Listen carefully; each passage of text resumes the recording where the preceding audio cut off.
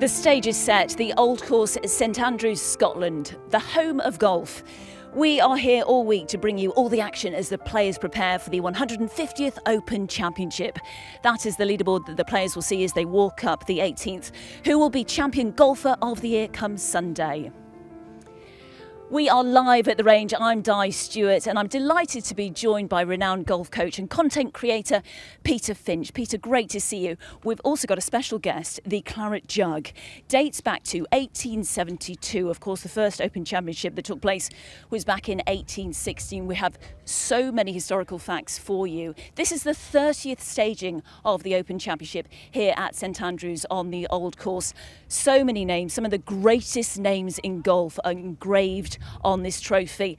Peter, do you have a standout Open Championship from St Andrews? I mean, I am looking at the main man himself, just round here, Tiger Woods, year 2000. Yeah, if we come round here, there we go.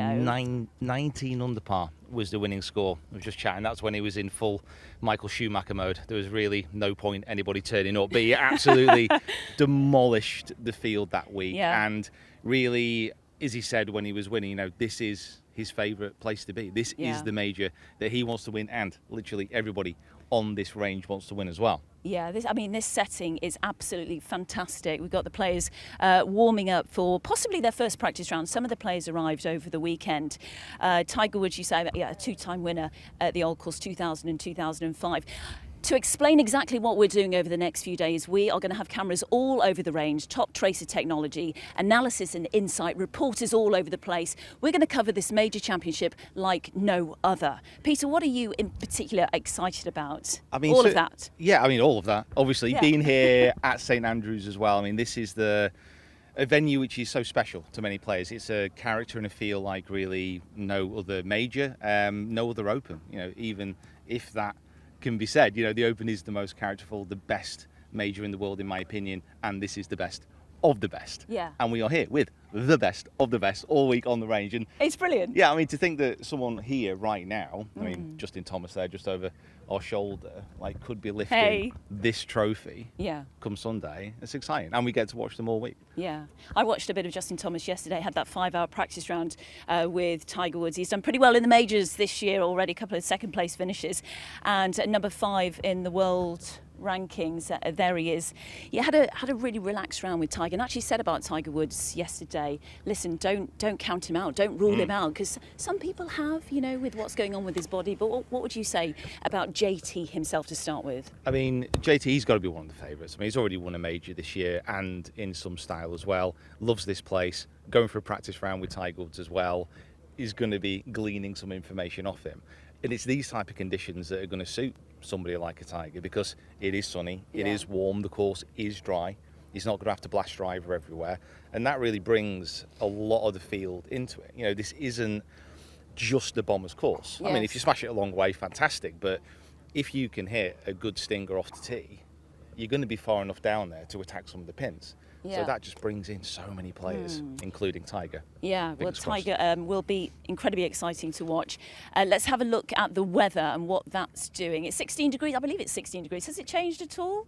The wind is, 2 miles per hour? Partly cloudy. I can't see that many clouds in the sky.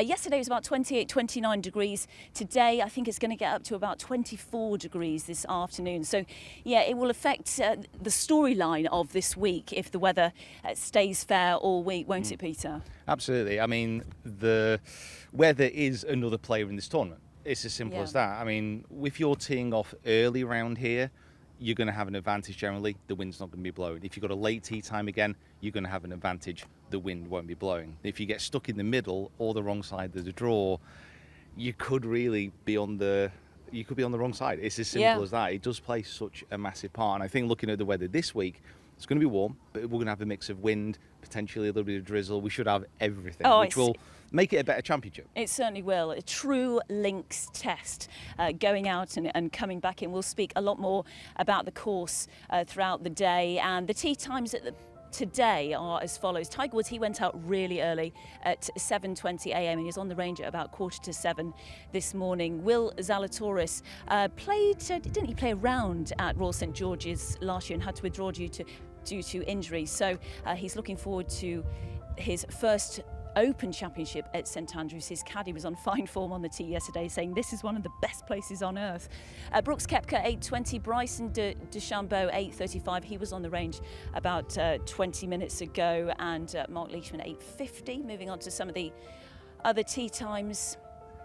As follows: Colin Morikawa, who played in his first Open Championship at Royal St George's, can you believe it, and won the title last year. The world number one, Scotty Scheffler, is in action, Masters champion with Colin. Louis Oosthuizen, a winner on this golf course, winning the Open Championship here in the playoff at 10 o'clock. Ian Poulter 10-14, another previous winner of the Open at Carnoustie, likes playing on Scottish soil. Francesco Molinari. I mean, there are so many names in contention this year. Is this the most open, would you say? One of the best things about the Open, and one of the best things about this course in particular, there's going to be so many people who have the potential to actually win. Yes. Like, there's some majors, if you think of certainly some of the ones in the US, where literally you can't win unless you smash it a million miles. Yeah. That's not the case here. I mean, yes, distance is an advantage, but there's so many nuances out there that are going to play into different players' hands. So literally anyone on that list can be in contention. It's fantastic. It is brilliant. How much creativity do you need around this golf course? And also, so many players have spoken about the discipline needed as well. I mean, course management is so key around this course, because when you actually look at it on TV and when you go out and play it, there's no massive crazy dunes. It looks relatively flat, but it's deceptive. Certainly with the greens, I mean, they're massive, some of the humps and the slopes in there. If you put a pin behind some of the slopes and you're attacking from the wrong side of the fairway, you literally can't get close. Yeah. And you're going to end up with a 60, 70-foot putt. I mean, on some of these greens, you could end up with a 200-foot putt if you're out of position. Totally highlight how big some of the greens are. I mean, we were talking as we were coming into work, the 5th and the 13th green, there are 7 double greens here in total. 38,000 square feet, which is bigger than the square footage inside Westminster Abbey. And how many greens at Pebble Beach? I mean, we're full of stats today. The first 12. So the first 12 greens at Pebble Beach you can fit into that one green alone. It's and incredible. That's only one of the double greens. Yeah, one of 7, yeah. It's unbelievable. Yeah, so many storylines will develop over the next few days. But for now, let's get to our commentary team. And who have you found, guys?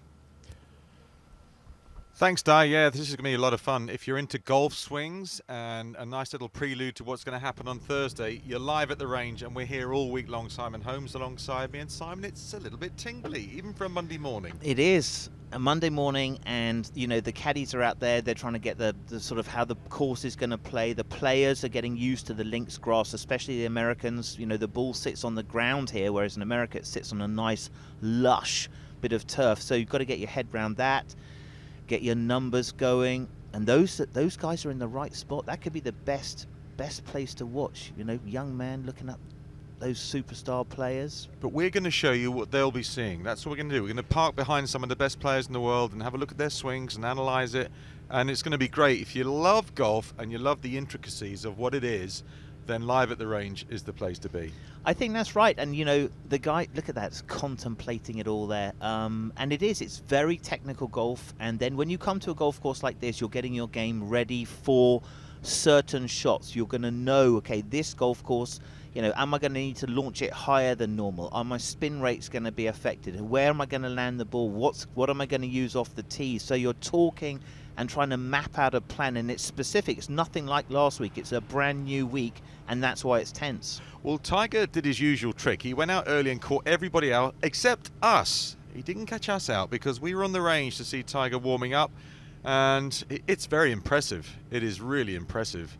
Obviously, he's worked out that he can walk around this golf course. He can do the walking bit. It doesn't look especially comfortable, but the golf swing, Simon, as we look at it, is just magnificent. There's Billy Horschel, man hug, early in the morning on a Monday. Yeah, Tiger Woods is still the man, and he's played quite a bit of golf, so I know everything is tender and everything is sore, but I mean, if you were watching at all the JP McManus Pro-Am, he hit some fantastic shots. So just to kind of take you through what these numbers mean. So flat carry, that's sort of a key number for a tour player. You know, here, let's suppose this is an easy 5-iron that Tiger's hitting here. So flat carry means, like, you know, if it's a 200-yard carry over a bunker, then it's a 5-iron. And so Tiger's going to be manipulating a lot his swing speed, the height of his shot, so that's going to be launched. So you can see that's a very, very low apex. No, he's playing flat ball flight here. This is the flat ball flight swing for Tiger into the breeze. Wants to keep it down. So that's more of a normal one. Yeah, so much higher launch. You can see the different flight. That's his high fade.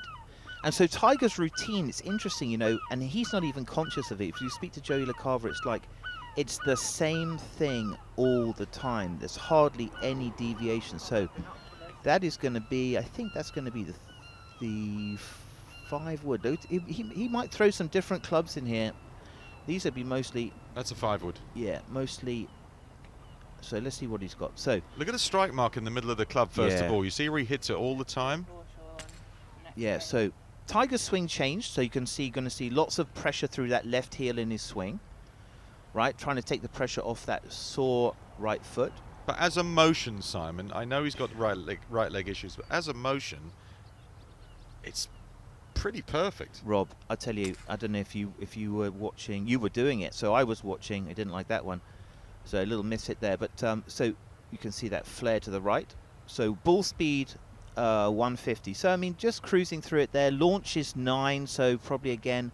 Apex is 91 feet, so PGA Tour average would probably be around 90 feet for pretty much everything. You're going to have some guys, if you watch us all week, are going to be higher than that. That was a little higher. That's kind of a floaty one.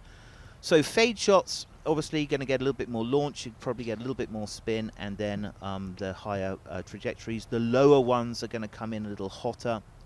And Tiger Woods kind of has 9 ball flights, so he's got left to right, right to left, and straight, and then 3 different heights. So now we're going 3 wood. You hit the 5 wood. This should be a lower ball flight than what we just were watching. Yeah, so 3 wood, just as sort of as a benchmark, is kind of going to be around a 158 ball speed. That's going to be the PGA Tour's average. Tiger Woods right on 158 there, so he's right on PGA Tour average. That's kind of what we would expect. And then that carry number to be around 240. 240 is exactly kind of the number we would do. So Tiger right on PGA Tour average. These are easy swings for him. He is a little hotter if he needs it. Okay, let's see now he's teed it up. If he just gets a little bit more carry than picking it off the dirt. Yeah, so this is going to be, if we watch that launch angle, so 7 degrees, that could probably hop up to, let's say, around 9.5. 13, so that was really the high floater.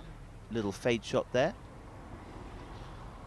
And you can see that carry just push out a little bit as that ball speed moves up, and Tiger Woods puts a little bit more effort into it. So 100 feet, just a tiny bit higher. That just comes off with that open face, that fade. So let's see what shot he's got here. Could be the opposite now. Yeah, right side a little bit more through.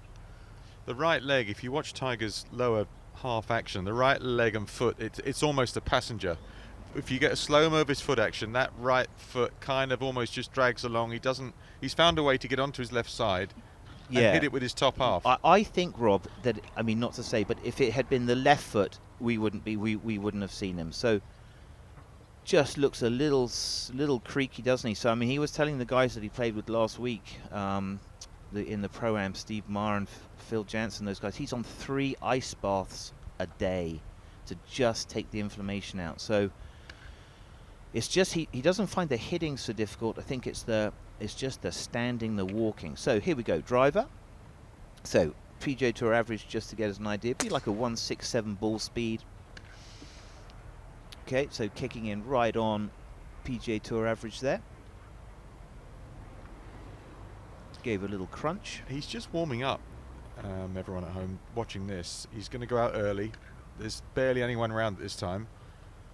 This is just after 7 o'clock in the morning, so he's just getting the body warmed up to go out on the golf course. He's not going to waste time smashing balls here. He's not going to do a Bryson. No. I think so. This is just going through it. And I mean, you know, there was a par 5 last week. It's 10, 11. I think it might be the 12th hole at Adair.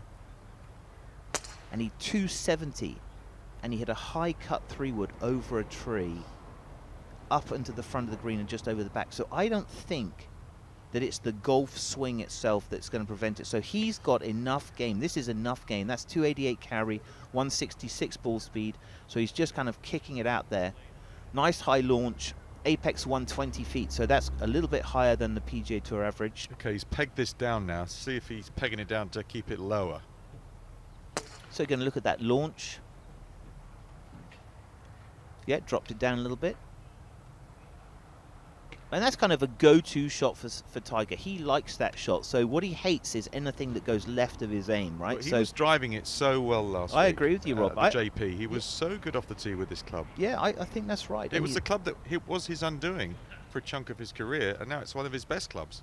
Yeah, I think that's right. You know, it's just the chipping, the pitching, the putting, and that's what takes so long. So a little bit lower on the club face there. You can see that launch lower. So obviously the club, I don't know what his loft is at the moment. I think it's normally around 9.5 for Tiger Woods, which is a little bit more loft to get a little bit more height on the launch. He's one of the old guys. He sees the ball played low. So now he's pegging it up. And now I'm taking you out of that little place that you're in because he's pegging it up. He's sending this up into the sky. I think that's right. Let's go and watch the total apex. So that's the high boomer. Might get up around 300 yards of carry there. There's a lot of power in that upper body, but it's the mind which is the key weapon. That man's head, the drive to get out there to do it. And does he genuinely believe that he could win this 100%. week? 100%. He's only here. He's not going to tee it up just to do glad handing and be a personality. That's not Tiger Woods. He's here because he thinks he can win on his favourite golf course in the world anyway, and he's done it twice. I think that's right. Okay, so that was a toe hit, so that would have gone miles to the left. He absolutely hates that. However, around here, a lot of the time if you hit it left, doesn't hurt you. Doesn't hurt you. And he'll be out there looking at the golf course. How fast are the fairways running? Where do I need to be? Let's say, where's the first really hard second shot? The fourth hole is the hard second shot. Where are you going to be? So the high launcher without the left spin, that's what he's looking for. Clear those hips, get out of the way of it.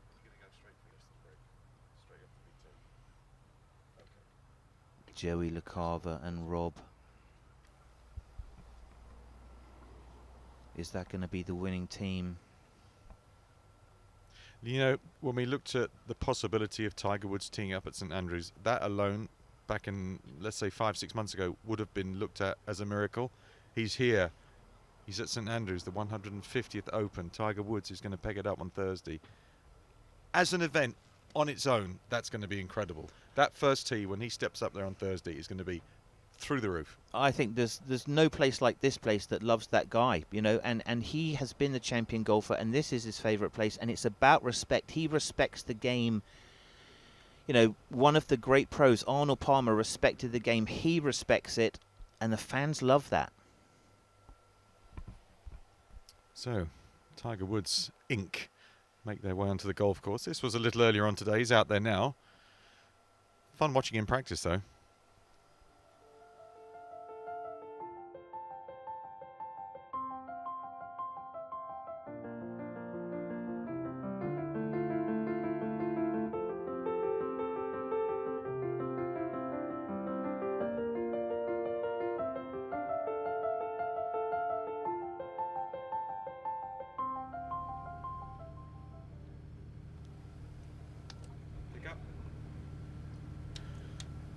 So Tiger out on the golf course, everyone else busy with their business. I think it's important for a player, though, to pace themselves, you know, not overdo it on the Monday, because it's an awful long time between now and when the gun goes off on Thursday. Monday to Thursday, that period of time can take forever.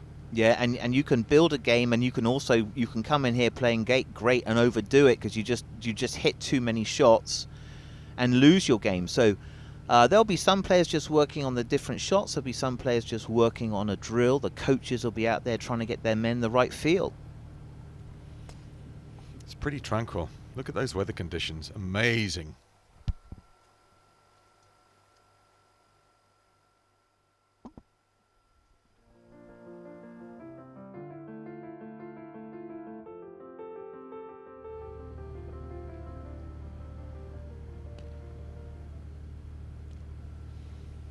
So watching a lot of people swiping away. Hopefully we'll get a closer look very shortly at some of the top players that are out there. Justin Thomas was with his dad Mike going through their routine. That's an amazing combination, isn't it? Father and son for all these years, all the way to being a multiple major champion, you've got your dad backing you up. Yeah, and your dad, PGA Pro. Now, there's a swing for you.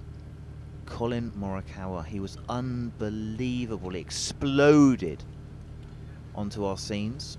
The most accurate player. So he did a test, which was sort of a ball striking test, an accuracy test. And with his 6-iron, he was the same as his peers' 9-irons. That's his, what they call proximity to the hole. So there was a time where that was as close to, let's call it like an autopilot swing. Plays off a strong grip, plays off a shut face with lots of hip rotation. See, I think that's a weak grip. I think that's a weak left hand, not a strong grip. And a bowed left wrist at the top. I don't call that a strong grip. Right hand's a little right round, but looking at the left, it's a long left thumb, yeah, it's a very flat left wrist. Do you know what? That is one of the funny things. I mean, like when we were sort of out there, early 90s, I mean, people worked hard on their grips. And now, if you walk up and down that driving range, you see some grips where you go, wow, that's really like a shocker. I mean, Seve put his hands on the club in a beautiful way. You know, so it has changed. It's so much more about the speed. So here we go, Morikawa.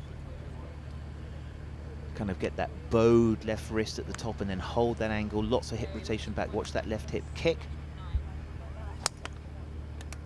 And that is a toe hook left. So, misstrike there. Go for you can see maybe he was going for a lower shot there. So, 165, kind of very standard out here for the PGA Tour players. Let's see what he's got here. Nice high tee, gonna kind of launch it up.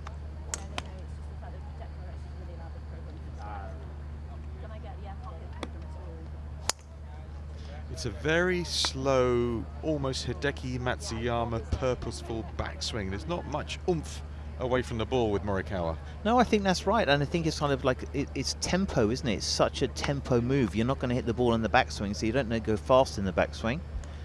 So 290 carry, ball speed 68, a little bit faster than PGA Tour average, and higher 114. So who else? Justin Thomas, he'd be a 120 apex.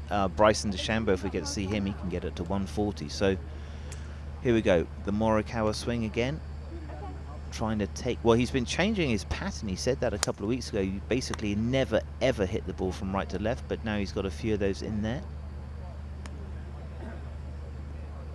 I find that quite interesting that he would go from a stock fade, which is the way you see everything sliding from left to right, and all of a sudden you think, right, I'm going to start drawing it. I think it's, for him, that's a big change. Well, I think, and he's finding that. I think the thing about it is he's been trying to force the fade and it hasn't been in there. So he's actually sort of, you know, the draw has come from something in the way the face to path is working. Does he not quite get as rotated? Like for me, his bad shot is when he almost rotates backwards, almost rotates his left hip so far out the way that he falls backwards.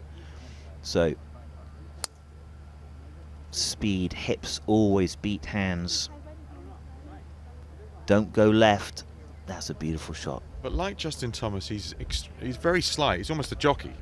Ah, it's wiry speed. I mean, when you get to see Rory, or you know, yeah, there's 3 or 4 of those, but the Rory's more built than those guys. I mean, he's worked on his body, but he's more built than Morikawa and Justin Thomas, no question. Yeah, this is just efficiency of timing, isn't it? So 277. 168, tiny bit above PGA Tour average. Launch is 9, apex tiny bit higher than PGA Tour average. It's a key club for Morikawa. He's superb with his irons if he can be superb with his driver. You see that baby fade is in there. He's back on the fade, I think. Yeah. That's it. I mean, like Jon Rahm, he plays with a fade 95% of the time. When he needs to hit that draw, he can. Maybe Morikawa's going more down that route now than drawing every shot. Yeah, I think that's right. You know, I think Jon Rahm is for me like one of the most skillful ball strikers out of the whole lot of these guys. I mean, not to say Morikawa's one-dimensional, but he's, you know, he came out as a fader. I mean, his draw is still a fade. So now just chatting with the caddy, maybe getting the lines. He's got a great coach, Rick Sessinghouse. Don't know if Rick's over here. See Guido Migliozzi in the foreground, smashing shots away down there. Back to Morikawa. Sam Torrance watching on.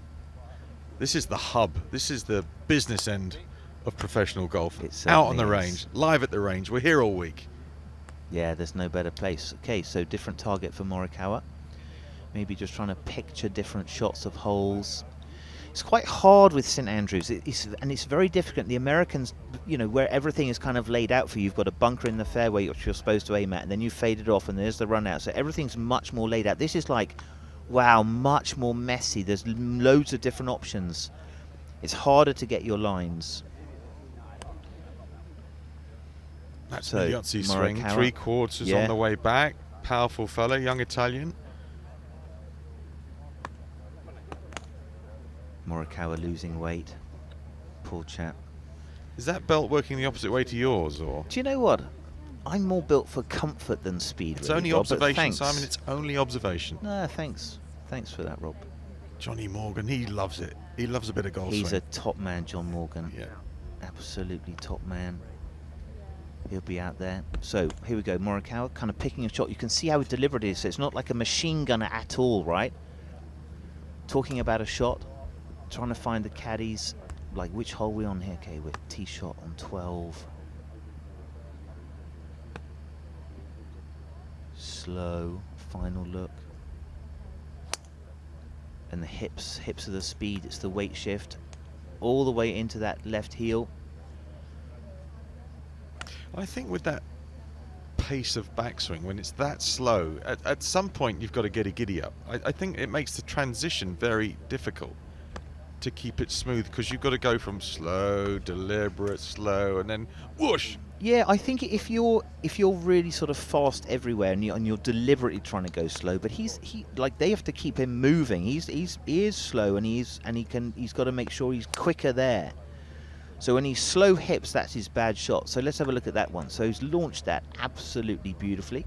Launch is massive, so you've got to kind of launch and spin gives you the efficient flight. Too low a launch is a beautiful flight, but it carries probably a bit too much spin, and you won't catch that long 290 carry. So he's really pumped that out there. 102 feet high. That's right on it. So long game done. Short game work now. So plenty of work before Morikawa heads out there. He'd be great to watch. Rick heads off behind him. Yeah, a little bit of short game work for Colin. think And when he first came out, Simon, of all aspects of his game, that wasn't the strongest part. Pitching around the greens, it's improved a lot. Yeah, that's right. So he's kind of always battled because he's had the club face quite shut, so like quite toe down in the takeaway. He has not found it easy to lift that, to get rotation on the face to match it up. So with the short shots, he doesn't have as much time to clear out. So that's maybe the weakness in having such a strong bowed wrist. Well, it's just a stunning morning here. 9:30 Monday morning, the week of the 150th Open. Incredible scenes. Players just warming up and feeling relaxed at this point. They don't go until Thursday.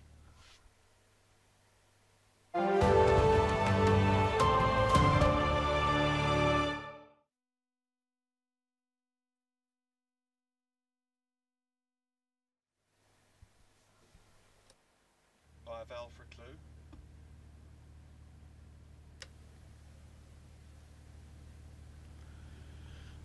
I should think as the day goes on, Simon, that grandstand will start to fill up behind. Even on a Monday, 280,000 people here, all sold out for the week. Oh, I think that the smart money sits there. You know, what happens when you go out to the golf course and follow a group is you see probably 3 shots every 5 minutes, whereas here you can just feast your eyes. There's so much you can watch. Guys hitting drivers, guys hitting wedges, how they're working on their game, routines, rhythms. Fascinating.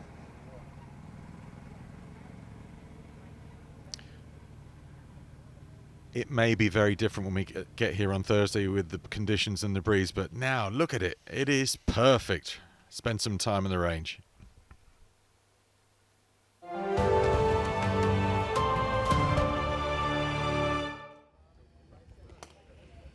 We are live at the range and we'll be here all week for the 150th Open Championship. If you are tuning in for the first time, I'm with Peter Finch, and Peter and myself will be walking up and down here getting many steps in. We've got cameras all over the place, TopTracer technology, insight and analysis, and behind us is the one and only Rory Mcroy, winner of the Open Championship in 2014. Pete, it's great to see him here, isn't it? He's got Harry Bannon back on the bag and looking very calm, cool, collected. He's been playing a bit of golf with Tiger Woods at Ballybunion. He was part of the JP McManus Pro-Am event. I mean, he's been really busy. Oh, he has, and I mean, to see him up close and personal, when he's actually trending in the right direction, form-wise as well. Yes. What do you make of his game at the moment, right now? I mean, what he's working on now is going to be key. And the criticism of Rory is always that his wedge play isn't up to standard when compared to the rest of the players. But I think at the RBC Heritage, he really kind of answered those critics in many senses. So hopefully he can keep that going, because his long game's not in question and he can overpower this course at times. He's done it before. Yeah, I mean, he loves the Open Championship. He didn't get to defend his Open title in 2015 due to injury after winning in 2014. So it's been 12 years since coming to an Open here at St Andrews. Just measuring up with his caddy there, Harry. And you mentioned his wedge play, which has been spoken about so much over the past few weeks and months. I've just been hearing as well that he's got a new 2-iron in the bag. How useful will that be this week? I mean, if the weather stays like this, I mean, to be honest, it's one of the most exciting things to watch. I mean, seeing a driver being smashed by a top pro, yeah, it's good. It's amazing. It's wonderful to see. There's nothing that replaces that fizzy stinger. Yeah. Oh, especially this time in the morning. It'll wake me up anyway. Yeah. 2-iron, how hard is that to play for our amateurs at home? If they've got a 2-iron in the bag, what advice would you be giving them? I mean, a lot of Maybe amateurs. put it away. Yeah, a lot of amateurs play accidental stingers. Yeah. I mean, you hit it at the bottom of the club, Yes. it's going to come out low with no spin. The only problem with a stinger for most golfers is it requires strength and power.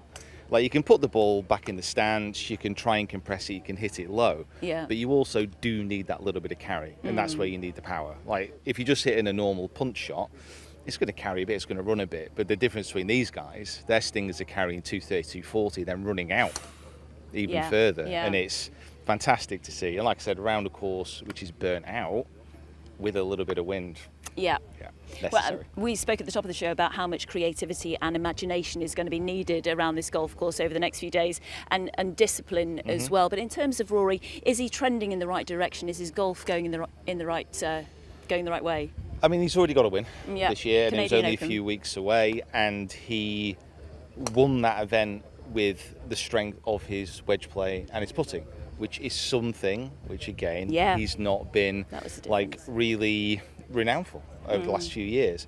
So if he can take this into the Open, then fantastic. But you are right, around these greens, it is going to take a little bit of creativity. Yeah. The one advantage Rory has, if he does use his 2-iron most of the time, he'll be coming in just with shorter irons, and he can just send those to space. Yeah. And without any wind, he can get them landing soft. Okay, well, for now, we will soak up a little bit of sun here on the range as the crowds are building. But let's get back to commentary. Rob Lee, Simon Holmes, you're overlooking everything, gentlemen. How are you both this morning? Good, Di, thanks very much, yeah. Couldn't be more perked up for what's going to be an amazing week, I would put it that way. One of the joys of golf, Simon, watching Rory going through the motions. One of the joys. Yeah, he is just he makes it look so easy. It's like Ernie Els made golf look easy. He's another guy that makes golf look easy. It's just the flow of the weight shift.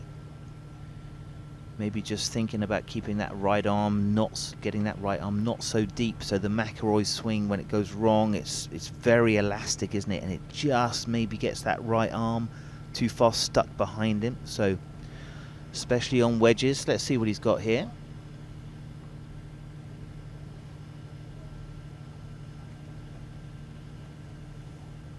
You know, he's taken a lot of heat for his wedge play, but when he won in Canada, he was talking about, I hit a 115 wedge, I had a 122 wedge. So he is definitely working on numbers, playing to a number. Yeah, I think and it's improved. It's improved immeasurably. I think that's right, and I think that, you know, becoming more sensitive to club head speed. So club head speed is probably the variable, right? And then you're trying to get the same launch, the same hit on the ball, so not too hot a ball flight, not too shut down with that club face, so it doesn't come out low and hot on you and doesn't spin enough and you overhit your number. So that's the mistake that can sometimes happen in the Rory swing. And then he gets a question in his mind about what's he going to do on the next one. So he's really trying to eliminate that. I always get the feeling when I watch Rory that it really is a warm-up. And he does his golfing bit when he heads out into the golf course. Yeah, I think that's right. So really, these are just little chip shots here. That might be, well, full, let's say a full 52. That not the gap wedge. Yeah, the gap wedge there.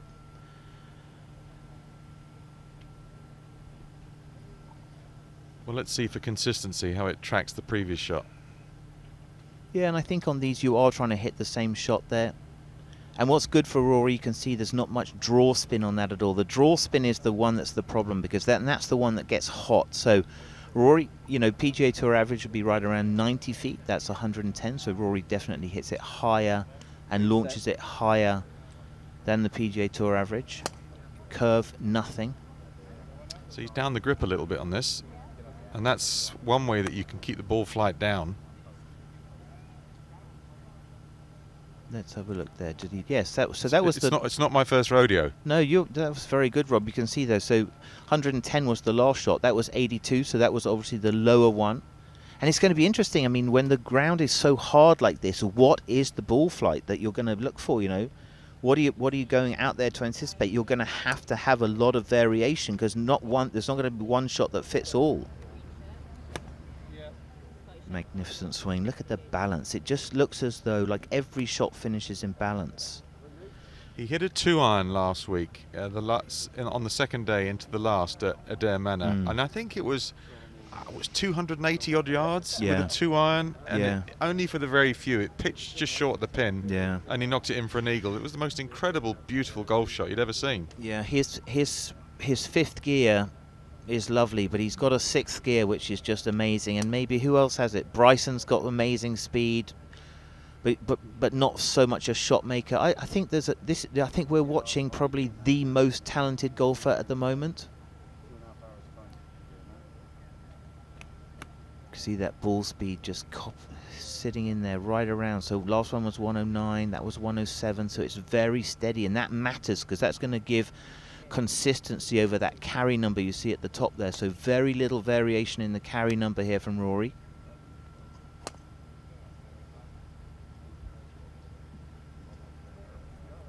What, Simon, can the average player at home, club player, take from this swing? Well, I would say that the tempo, I think that sort of, you know, how many swings could you do in a day where you finish in balance, right? Can you stop your swing in balance? So watch his weight, so it pushes into the left foot and then that left leg post. Look at that, left leg is totally straight, all the weight in that left heel, the weight is forward. You know, only swing as fast as you can stay in balance. That's not a bad tip as a sort of a tempo tip. And then you watch Scotty Scheffler and you think, well, what's the point of that? Yeah, that's a fair point, Rob. I mean, the Scotty Scheffler's footwork is the other end of the spectrum, and they're both amazing, which means you do find your own way. But I don't think you're going to go out there and say, right, I'm gonna go for the Scotty Scheffler swing. That's the move you want there. Left arm finishing right in front. See that nice connected left arm to the chest. So it's all about the rotation. So Rory's just changed angle there. Let's see if he changes any of the numbers. Tons of flags out there. That's why the guys are lasering them to find out the number. There's quite a bit of bicep there, I've noticed as well. Oh, the guns are there, aren't they? The guns are out there, 100%. If you ever watch him do his Peloton exercises, I mean, that's just, there's a big engine in there. That got a cardio system of King Kong. Rory Mcroy, proper athlete. He's a fit boy, certainly is. But very nice to be behind him, parked up, just watching this swing. What a lovely thing to do on a Monday morning. Yeah, this is epic, isn't it? Quite a bit of spin on that one. So 44 feet of curve. I'm be an interesting one to see what that was for. So maybe just changing some spins, trying to get it to pitch and run up something. Let's see if he gets out the way.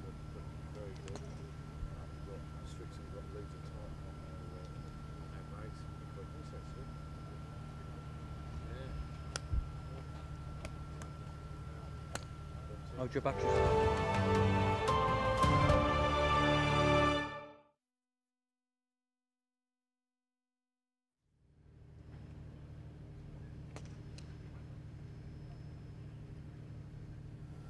We're live at the range. We've had a lot of fun watching Colin Morikawa, just featuring Rory Mcroy, and I'm just getting more excited as we go on, I've got to tell you.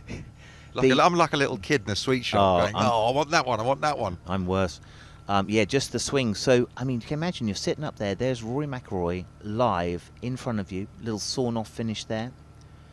Look how his hands are in front of his chest. So it's rotated with his body that squares the face up. In his swing, the hands are really just holding the club. That's all they do. They're just passive. So, loaded, push down in that left side, and then the hips and the chest rotate out the way. A relaxed Rory McIlroy.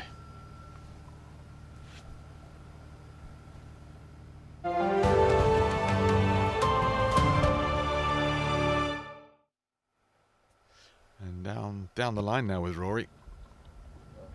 Still staying with the wedges and the short irons. He'll have a lot of those this week. You know, with Rory's game, with a very dry St Andrews, he's going to have a lot of wedges.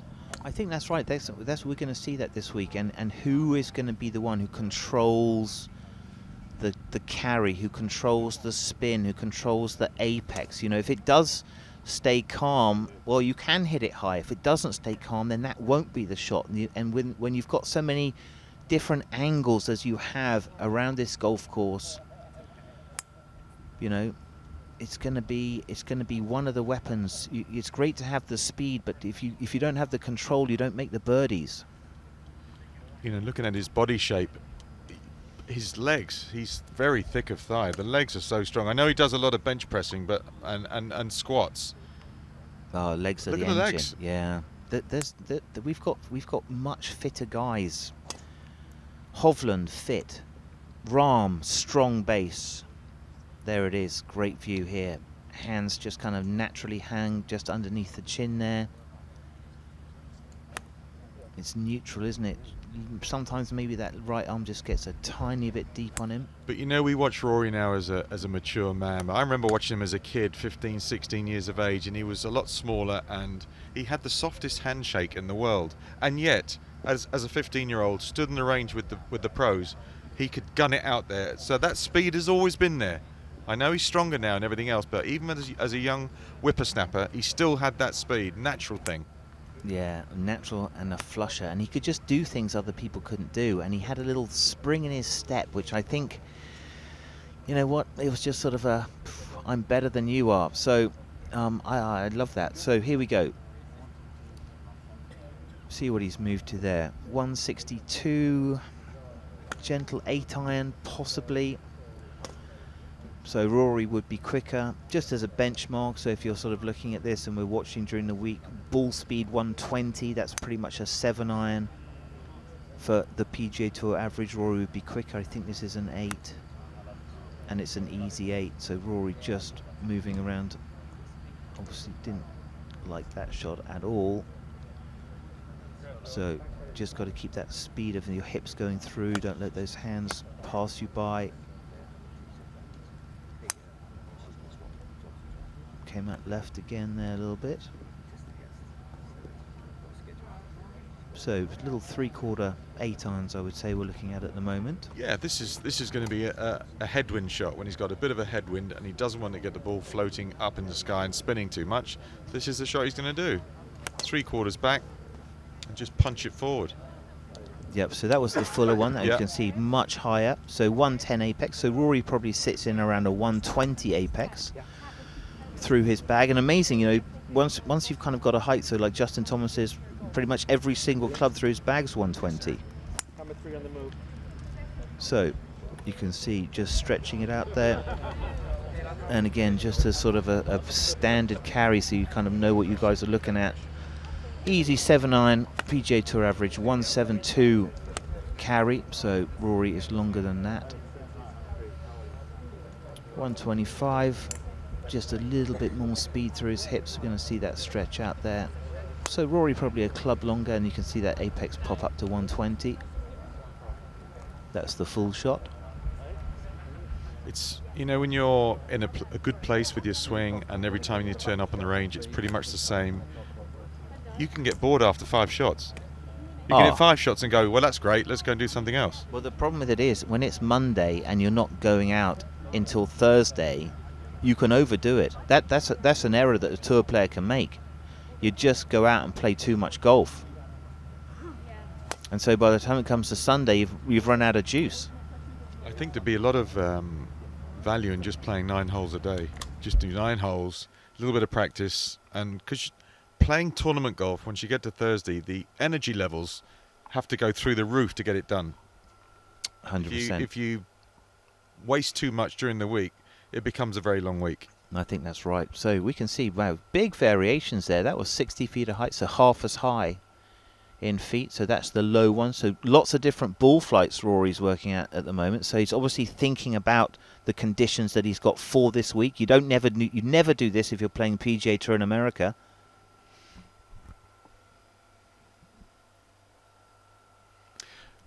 How much can someone at home, without being specific about technique, kind of let this, like osmosis, watch the motion, watch the rhythm, just keep watching it and watching it and watching it? How much of that can feed into what you do as a player, without thinking, oh, straight left arm or whatever the positions are, but just watching the motion? How much can that come into and help your game? I think there's so much. I mean, if you go onto the internet, there's just an enormous amount of volume about what to do with all your body parts, whereas there's a flow of motion. So golf swing is a flow of motion. Rory can see they're just over-leaned into that one.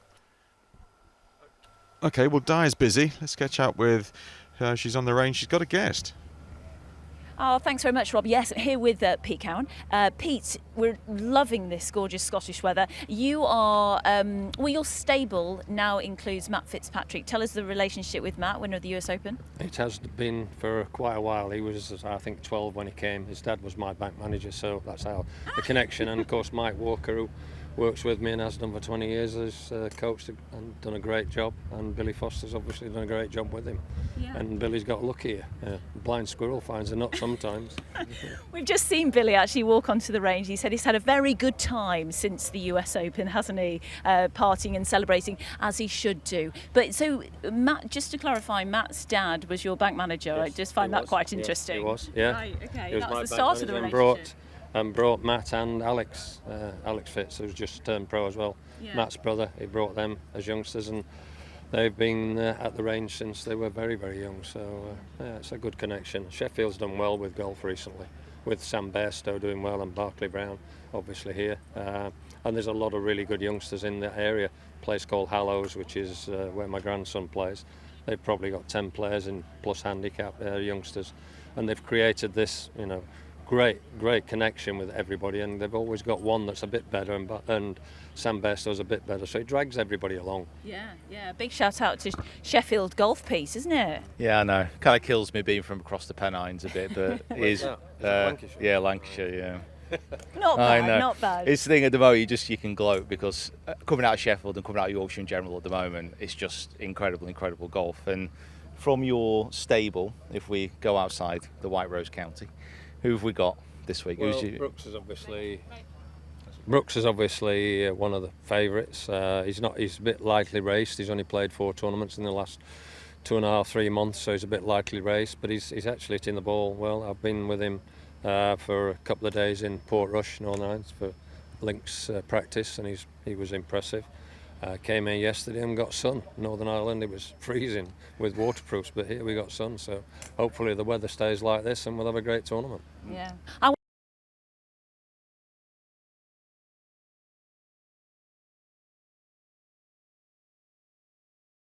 And I was fascinated over the last few months to read about how in depth he goes with all his stats and figures and facts.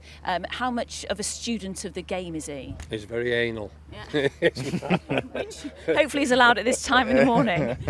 To anyone at home having their breakfast, he's very studious, isn't he? Studious, yeah, that's right. But he's a great lad. But the one thing that everybody forgets with Matt, he never gets stage fright, no matter what stage you put him on.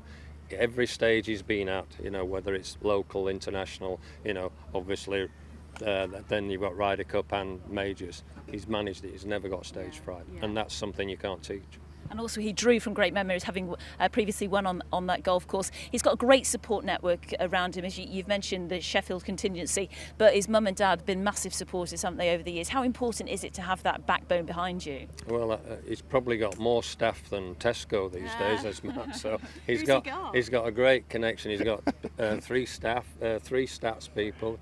He's got Mike. He's got Phil. He's got Phil Kenyon. He's got the manager. He's got Matt.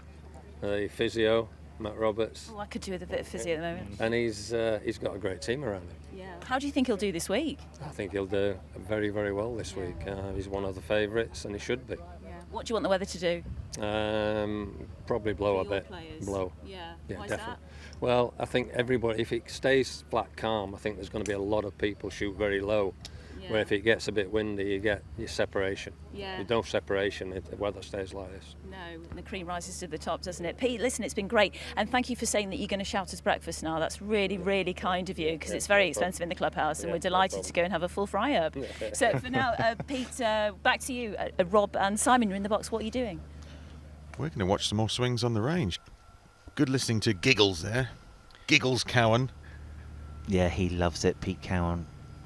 Mr. driving range he is, but he's taken some serious talents and he's got the results from them, so every credit to him. There it is.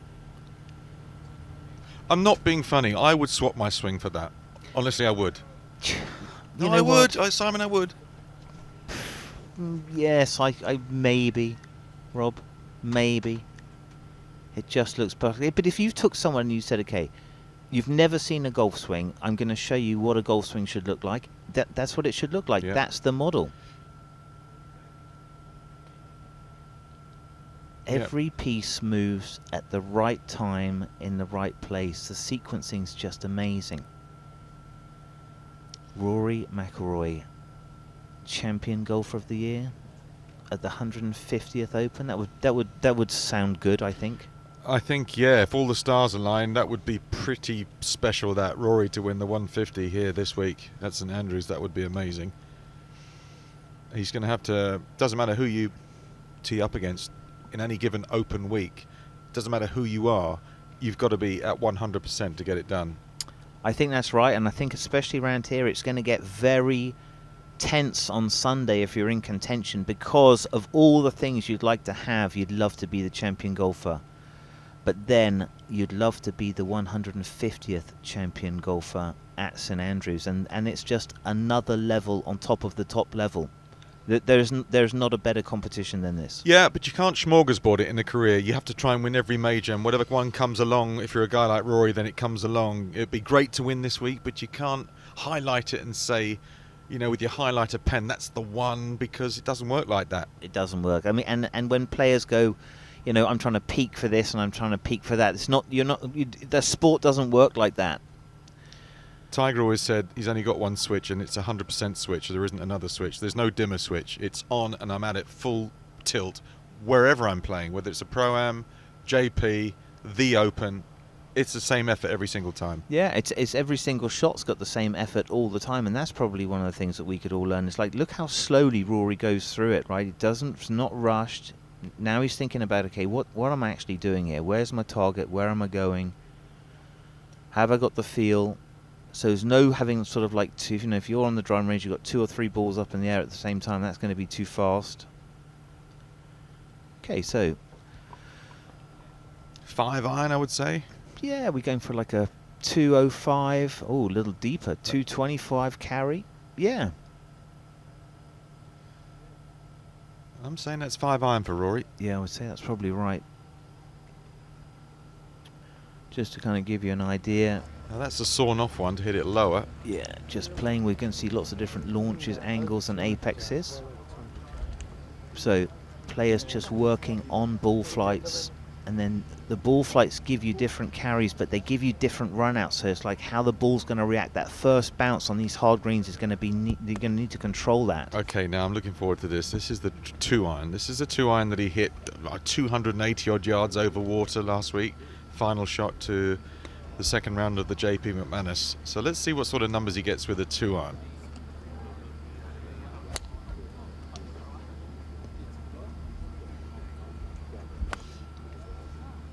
Still in the air, still in the air, still in the air. So 266 carry with a 2-iron. Yeah, so that is basically PGA Tour average driver. So No, it's not. Yeah, 167 ball speed is PGA Tour average drive.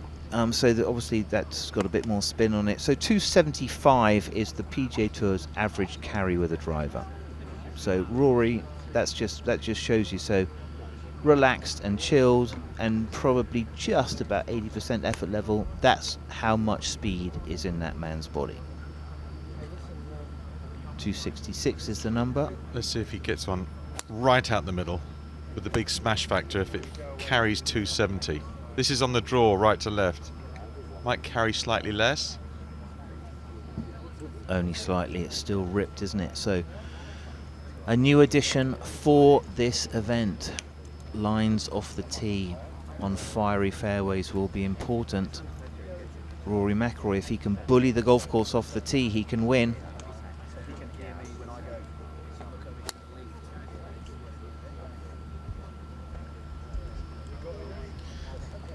Another one flush. That's not moving left to right. Maybe a foot left to right. Let's have a look. Yeah, in the sort of mid 260s, pretty much every one. Yeah, it's amazing, isn't it? And that's just a cruising 2-iron. So if it flies on flat calm conditions at St Andrews, if it flies 265, it's going to run another 30. So it's a 300-yard 2-iron. I think that's right, Rob. And I think, you know, obviously you could flight one down. These are 106, so just slightly under probably Rory's average. You know, with his driver, he can get easily a 135 apex. What's he thinking? Just relax. He knows it's a marathon, not a sprint, Rory Mcroy. We're going to get another swish here, I think. We're going to get to timber very shortly. We'll see the driver, hopefully. Still 2-irons. See this one take off. Power fade.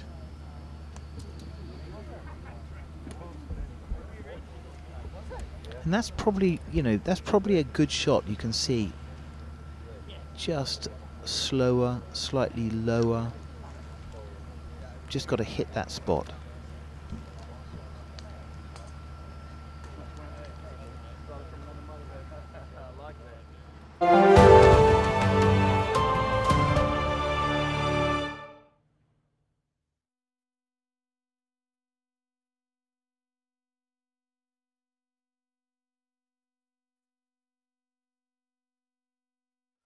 Queuing on, but you couldn't hear me. Welcome along if you've just joined us. We are live at the range. We're going to be here all day, all week, looking at some of the best players in the world, and this one is certainly one of those, Rory Mcroy. Yeah, of all the favourites, and in a great place for Rory Mcroy, the Open. And if it's not windy, that could be better for Rory Mcroy. He's battled in the wind. Remember, a 63 in day one and an 80 something, I think, in the high winds day two. So the McElroy game with the super high apex, you know, these conditions could be good for Rory. So just hitting a few 2-irons, which he's put in this week for this golf course.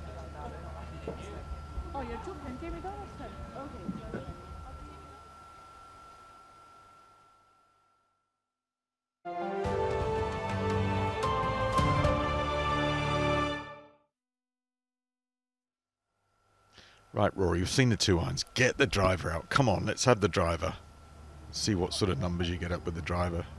They'll be flying over 300 for sure. Yeah, like a 180 ball speed. Oh, hang on, hang on, hang on. Look for the head cover. Oh, it's a fairway wood. It's a fairway wood. He's got a 5-wood normally. Yeah. Little old tailor-made trusty one that he's had in there for a while. Right, this is going to fly. I'm going to say 290.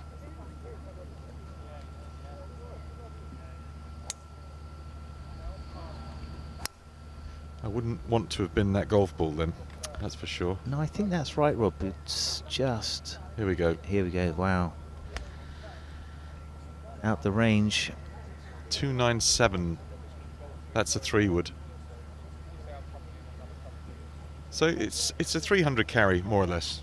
Yeah. And it's such that having that speed is just amazing, isn't it? So just so you know what you're looking at here. So PGA Tour's average driving carry is 275. 275. 167 ball speed. That's kind of like the standard one. Apex, Rory hits it much higher. Apex is normally around 90 feet. So I think Rory's playing with us. He knows we're watching his swing, and he's just taking his time. he'd never do that.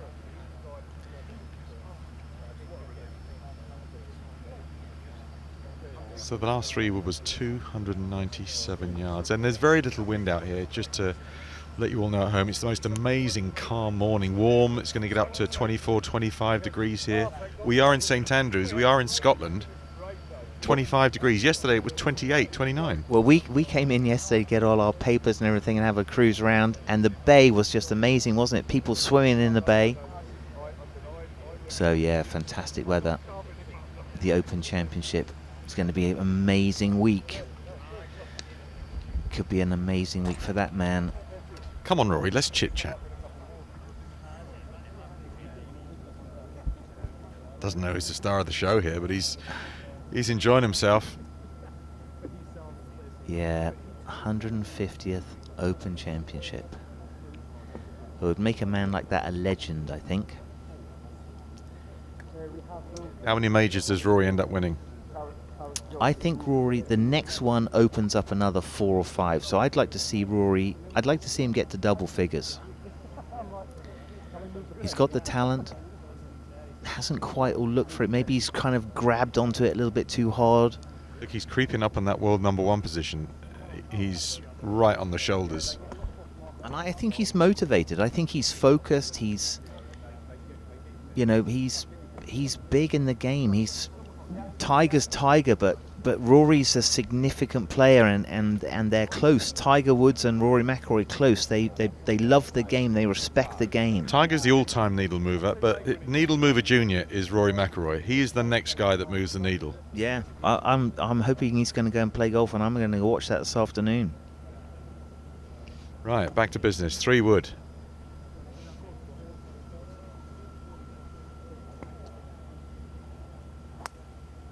Okay, a little bit more oomph in that one. Didn't quite get the sequence.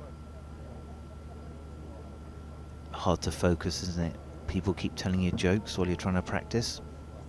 He aimed a lot further left with that previous one, like he was trying to cut it. Let's see if this is more of a draw. Okay. Yep. Yeah, should you? Look at that, 114. If you're sitting at the back of the driving range, it's hard. You look in the wrong place. You don't see like Bryson, you won't see his shots. You won't see Rory's driver because you just don't know how high it launches. No, and sometimes when you're watching tournament play, we get our cameras in the right spot, and you can see side on a Rory tee shot, almost like it has a double flight. Yeah. You feel it's going to come down, then it pushes on again. Okay. Wow, that's a lot of shape. See the curve on that. 100 feet, 30 yards hooked. Not quite sure Rory's totally focused about what he's doing here. He's certainly aiming all over the place, so he's got all sorts of different shots he's trying.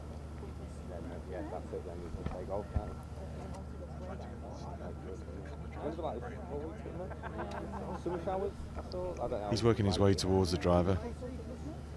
Slowly. Right, come on, Rory. Bendai, can you hear me? We've had enough of that. Yeah, we've I That was a actually great haven't, one. Simon. That was a great one. I'm enjoying all of them. Here we go. The little green up there. Look at that. 2-8-2 carry. Go on, Harry. 7-2. Harry, take the 3-wood off him. Take it off him. Yeah, great. Right, come on. Less joking. Let's get the driver out. Simon, they're Irish. The Irish love to chat. Do you know what? They love to chat. I was at the Irish Open at Mount Juliet. Fantastic week, phenomenal week. We were on the range. Just a great crack. Really was. Yeah, JP McManus is some man, isn't he?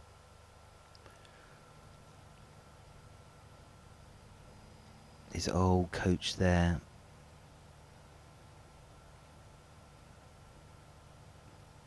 Took him over as a very young guy.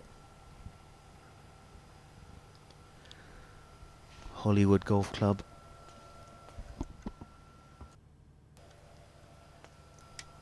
Michael Bannon. Looks like he's doing A happy birthday message to somebody. I would say so, yeah. I think if he just said, "Hi, I'm Rory Mcroy, how you doing?" I think, for anyone in the world, that would be enough. Here we go. Now, let's get focused. You didn't seem to like that, Simon. I'm there. How you doing? Here we go. 174 ball speed. A little bit more intent round there. Does that hit 290? Nearly. No, there we go. The big dog is now coming out to play. Here we go. Rory with the driver. So carry for Rory with the driver, 310 to 320. Oh yeah, I think that's right. I mean, he can do that. I Yeah. know it. I'm just saying. What are we going to see here on the range? Just in cruising, he's not lashing these. No, but you know what?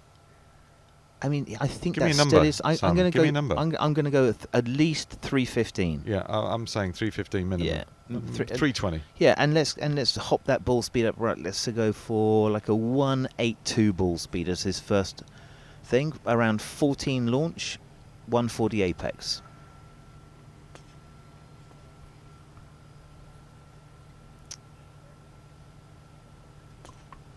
So this one's landing in the greenkeeper's place. Ugh. Incoming. Well, they put in a new net to Bryson and Rory proof the driving range. I'm not sure. So 301, Simon, that time. Yeah, that was a flare to the right. Here we go. It's obviously hard for Rory when then people keep talking to him and ask him to do birthday messages, but let's see if he puts in a bit of effort. Again, he's playing the fade. And this one around about the same point.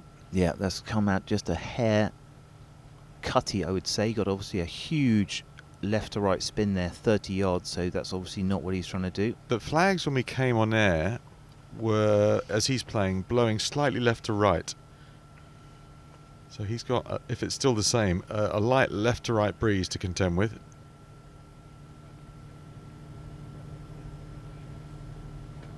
So pushing up now towards 310 yards.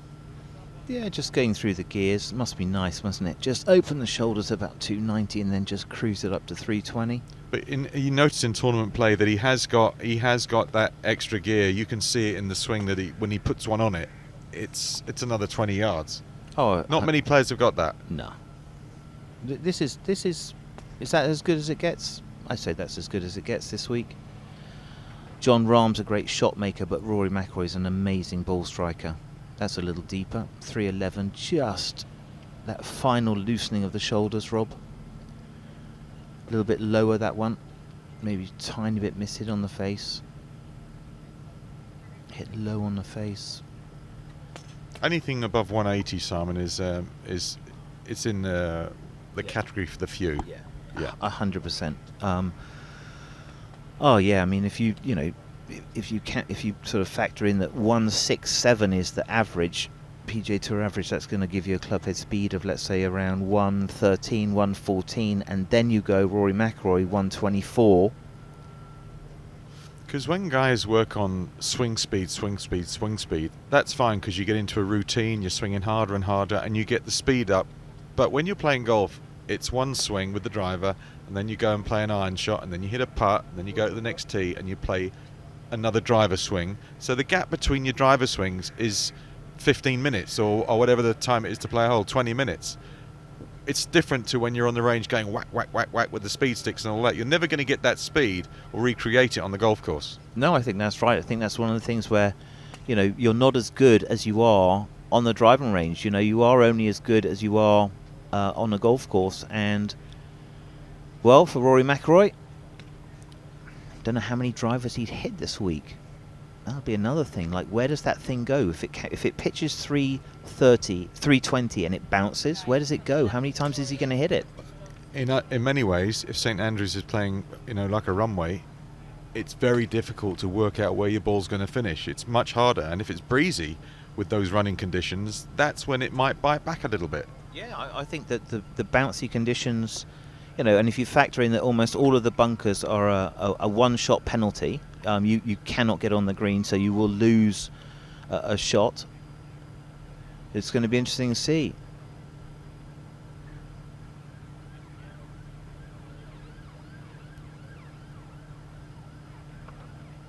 It's a busy place, the range. You get a lot of caddies and agents and reps and players. When it fills up, it's quite something to take it all in. Yeah. Who does what here? Oh, so you've the players are the main event, and they would have their managers, maybe manufacturers, as coming up as guests and just checking in, make sure, is the house okay? Do you have everything you need? Is there anything else that we've missed this week? The coaches, hopefully you've done most of your work. So like for Mike, he's done most of his work. He'd have had a couple of weeks in Ireland with Rory.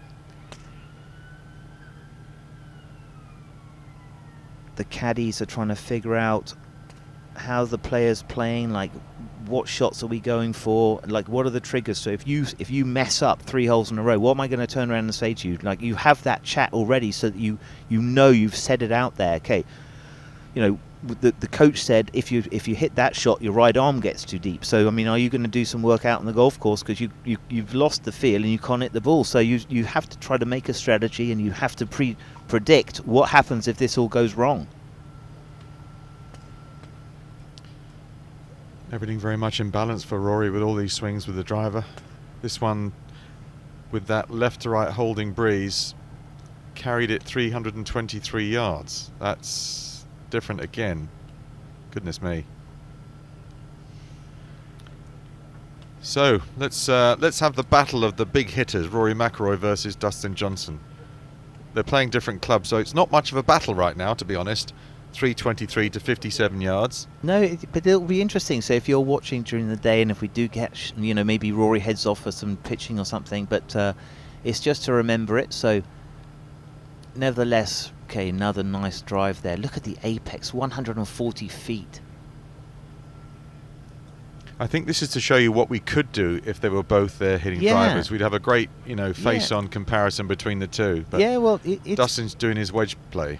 Yeah, and Dustin, you know, he's obviously worked unbelievably hard on his wedge play. So he'd be one of the power hitters who's made a massive difference to his accuracy. Spent a huge amount of time learning those carry numbers. That's what the guys are looking at. So the launch is kind of always around 30. You're trying to make sure that your ball speed and your club speed kind of match up to each other, or at least they're in the right relationship with each other. Rory's just there. It won't be too long before he heads out onto the golf course. I've got to think Rory's got to hit the driver now. A few pitches, few putts, and off we go. I think so, yeah. Maybe one more of that 2-iron. Oh, yeah, the 2-iron. That could be an interesting club. Interesting that he's already thought about that. So maybe a little scouting trip for Rory.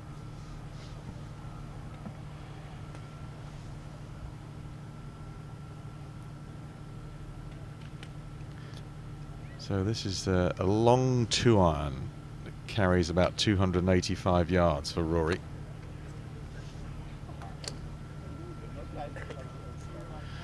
Well, when we came on air, we showed you what Tiger got up to on the range, and we sent George Harper out there on a Tiger hunt. Home of golf. Hello and welcome to St Andrews, the 150th Open. Doesn't get much better than this. Tiger's just birdied the first, a nice 3-wood off the tee. Put his wedge to about 6 or 8 feet and happily bin the putt. If that doesn't get you excited on your Monday, I don't know what will.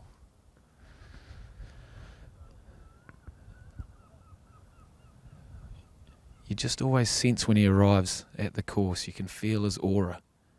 Not many people, not many sports people around the globe can grab attention like this man on your screen now. Pulling driver here on the second. As the fairway joins up with the road hole. He's playing a fade right off the Old Course Hotel. Straight up the guts. He's been playing a fade all morning on the range, and that's his certainly his safety shot. I can't lie and say it's been tough to watch him walk early on in the week. Looking very ginger. But I'll tell you what's not looking ginger is this setting. What a place to be.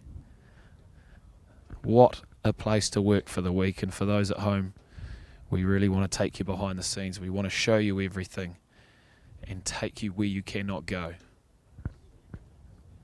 And it's going to be a joy to do it with you. Imagine this come Sunday afternoon.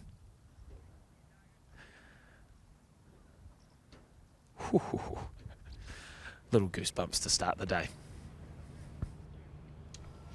Yeah, it's interesting. Watching Tiger walk, it's not going to be a comfortable watch, I think, for a long, long time. And how can it be when you saw the state of the car crash that he survived? I mean, use the word survived. He could have died in that car crash. Just incredible. But he's here. He's playing at the 150th.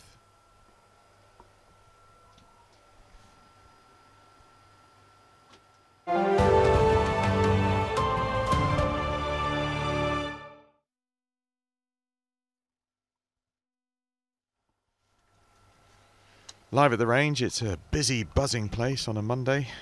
Players trying to get ready for go day on Thursday. That'll creep up very quickly. But they're trying to pace themselves as well. We talked about this morning. Not doing too much. Maybe sneak 9 holes. And you don't want to play 18 holes every day. By the time you get to when you really have a scorecard in your hand, you're sort of blown out. You can burn yourself out. Oh, I think that's the danger. I think that happens. You know, people know it's a technical golf course. You've got to get your lines, and you can just overthink it. You know, you could have 3 amazing days, and it blows in total opposite direction, and all your plans go up in smoke. So, yeah, just need to keep yourself fresh for the fight. You know, stay in there, and Saturday, Sunday, if you're in contention, that's a lot of energy. It's a lot of nervous energy. So, definitely not a sprint to the finish.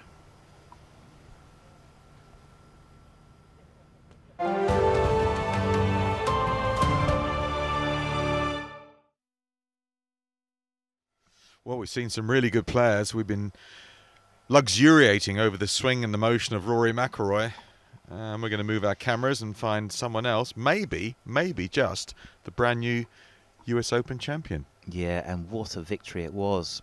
I'm so impressed by the changes that he's made in his game. I mean, another slightly built guy. I mean, look at him there. You'd ask him, have you done your homework? Looks like a schoolboy. And there he is. Show us your US Open Championship trophy. Amazing. So, done a lot of work with Mike Walker, that's his coach. Sasho McKenzie, that's a biomechanics guy. Biomechanics guy is crucial. Done a lot of sequencing work, got a lot more speed. Whatever happens between now and the end of his career, he'll always be remembered for one shot. Yeah. One shot. The bunker shot. Defines a career. That's it. The bunker shot. Hit it into a bad slot, up 18, but then, well, a magical shot.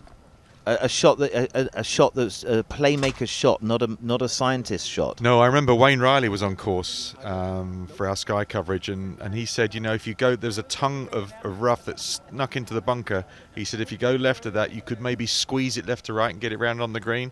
And he kind of called the shot, but still, for it to be that perfect.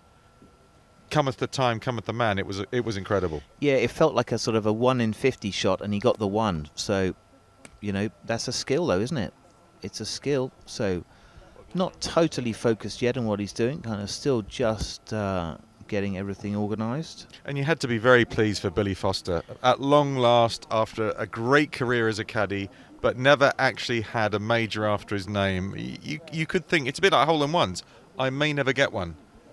I believe you have not had one, but I have to say, for Billy Foster, who has been out there for years and years, late 90s. Just to clarify, I haven't got a major or a hole-in-one. It's the big thing, Okay. it's the hole-in-one. But Billy Foster, yeah, you know, a character of the tour, a guy who loves golf, does a great after-dinner speech, and he's been involved. There you go, Mike. Well done, Mike Walker, Billy Foster, great team there. Well done, lads. It's a team effort. Everyone just pushes everyone else on. So, what will they have? This could be a good golf course for him this week. Yeah, Firm, but fast. you know the thing people talk about caddy relationships with players. I mean, Billy is the opposite of Matt. You know, if they were a double act, I said this before. Morecambe and Wise, Ernie Wise is Matt Fitzpatrick, and Eric Morecambe is Billy Foster. Yeah, but together they're brilliant. Yeah, but you know, Billy's a smart people person. He knows when to hop out your way, and he knows when to say, "Now listen, what are you doing? What are we doing?" I think once you caddy for Seve, every other subsequent job will be easier. But you know what? And that's maybe where you learn it as a very young caddy. You learn, having been under the cosh, what to do under the pressure. So, have a look at his numbers here. He's put on some distance as well, Matt Fitzpatrick. Seriously has, Rob. You know, he had a couple of 180 ball speeds, which would have been absolutely way out of sight. So the biomechanics work of getting the sequencing different. So it's about weight shift. It's a bit more lag. Obviously, strong grip, shut face. Well, strong left-hand grip, and the right hand's almost in a weak position. Opposite hands. Yeah. Again, funny that the grips have so much variation.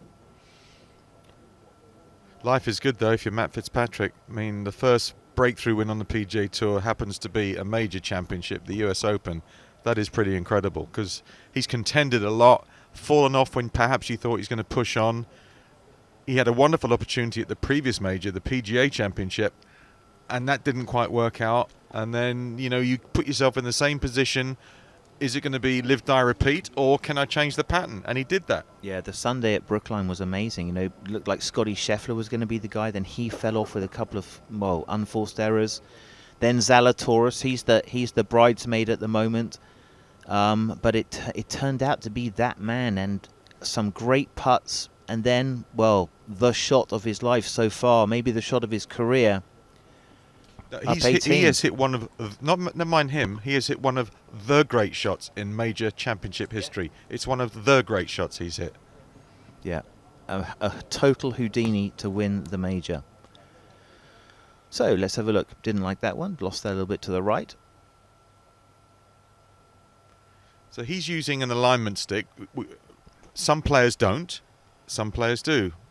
Yeah, I think when you're pros and cons. Yeah, okay. So when you're not going through your routine and you're going to hit from kind of like a trench of divot marks which are going to come backwards, it just helps you to make sure you've got that kind of aiming. So when you're out on the golf course, you'd come from behind, you'd get something lined up, but this just kind of abbreviates it. So and there's different ones. Billy Horschel has another way of putting the club down. Billy Horschel puts it down ahead of the ball on the line so he can sort of see the start line. This is a parallel line to the target line, which is more of a body aiming. So, looking backwards, maybe to get a bit of feedback. You know what's also lovely for Matt Fitzpatrick? You know, when he steps onto a first tee, it's the US Open champion. Whoever wins here this year will be the champion golfer of the year. But you carry that forward. You're reminded at every single tournament. Yeah, it's forever. Oh, I just love that. Yeah, it's forever. See that lag? So, a little bit brisker in the weight shift, a little softer hands, not such a hit at the ball, more of a hit through to the finish. Ball kind of gets in the way. An old-fashioned swing, would you say? Is that fair? I think it's a British amateur golf swing. It's made for links golf courses, lots of different ball flights, and it's just upgraded love of the game. Always wakes up with a golf club in his hand. He's your proper golfer. See lots of different launches there. And I always see Matt doing really well when it's tough for the field, when it's a really difficult test and people are losing their head. Yeah, I really see that playing into Matt's hands. Yeah, but like Paul Lawrie was kind of famous for that. He put his raincoat on, he wouldn't mind, he'd just grind out pars. Yeah, but Paul Lawrie didn't like you going up to him saying, "Cool, you know, you're good in bad weather." He says, "No, I'm good in good weather too." He didn't used to like that, old Chippy. He's a good chap, Paul Lawrie. Here we go. So, have a look at the numbers. So this is maybe, 127. That could be 7-iron or just some baby 6-irons. Really moving around the launch a lot. Let's watch that number. The apex and the launch link up. Holding that off. That's another little low cutter. I like his tempo, though. It's a brisk swish of the club head. I really like his tempo. Yeah. It's good through the ball, isn't it? It's very... it doesn't look as though he is hitting at the ball. There's no tension at the ball. Like Bryson's got a tension at the ball, whereas this is much more of a flow to the finish. The ball is it's not an event. It got in the way of the club head swinging through.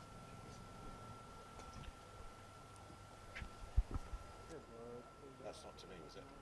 No. Well, I'll be thrown to anyway. All right.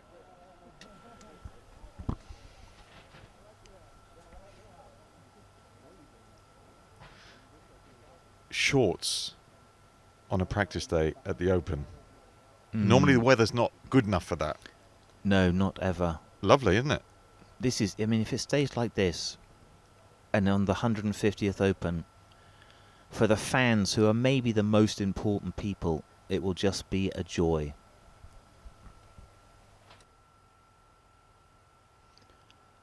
So, Matt Fitzpatrick just going through perhaps a bit of administration or just some notes that he wrote down last week. So, what are my swing thoughts?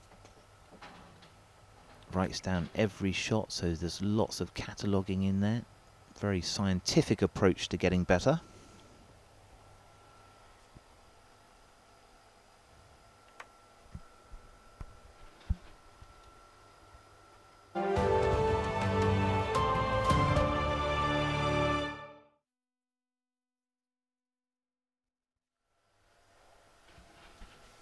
We are live at the range for the entire week.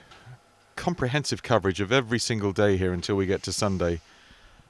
So if you love golf swings and watching Matt Fitzpatrick and Colin Morikawa and Rory Mcroy and all the best players, you're looking at the range right now and the US Open champion with that strong left-hand grip and just swishing away like it's fun. Yeah, you'd be used to this turf. Ball does sit down here. Sometimes it takes especially the American players a while to find the sweet spot. They always complain that they've hit it a bit low, like one groove low on the face. Not for Matt Fitzpatrick. He's down and left. See the turf come up. See how many shots he hits. Works on his game for a while.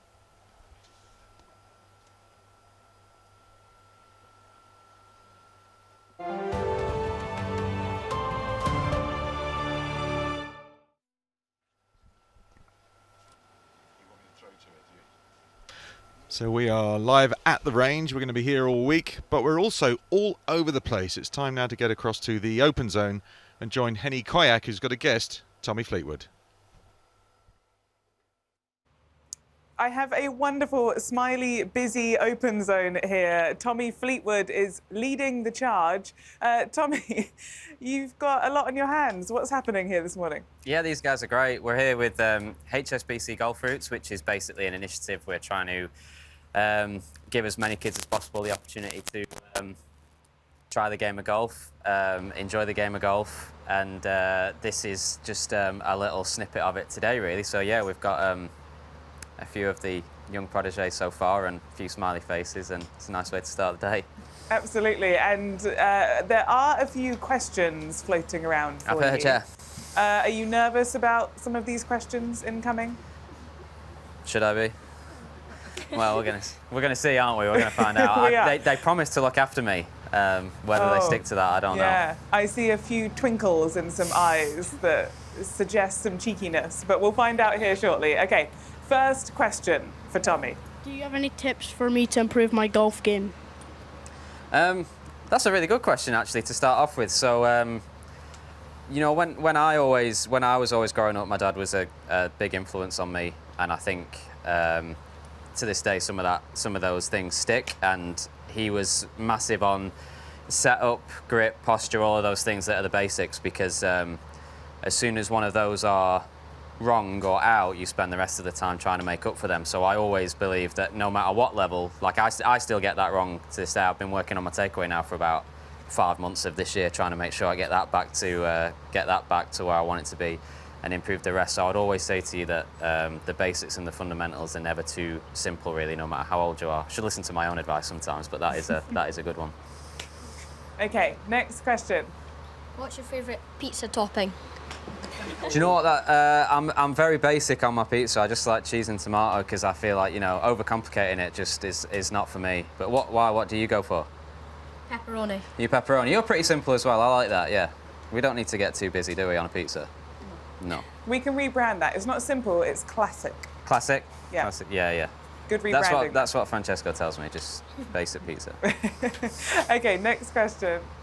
Would you rather Everton win the league or you win the Open? Ooh. I would much rather me win the Open. I don't know who's got more chance, to be honest, these days. But yeah, as much as I love Everton, I'll be selfish on that one. I'll take the Open, and Everton can do what they want. Sorry, Everton. Yeah, so yeah, I do support them, but. All right, final question on the front row. When was the last time you had a haircut? You asked that really, like, smugly as well. Yeah. You were one of those that said you'd look after me. It was a while ago, but I felt like I went quite short last time, so I've let it grow out again. Are you a regular?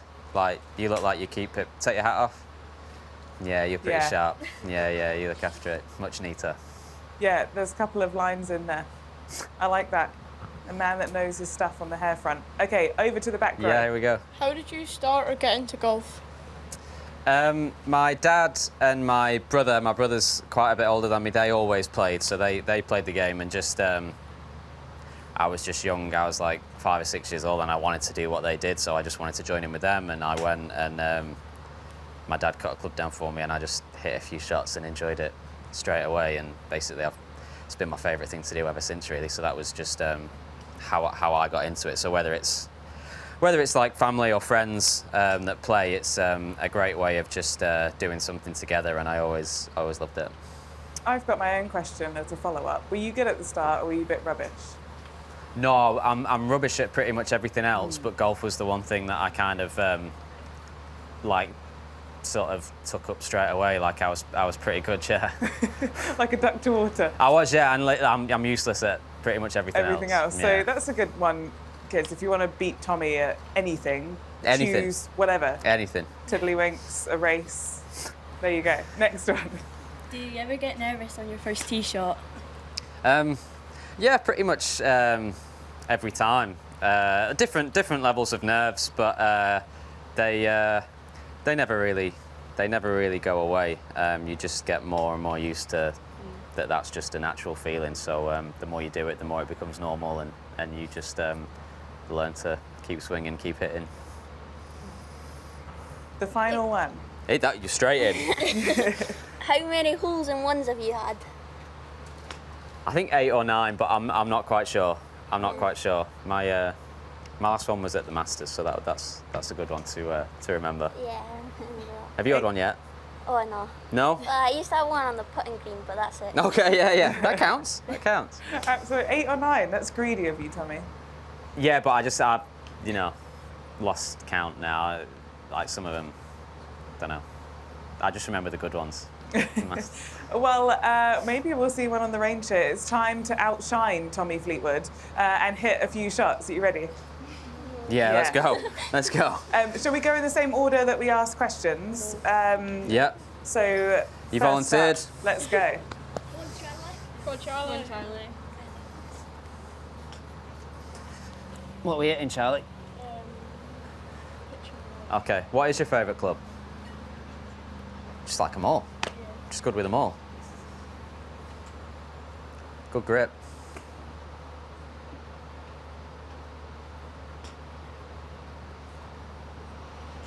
There you go. Nice. Good shot. Good shot. Well done. Good grip well and done, setup. Charlie. Really well Good done. Stuff. There you go. Smile about it. It's all right. Love it. There you go. Round of applause at the Open.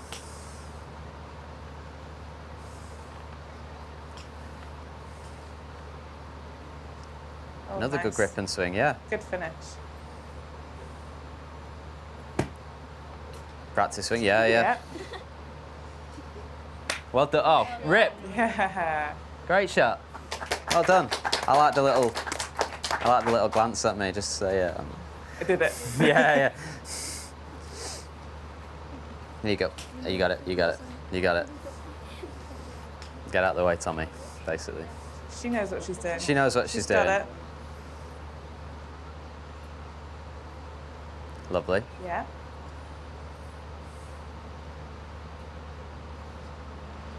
Well done. Yeah. Great shots.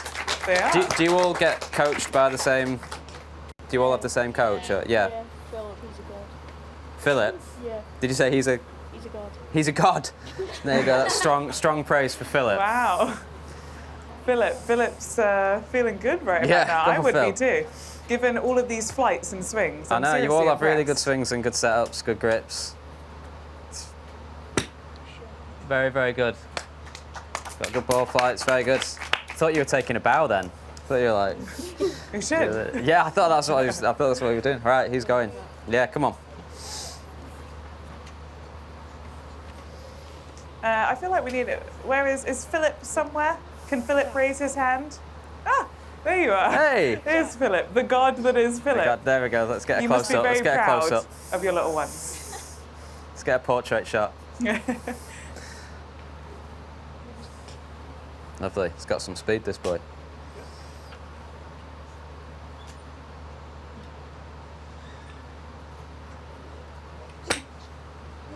Hang on. Go on, hit the He was going for the leaderboard. Yeah. I like that. I think I've hit a few of those before.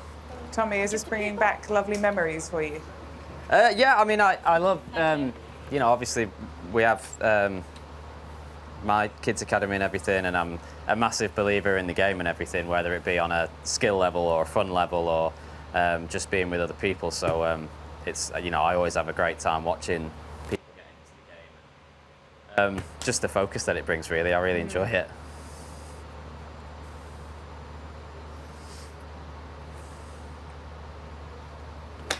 Nice. Brilliant.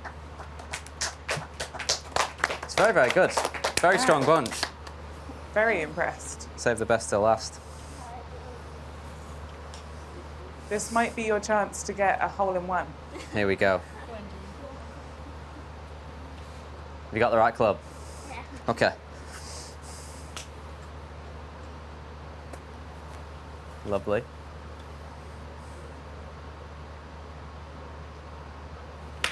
Oh, brilliant. Longest drive, brilliant. Very good. Very good. Well done, everyone. Tommy, we found out that you were like a duck to water to golf. You like tomato and cheese on your classic pizza. Yes. And that everybody here has wonderful swings, questions, and I was very impressed with the follow-throughs. They were actually, they were very, very good. And that first question when they said, well, you know, what's important, and I was like, grip and stance, everybody had such a good grip. Philip's doing an amazing job with you guys, so maybe he is a god, yeah. And, you know, somebody likes him anyway, but it was great watching you guys. You did really, really well. Henny's very, very intimidating, so to hit a shot in front of her is, you know, I wouldn't do it. I wouldn't put myself through it. But, you know, you guys did great. Thanks for letting me spend the morning with you. Keep smiling. And Tommy and I have a round of applause for all of you. Well done. Yeah, very good. Some pretty good questions there. Not bad swings and very good of Tommy Fleetwood giving up his time for all that chat. We've sent out Robert Lee and Simon Holmes. They're going to have a little bit of a rest. You get Wayne Riley alongside me, Andrew Coltat. And because we're live at the range here, we're going here, there and everywhere. And of course, George Harper is out there trying to grab people that he can find. Sometimes he comes up with some of the most important people. And pretty much out just now. Let's see who he's managed to grab hold of. We've made it out on course and we've got the lovely Grant Moyer joining us here. He's a big part of the course setup and rules team. Grant, you've been working towards this championship for so long. How exciting is it to finally be here? That's great, yeah. It's a few days to go. It's felt like a long time coming, but yeah, it's great to be at this point, and with everything looking so good, we're excited to get going. Yeah, you mentioned it looks good. I think it looks amazing. What a beautiful course. The fairways, everything looks in pristine condition. You must be pleased with where it's at the moment. Yeah, I mean, all credit to the greenkeeping team here at St Andrews. Gordon McKee, course manager, Sandy Reid, and all their team. They've got it into a fantastic spot, and we're just so happy with where we are at the moment. It's running firm and fast, but ladies and gentlemen, we're going to be seeing Grant most days here on course setup. And what have we got today, Grant? We're on the 15th, and we're looking at Connor down there and setting up a few pins. What's going on here today? Yeah, well, one of the things we do, obviously, we've got a fairly good idea of the hole positions that we're thinking of using, but sometimes it's just quite useful to get a look at them from the fairway, see how they look. We know what they look like from on the green, but just get the flagstick in, and yeah, Connor, that's good, thanks. So we just sort of, Connor's moving around with the flagstick. It just gives you that sense of actually what it's going to look like for the players from the fairway. So there's Connor standing there. Is that, you can see that massive undulation in front of the pin, trying to bring that into action?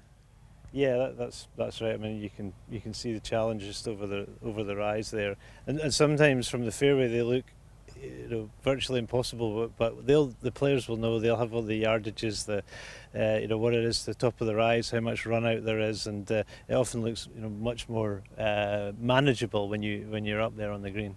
How special are these double greens? There's a few of them out here, and it's so characteristic of this great course. Well, it is. I mean, it's very special, but it adds a little bit of a challenge for us in terms of setup, because you need to make sure that there's at least a reasonable distance between the hole positions on either side. The double greens inevitably result in a bit of chaos and swapping over with balls and the like, but you don't want to really exacerbate that, particularly not in the first 2 days with all the play and the time that the limited time we have to get everybody round, and we've got double fairways, and St Andrews is a complicated course when it comes to pace of play and setup and the like, so it's really good, but it's just a little bit of an added challenge for things you have to think about. Nice. Well, there's plenty to think about as we look at that back right pin, and we'll be thinking about them quite a lot with you this week. So Grant, thank you very much for your time. We look forward to catching up every morning and seeing what you're doing to this great course. Cheers, George, thanks. All right, back to you guys up top. Well done, George. Yeah, great man, Grant Moyer, Director of Rules at the R&A. Very special person. Dustin Johnson down on the far side of the range there, just going having a few smashes with the driver, unleashing it there.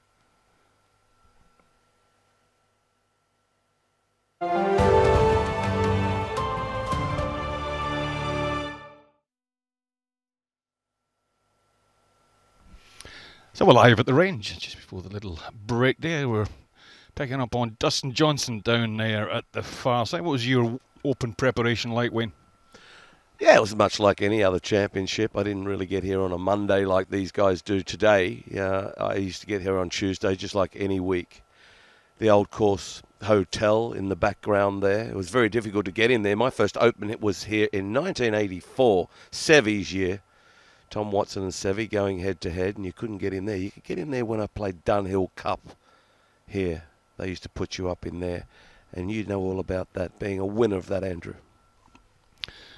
A long, long time ago. Yeah, it's a special place. Everybody enjoying the wonderful conditions they've got down here. It's the perfect conditions for actually being out there if you want to clip a few away balls and maybe work ever so slightly on your golf swing.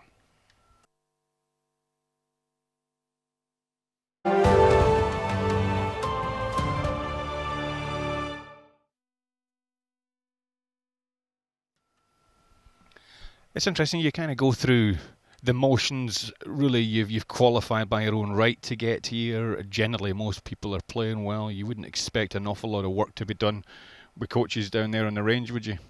No, you wouldn't. But preparation usually, not on a Monday, a Tuesday and a Wednesday, but when you get to Championship Thursday when it all gets going, it's very much an hour. You do whatever you do on the putting green. A lot of players these days get to go to the putting green first, and then they go back to the putting green. But you need to allow for a little bus ride between the clubhouse, the first tee, in front of the Old Course clubhouse, and you get it to here. So you have to probably allow yourself an hour 20 for preparation, including the bus ride here and back.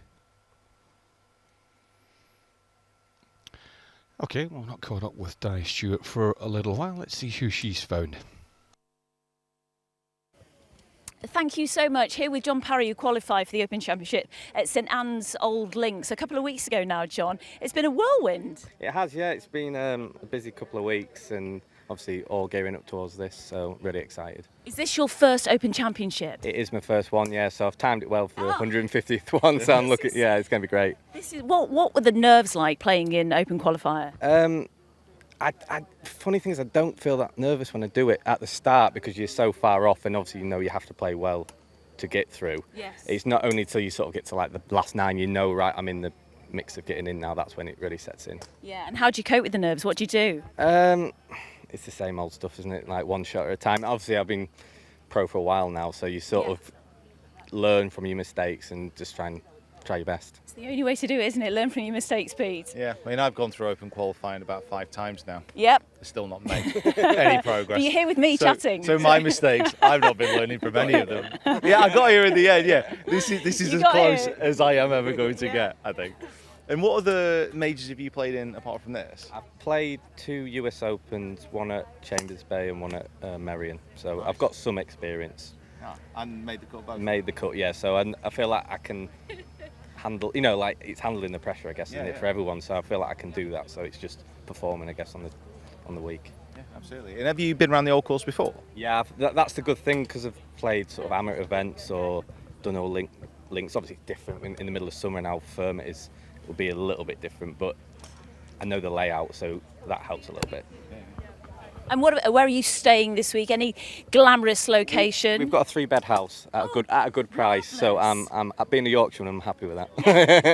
And who's going to be cook? My parents are coming up actually, so I'll get them on it. I was going to say that family, friends, everyone's coming up that you know. My brother's come back from Australia. I haven't seen him for about 3 years. So he's travelled back for it. So that'd be nice. Yeah. Oh my goodness. So game plan for the first round on Thursday, and how do you sort of not exhaust yourself before then? I think the good thing is knowing that I've played the course. I'll try and just sort of do 9 holes every day. Or, you know, play a few holes out and cut back in if he can get in a gap, and just sort of it's more the playing the golf course that takes it out of you than the practice. So you're just really just trying to practice practice now to get ready for it. Yeah, it's absolutely brilliant. It's a great story, and it really highlights the fact that anyone can win the Open Championship through the various qualifiers around the world. It's a real opportunity for people, isn't it? Yeah, it's life changing for me. I used to play on the European Tour, and I've dropped back to the Challenge Tour. So you know, you never know. You have a good week, either you win it or you have a good finish and you can get your car back that way. So there's loads of different options, and it's can't wait. Fabulous, John. We can't wait to see you tee off on Thursday. We'll wait for your tee time, and wish you the best of luck. We'll be following you, and we'll come round to the 3-bed for some food. Yeah. Mum and Dad can do the cooking. Yeah, great. Thanks. Take it easy. Right back to you. Yeah, 70-68 for 1-3 total at St Anne's Old Links. He qualified in a playoff there in that instance. He's been out there on tour before, but this is a new experience here at St Andrews. Siwoo Kim down there on the range, going through the motions. One of the youngest winners ever of the Players' Championship a couple of years back. Slightly off the pace a little. He's still got national service to do in South Korea, which is a must. You've got to do that before you're 28 years old. I get the feeling that's looming in the back of his mind. Yeah, absolutely. That's so very difficult for these Korean players. So it must loom large. Even though I believe they're allowed to practice on base, but let's hope that doesn't happen soon. As you say, just a fantastic win at the Players, out of nowhere, and he won it very well, like a champion he is. They say the Players' Championship is just under the majors. which it is. It's to go there every year as we do, Andrew. It's it feels like a major every year you go there. It's an amazing place, Sawgrass. Jacksonville itself, just a gorgeous place, and the golf course is magnificent. Yeah, he's a wonderful swinger of the golf club. Just gets a little bit hot-headed sometimes. I don't mind that, as long as you can just calm the passion, concentrate on the next shot. It's great positions. Arms just hang naturally there. No tension in the body. Nice pace. Clipping away a few wedges. Yeah, the danger is playing slightly too much, isn't there, before a major? You get all excited, you wear your Open Championship badge, your Open badge, and you parade around all over the place. Look at me, I'm a player. Forget that you're here to do a job. Yeah, the Open. That's the reason why I always got here on Tuesday. So many players get here on Monday now. You know, from Monday, Tuesday, Wednesday, you're going, "Come on, let's get the gun to go. Let's get going here." I just thought it was too much. And Tuesday and Wednesday was enough for me. Plenty, actually. Especially when you know the golf course. St Andrews, we all know it, who play on the DP, who played on the DP World Tour. We're very much global players. We both played in majors and all that kind of thing around the world. But St Andrews, look, if you haven't been here, you must come. It's the spiritual home of golf. It's such a blast to come to. The scenery is incredible. The old town is... You know, you walk through there are a little antique shop, bookstores. It's such a cool place.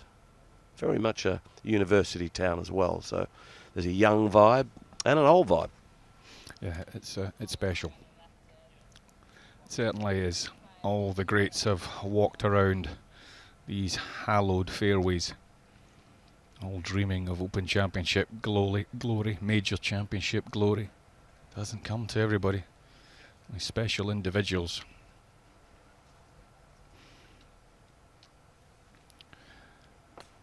Have a little chat with someone. A lot of it's just he's sort of passing the time and just getting through the day, ready to the off. Again, a lot of them are playing fairly well, getting to this point. Some may have had a week off and travel over here, trying to get a lot of that out of their system. It sometimes lingers in amongst your golf swing, causes the odd problems, but otherwise, you just can't wait for Thursday morning and teeing off. Is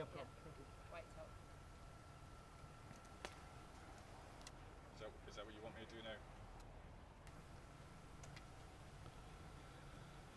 That's just the new Links Clubhouse in the background. That was a new addition for about 10, 12 years ago. A little starter's hut down there beside the first on the new. They had the Eden, they got this Strathtyrum. Further up the hill, of course, well, just over by the water, they've got the Jubilee over there in the West Sands. It's an incredible amount of golf courses in this particular little stretch, so it's aptly named the home of golf. Every time I came here, I played 2 Opens here. My first 84, and then I played in 84 Sevy's year. Then 95 was John Daly's year. And the range is magnificent where it is in proximity to the clubhouse, but I never liked this range for my game because the wind was always out of the left. Now, if I practiced on a range out of the left, it used to make me come over the top of it somewhat, and that wasn't a good thing. So I didn't really go to the range here that often. I wasn't allowed to go up the other end. It would have been great if the wind was into out of the right.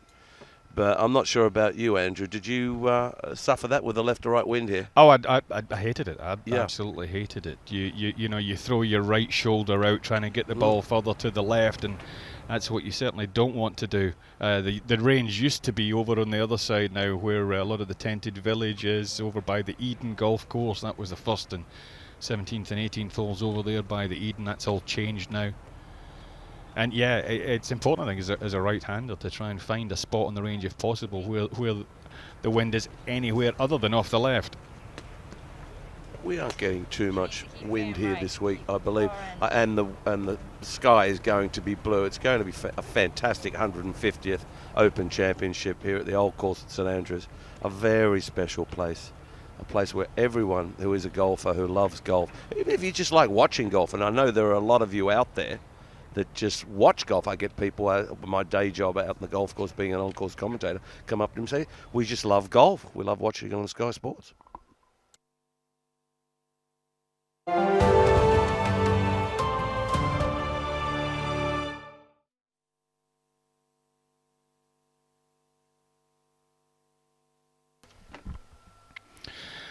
Welcome, we're live at the range on Monday, I think it is. It's pretty busy. It's Monday, isn't it, Wayne? I can't remember. There's an awful lot of golf going on at the minute all over the world. Just another manic Monday. Yes, it is. It is. And there's so much going on, certainly for everybody involved. This is a huge logistical challenge, putting on an event like this.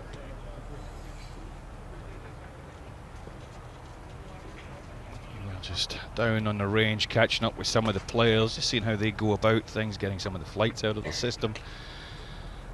Just an opportunity for one or two, if they'd had a bad week, just to try and pick up some little tip that just might propel them onto future glory over the next few days. The first 2 or 3 days sort of drag on a little bit, and then we hit the ground running on Thursday.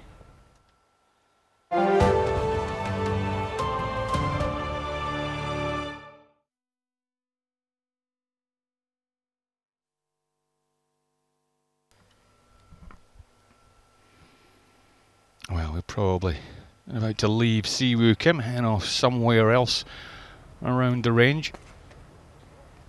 Of course, they've just had the spectacular, phenomenal Wimbledon Championships over the last 2 weeks.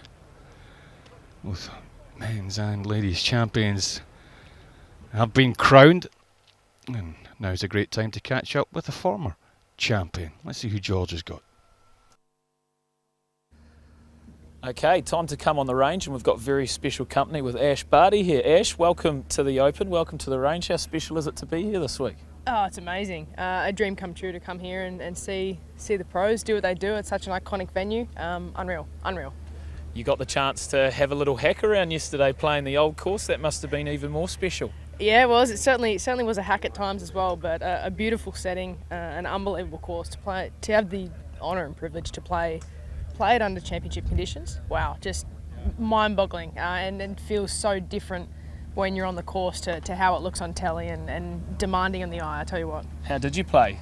Rumours are you went 6 over, which is pretty good. Yeah, not too bad. I had 6 over. I mean, a couple of messy doubles in there, but a couple of nice birds as well, so it was good. A lot of good fun, all to celebrate the 150th Open. I mean, what an occasion and an iconic course, just unreal. You've played a lot of high quality, high professional sport. Where does this compare in terms of a spectacle compared to tennis? Yeah, I kind of got the same feeling, honestly, as I did the first time I walked into the All England Club. Walked into those gates the first time at Wimbledon, I was just wow. And when we came here, it was a pinch yourself moment. You go, how are we here? How are we lucky enough and fortunate enough to experience this in such an intimate way? So just an incredible golf course, amazing occasion, and we are so fortunate to be here. Tennis and golf, very individual sports. What are the different pressures between the two? Because now you're experiencing a lot of pressure in the game of golf all of a sudden. Yeah, a lot of pressure. It feels very different. I practiced my whole life to be prepared for that moment on the tennis court, and certainly not on the golf course. That first tee, I was struggling big time, but a lot of fun to be able to enjoy it. And you know, don't take it too seriously. Enjoy it. It's a hobby. I love it. And we're in a pretty special place in the world. As we look on the range, who are your favourite players here this week? Who are you going to look out for and enjoy watching the most? I think the Aussies, honestly. We've got a great contingency of Aussies here. We've got a couple of the young boys at their first, a couple it's their first major, a couple of the first Open, first time here at St Andrews. I mean, it's going to be a really awesome mix, and I think there's definitely an Aussie that's going to be looking at a top 5 spot. And sure. My gut's telling me, not that I know much about it, but I'm going to have a wild whack that there's going to be a first-time major winner this week, I reckon. Oh, I like that. You've bit of a smoky. A real smoky. Maybe Cam Smith. I mean, we love Cam. We love the way he goes about it. He's obviously a rock star. He's a superstar. He's just elevated his game to a whole new level. But as a bloke, he hasn't changed, and that's what we love most about him, I think, back in Australia. So I think, look out. Well, you know, there's always been a Kiwi-Aussie rivalry, so I'm going to hope Ryan Fox comes up and does something about that. But Ash, thank you so much for joining us this week. It's been a pleasure to have you here, and hope you love the week. Beauty. Thank you so much. It's incredible how many other sports personalities love the game of golf. Siwoo Kim, 4 miscuts this year, 1 top 10. That was only in his second event of the season. You're talking about Ash Barty. You know, she was she quit tennis probably about 5 years ago to play cricket, ladies cricket, and she was a sensation at it. Then went back to tennis. Obviously won a couple of majors. She plays off 8, and a little birdie tells me she might be looking at playing a little bit of golf at a higher level.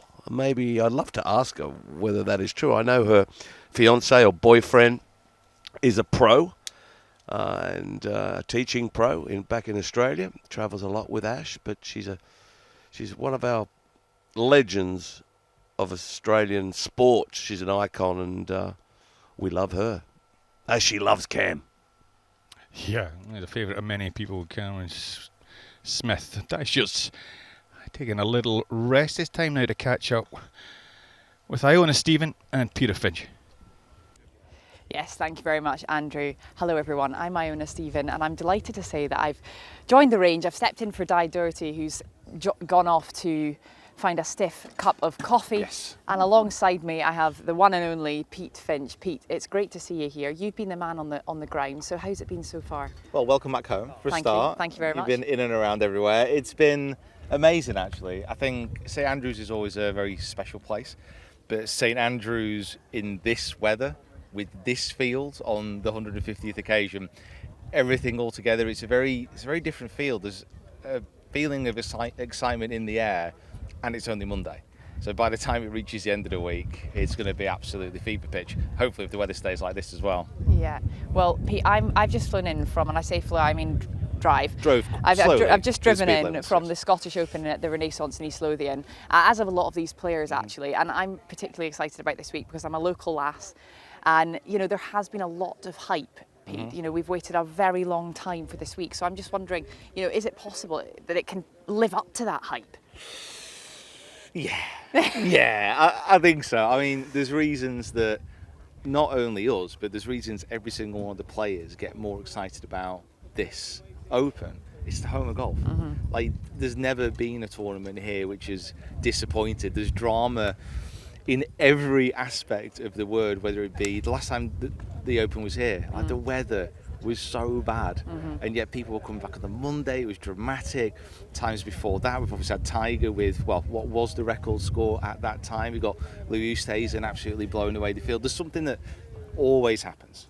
So the excitement, yeah, I think is justified.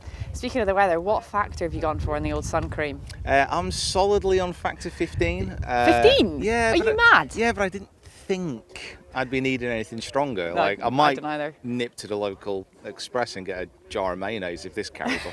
Because it is absolutely baking. It is scorching. It is a real stoter today. Now, look, Pete, who's behind us? It's Francesco Molinari, the man from Carnoustie, 2018 champion. Pretty cool to see him turning up, right? Absolutely. I mean, that was the Open that he went toe-to-toe with Tiger and came out on top as well. I mean, he's one of my all-time favourite golfers, all-time favourite swings.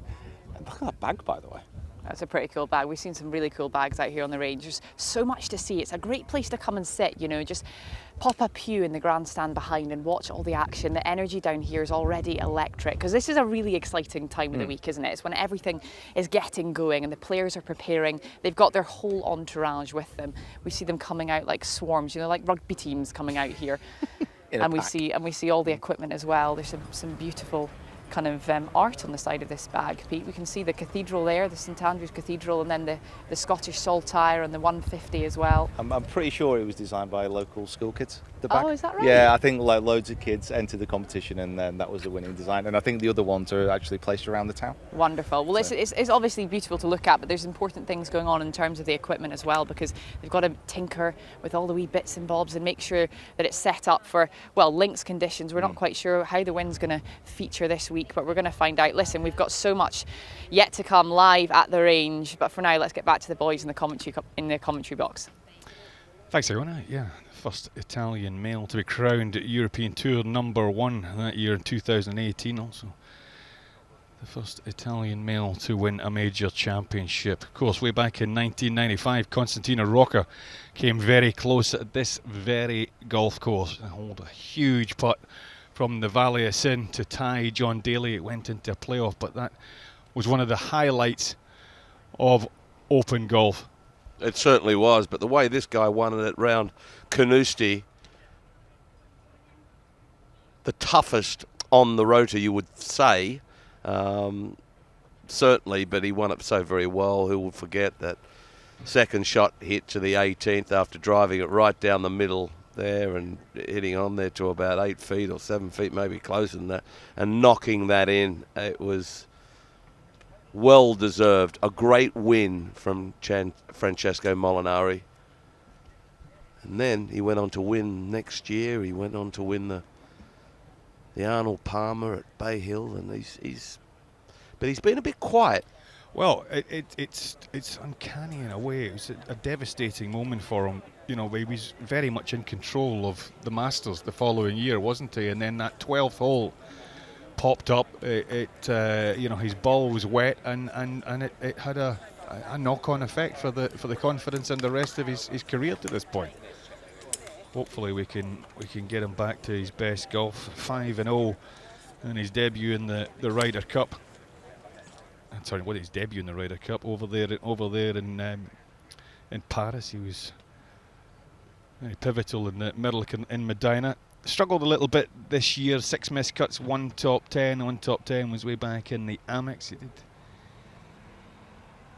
did finish there in 3rd place. I've seen him a lot on a few boards over there stateside. I feel as though from now, very soon, we start the Ryder Cup count, where all the championships that they play in count over here on the DP World Tour, and the majors over stateside count for the Ryder Cup. And with the Ryder Cup being next year in Rome, I feel as though that will be at the top of his list. Certainly, he will be ready to be there and play. And he wants to play the Ryder Cup once more and go home and try to win on home soil, beat the Americas, which is going to be a tough gig with the talent they possess. But he wants to be there. Surely he wants to be there. And even though he won't be captain, he'll be captain in that locker room if he makes that side. He dropped out of the top 100 in the World Golf Rankings back on the 12th of December 2020. That was the first time since 2008. Trying to develop a lot of power, trying to create power from the ground. Start to change the movements of his golf swing, and hopefully we're going to see Francesco Molinari coming back to his best. And quite rightly, Wayne's just saying maybe the Italian Ryder Cup inspiring him.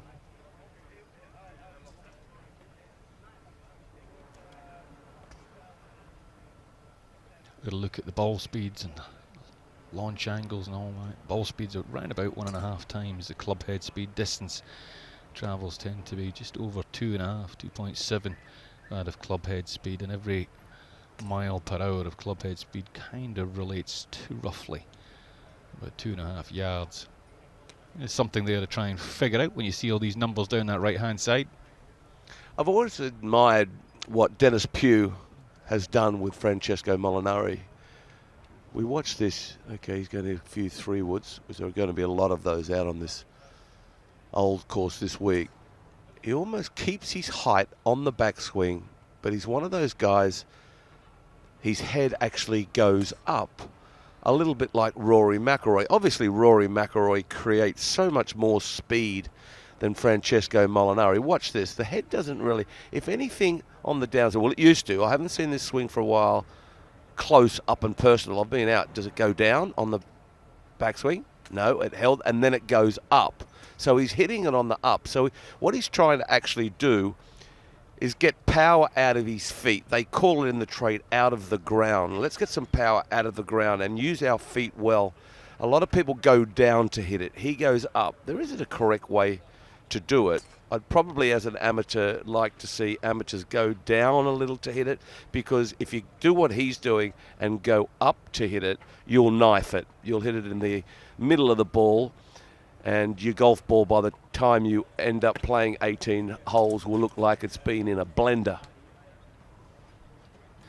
Yes, they don't quite turn out with the little smiles that we used to impart on the golf balls. Do you remember those?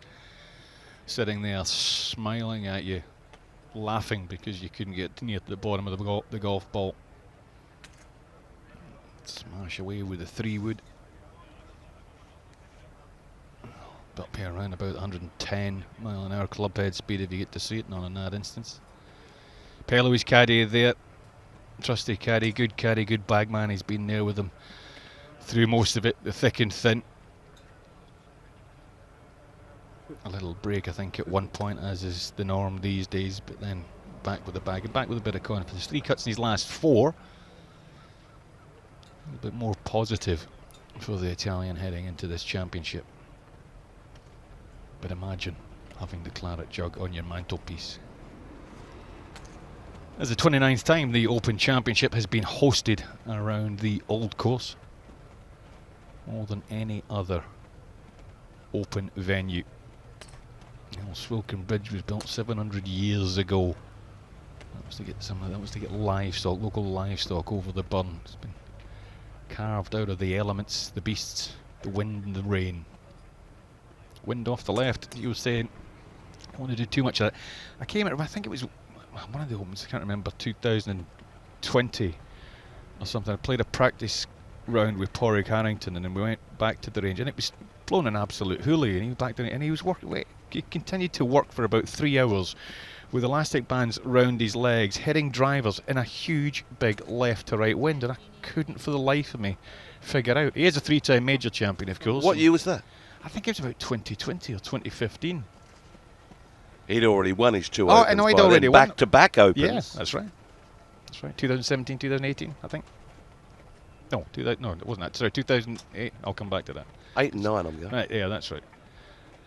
Carnoustie, obviously, prior to Molinari, he was 18, and then 9 at Birkdale. But Birkdale was very, very clever because he claimed he'd a wrist injury, and he played everything down, took himself massively out of the press, didn't give himself any chance. It was a skillful way of manipulating He's a the clever pressure. boy. Yeah. We are a dying race. It's not often you make me speechless. Would never ever have lumped you in the same category as Podrick Harrington. No.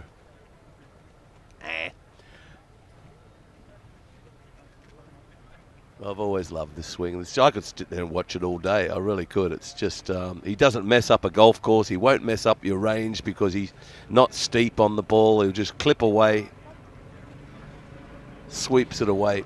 An incredible golfer, the pride of Italy. Honestly, he's a Turin boy. His brother's a fine player. Eduardo, they were down there, the 210 down there at Celtic Manor. There's only 2 Malinaris when I was down there. That's what they were singing. It was incredible. Watch this swing. It's just the feet, so quiet. It was a great atmosphere, wasn't it? One of the interesting things was that his first appearance was actually caddying for his brother Eduardo at the Masters. Yeah. His brother had been in there as the US Amateur Champion. Very true. Francesco was caddying for him. Come on, a long way since then. A really good bloke. Living in LA now, member of Riviera. Well, that's one of the best courses in the world, isn't it? We've been there. Terrific venue in itself. An old style golf course, not anywhere near as old as this, but fun to play. There's a buggy boy going out there and collecting the golf balls. So I'm trying to hit them.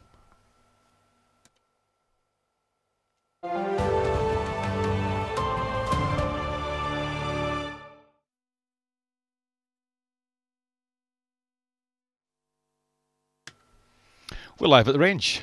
Welcome along. Our players are out there just getting through business, just passing time for a couple of days. Just a little bit of preparing, passing time, thinking about the strategy, how they're going to play the golf course. Not spending too much time worrying about the golf swing. That's not ideal. It's an unusual kind of golf course, this one, though. It's one that you would want to at least walk round more than a couple of times. Because there's so many little nuances. We took a little walk out there earlier on, didn't we? And you nearly fell into a couple of bunkers you didn't even realise were there. You've been coming here for years. Oh, I don't know how many times I've been here. 2 Opens and a Dunhill Cup, for my country, Australia, which I said you'd won before, and many Alfred Dunhill Links Championships. So, and broadcasted on those Alfred Dunhill Links Championships.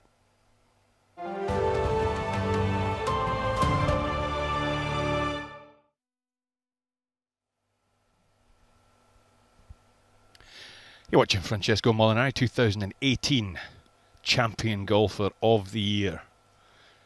The Claret Jug winner.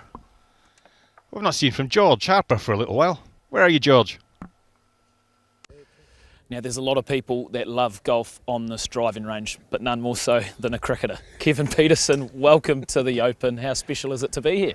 I mean, keepers, to be watching these guys here practice and do their thing is incredibly unique. I've seen it a couple of times, but yeah, the significance of the 150th Open here at St Andrews is as good as it gets. I think maybe 50 years. How old? I mean, 92. I don't think I'll be doing 200. So to be here for such a monster celebration is I mean, it's humbling. It really is, because I mean, I'm lucky enough to play my sport for as long as I played my sport, but then to jump into the other sport and to watch these guys prepare is fascinating to watch. Yeah, well, we were talking just before off air about how much golf cricketers do play.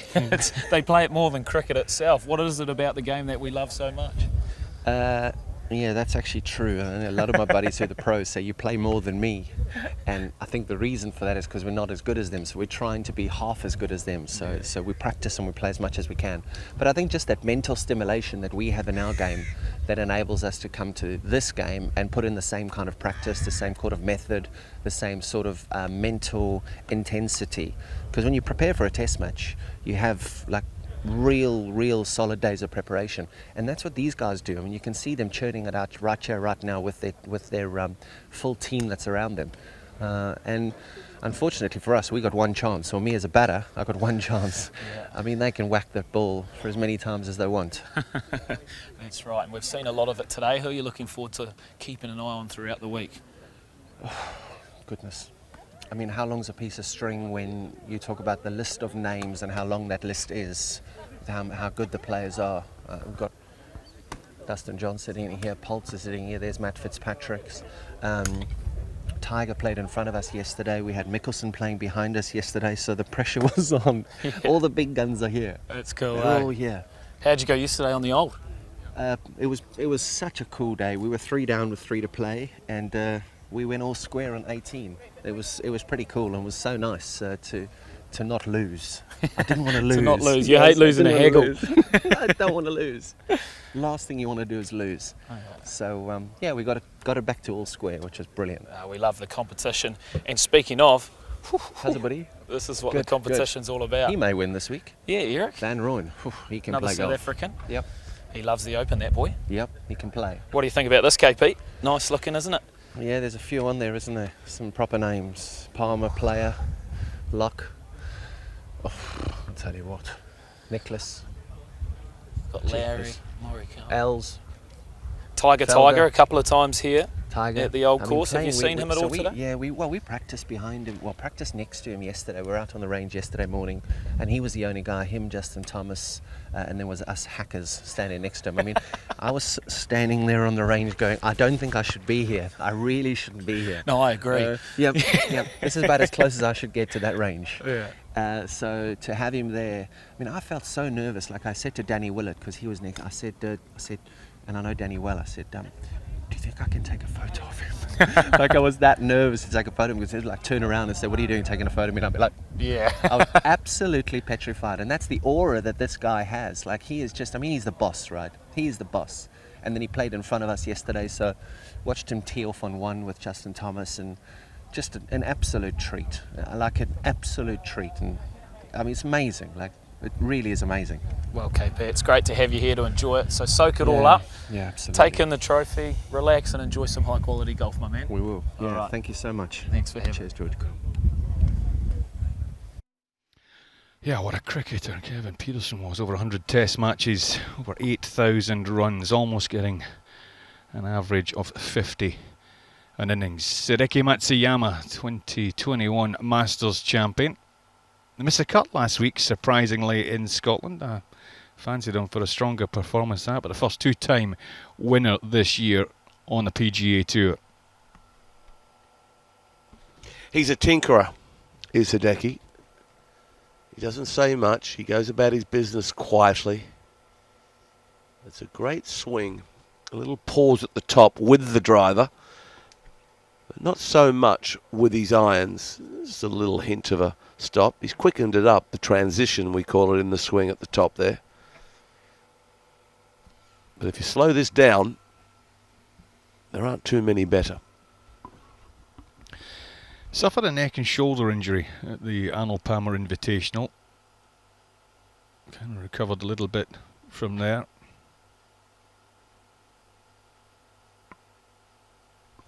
Fourth in the US Open. He was a big player for the big event. Huge man. Legs like tree trunks. I think the hands look a little slower to me at the address position. Quite sure why he would do that. He's one of those players on the range that I've noticed that when he hits the ball, he's rehearsing a swing mentally. And when he hits it, he doesn't watch it until it hits the ground like most of us do. He'll probably do it right here, I've mentioned it. But he's just working on feelings constantly. He might watch it for the first 100 yards of its journey, but he doesn't really watch it down.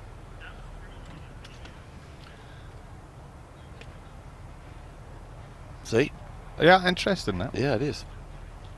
Interesting. Let's see, let's get a alignment stick. You've got to try and sort of reflect that with the line of his shoulders. Do you know, he arrives at a golf course with 20 golf clubs in the bag, and he just works his way around them, plodding things out, trying to figure out whether he's going to leave some in, take some out. I mean, one of the interesting things we noticed last week was that a lot of players were removing the hybrids and you know, clubs like that, little rescues, in favour of more sort of driving irons.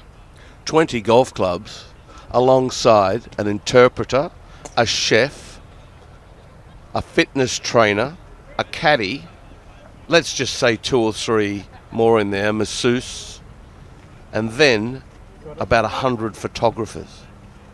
When Hideki plays golf, there aren't more photographers with any other player. Japan, they love their golf. Obviously, a lot of golf in Japan is played at driving ranges. They live. Some very good, competent golfers have never been on a golf course because of the land restrictions. But when you do play there, I've had the pleasure of playing there quite a lot. The golf courses are just magnificent. Magnificent. The only thing I struggled with was the white pickets down the left-hand side and down the right-hand side. Yeah, that you get on every normal course. Yeah, that's nothing to do with golf in Japan. Yeah, I loved it as well. Fabulous culture, wonderful people, great food, enormously hospitable. I loved going to Japan. It was a real pleasure to play there. Checking out slightly different tips to the head. He had a little problem with the 3-wood a couple of weeks ago when he decided to put, or not necessarily him, but the club manufacturer decided to put a little bit of paint or Tipex or something on the face of the golf club just to help with his alignment. Unfortunately, that was deemed a law break and he was disqualified from the tournament. Learned his lesson from that instance.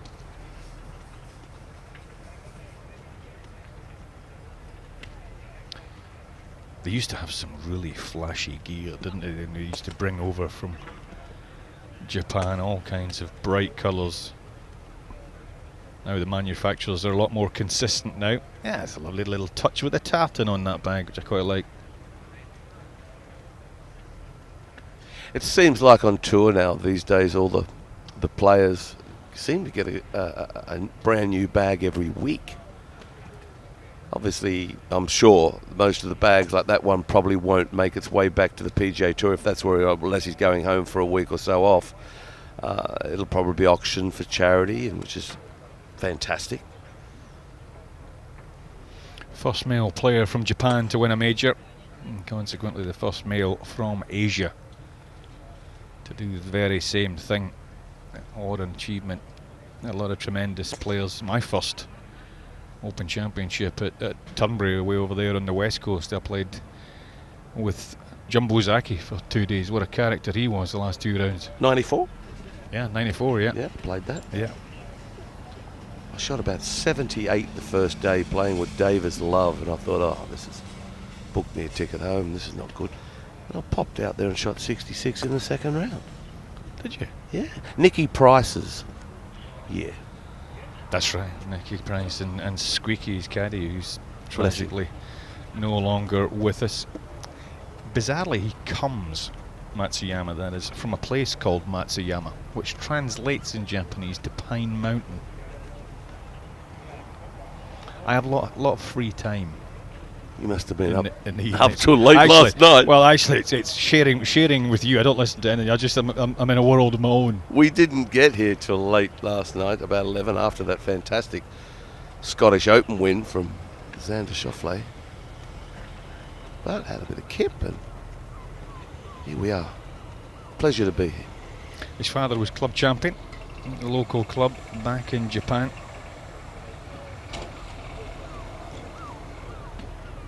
So his driver club head speed tends to be up there about 115 miles per hour, there or thereabouts. Victor Hovland just in that left-hand side of his picture. He's kind of gone off the boil, sadly.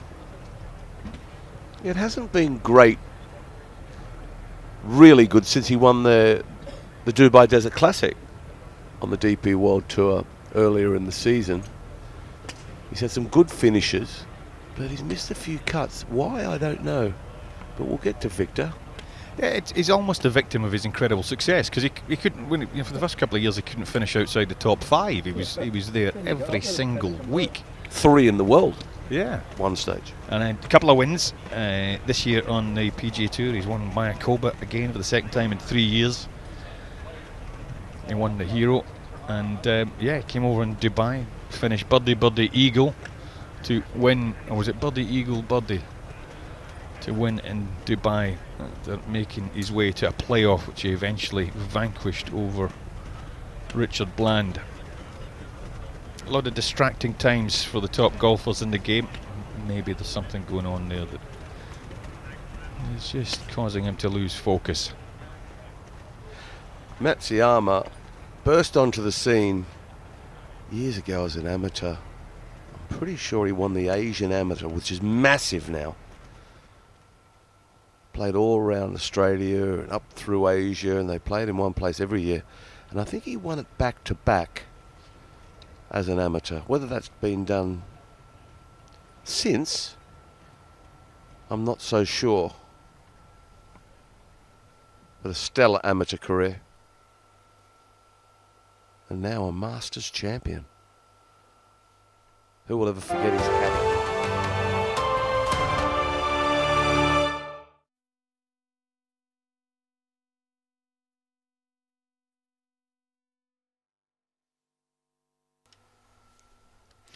We're watching the 2021 Masters champion going about his business. First Asian male to win a major. Hideki Matsuyama. Prolific winner in Japan. Prolific winner over on the PGA Tour. 8 PGA Tour victories. Top 5 this year in the US Open. Goes behind Zalatoris, behind the winner Matt Fitzpatrick. Big header, strong player, big pause at the top of his backswing that he's reduced significantly over the last year or so. He didn't actually realise he had one.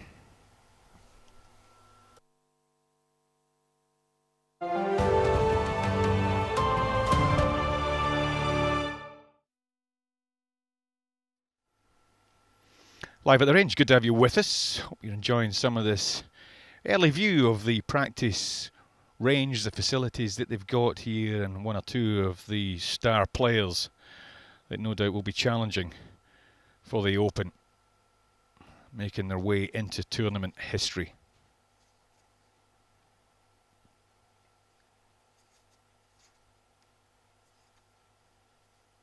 Hideki Matsuyama going along there about his business. Doesn't seem to be a lot of communication there. Probably quite happy.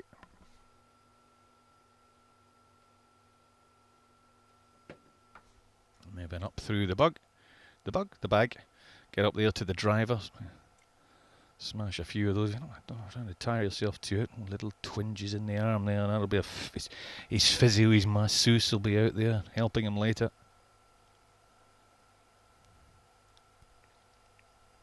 Well, we leave Hideki Matsuyama and catch up with Henny, who's at the open zone.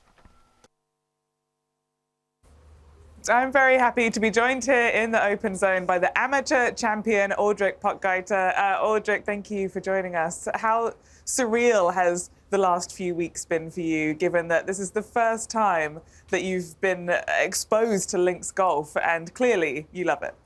Yeah, it's been a great journey so far, and yeah, I've learned so many things, playing different shots in different conditions, and it's been an amazing journey so far, yeah.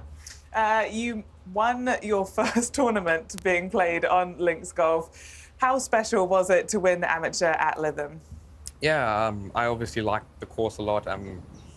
It suits my eye really well, and yeah, I really enjoyed playing the tournaments with top amateur golfers, and yeah, it was new for me playing on the links golf, and yeah, I think I handled it well. You certainly did handle it well.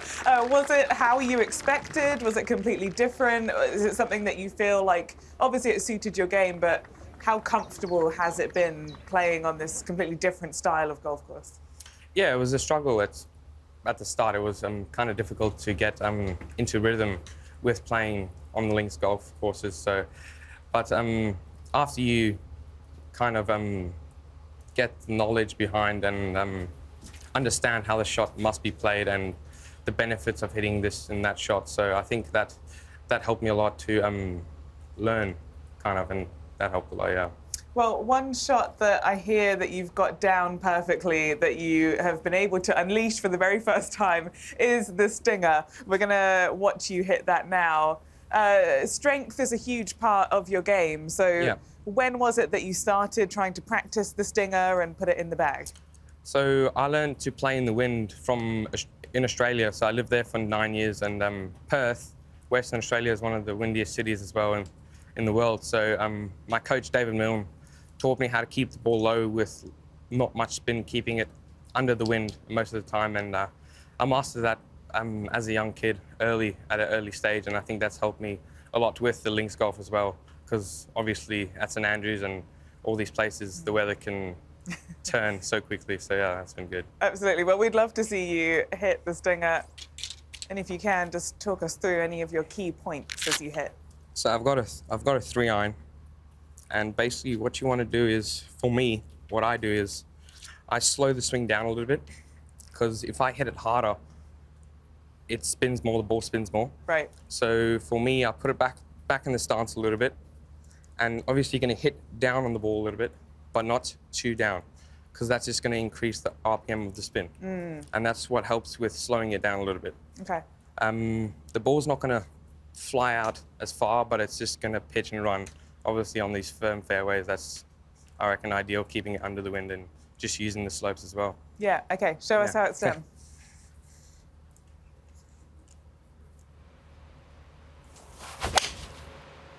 Oh, perfect. Yeah, that was pretty nice. Yeah, that's exactly how it's done. Yeah. And it's really interesting to slow it down. Yeah. Ulrik, no doubt we will see you performing that many a time out here on the links at St Andrews. Thank you for joining us. Thank you so much. Thank you. Well, yes, we're still down here getting all the action on the range, and Pete Finch is still to my left-hand side. But Pete, look who's behind us. Big dog in town, Victor Hovland. He is definitely one of my swing and man crushes in general. He just looks so happy, doesn't he? I know, he's one of my man crushes too. I'm allowed to say that, really, haven't I? He's absolutely just an athlete. He's supreme, he's powerful. He's got the quads out today, the shorts are on, and he's obviously got his team with him. Jeff Smith, the coach, in the blue shirt, standing just behind him. And he's working on that sawn-off follow-through. Yeah, I mean, you have a look up and down the range, and they're all doing so. I think what he's mostly doing as well is working on the knockdown shots in conjunction with the trackman that he's got there, just trying to figure out ball flights. Actual carry distance around the links course is maybe not as important as on a parkland course, because obviously it's going to pitch and it's almost not impossible, but it's very hard to factor in how far that ball's going to be rolling. So it's more about launch angles, it's more about trying to control attack angle and those factors, so when you go on the course at least you know what kind of window that ball's going to be coming out in, because that's absolutely key. You've got to be able to control it in the wind, you've got to understand how it's going to react when it lands as well. So a lot of these knockdown shots that they're going to be playing, a little bit less spin generally, so it's going to be rolling on a bit as well. So the advantage of having a TrackMan or another device, we see there's plenty of them up and down the range here today, it's huge. Yeah, it's massive. It's just understanding the numbers, and when you actually hear the players talk through them with the caddies, I mean, a lot of people kind of watching this, when they do watch on TV, they are baffled by it, because we're talking about they are down to the yard, whereas most of us will be out there thinking, oh, if I get it within 10 yards of that, I'm going to be absolutely delighted. But using that kind of data in conjunction with their techniques, it's absolutely, it's amazing to watch, especially when it comes off. And how many changes, Pete, do you think that you can realistically make with your coach, you know, the TrackMan assisted or the device assisted during the week or in the build up to the week of a major championship? Not massively. Literally, I think every coach on this range is going to be going up and down, and unless there's something seriously wrong, the most common phrase is going to be, well, that's good, swinging it well. Yeah. That is a great strike. All they're doing is literally just trying to build confidence, because the Monday of a major championship, you're not going to be able to get any major swing changes in. It's literally alignment, going through the data, giving them confidence and letting them go. So let's go back to Viktor Hovland over here. What is it about his swing, Pete, that you like so much? I think it is unique in many ways. For a start, his aim angle, so you can see where the TrackMan's pointing, his body actually aims to the right of the target. He swings almost a little bit over the top in relation to where he's aiming and pulls a shot, so it's almost like a pull fade, but he just does it so consistently. And one of the reasons why you probably would consider him for this week, he can actually flatten out that trajectory. It sounds something that all pro golfers should be able to do, but actually hitting that low fizzy shot and regaining control of it, it's not easy to do. And so Viktor, who can flatten it out, who's got quite a bowed left wrist position coming through, he does have the ability to shape shots like that. Now, something that happened to him last week, Pete, not something we hear of happening very often, perhaps more often at the moment with the disruption we've had in terms of travel, but his golf clubs did not arrive at the Renaissance Club at the Scottish Open. How does the player handle that? It is a problem. It is a big problem, because I think most people would consider pro golfers able to switch in and out of any club and get a tune out of it. But these guys are really, really dialed in. And like I was saying about the coaches, it's also a psychological thing. Like, every golfer watching this will have a favourite club. Just imagine that, not having it, but under the pressure of trying to compete in a tournament. It's going to affect you. There's no way it's not. So actually getting his own sticks back, yeah, I think it's vital. Yeah, well, we're pleased to say the sticks are back this week in St Andrews at the Open, and we'll have more from Viktor Hovland later on. Pete, thanks. For now, it's back to the guys in the commentary box. Yeah, and that was unfortunate because he went on to miss the cut. He's not at a top 20 since the Players, but it was a good finish to the 2021 year and the start of 2022. I think the club manufacturers have been very busy in the last 2 weeks or so. The travel industry is letting so many people down, and when you are a specialist, like Peter Finch was saying there, and you have equipment that cannot be used by somebody else, it's not as simple as just to go and grab another set of golf clubs. Let's hope the travel industry sorts out the serious issues that are plaguing everybody in the world at the minute. Anyway, better news for Hovland. The clubs are back, and let's hope his golf game is alongside them.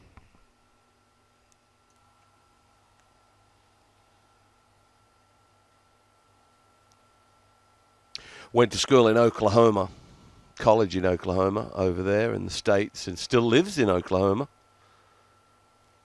Extremely hard worker is Viktor Hovland. Is he a chance this week? Well, you can never count him out.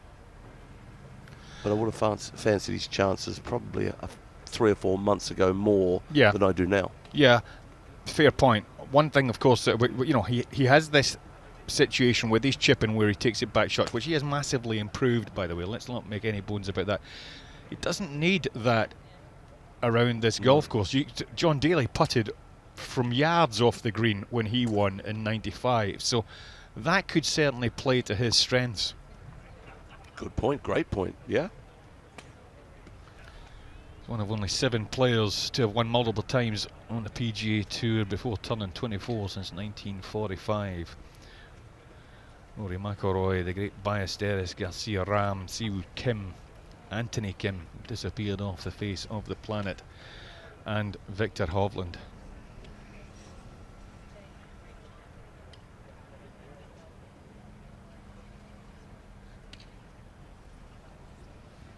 Works hard with Danny Dahlquist, his coach. Get the ball moving a little bit right to left. Ryder Cup player last year, made his debut at Whistling Straits. It was disappointing. The European team, unfortunately, underperforming massively.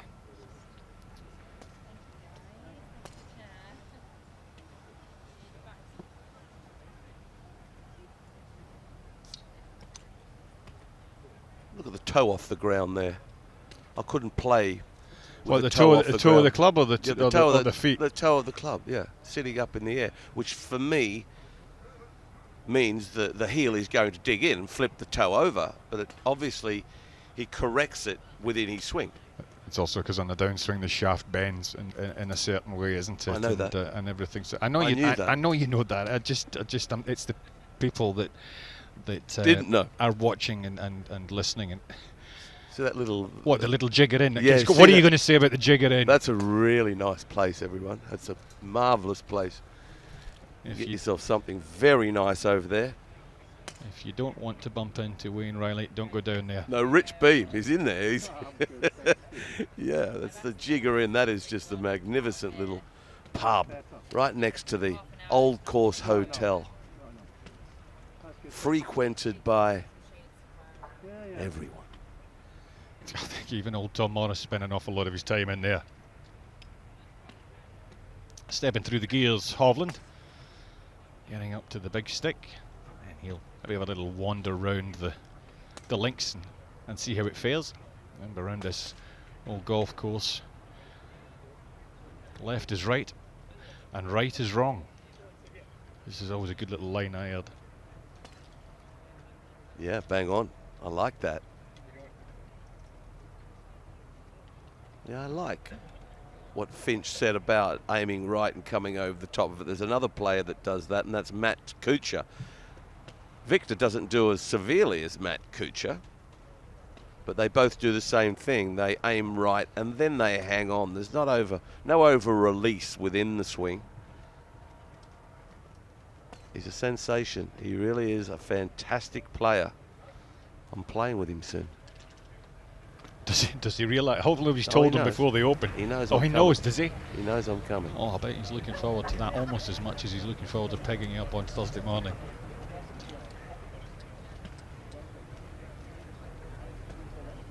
I can just see the aged Victor.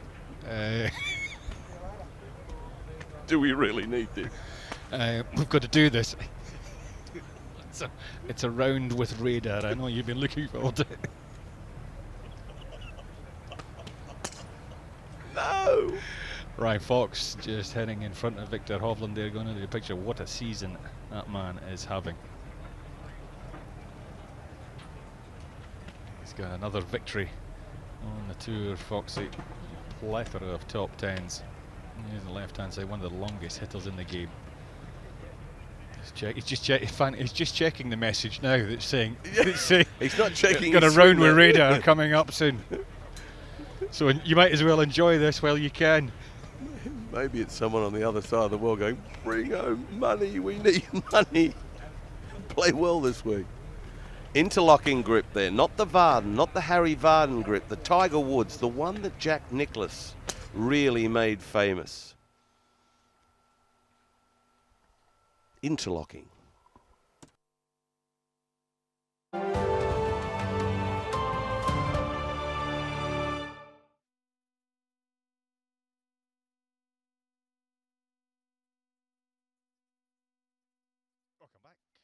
Live at the range. You're watching Victor Hovland and Jigger in the background. As we were saying before, that little break, Hovland stepping up through the gears. Very repetitive. One thing I don't see so much of, I'd quite like to see more of, is while they're practicing at this, that they don't spend that much time working on the sort of pre-shot routine, which would also be a massive asset. What's the guy's first name for this? Yeah, I speak about that interlocking grip. The Varden grip, the Harry Varden grip, which is on the 17th a couple of weeks ago at the US Open. There was a little bunker there called the Harry Varden bunker. Harry Varden used to just overlap his finger over the top of the knuckle grip, four-finger grip. Whereas you can see there, he's interlocking it.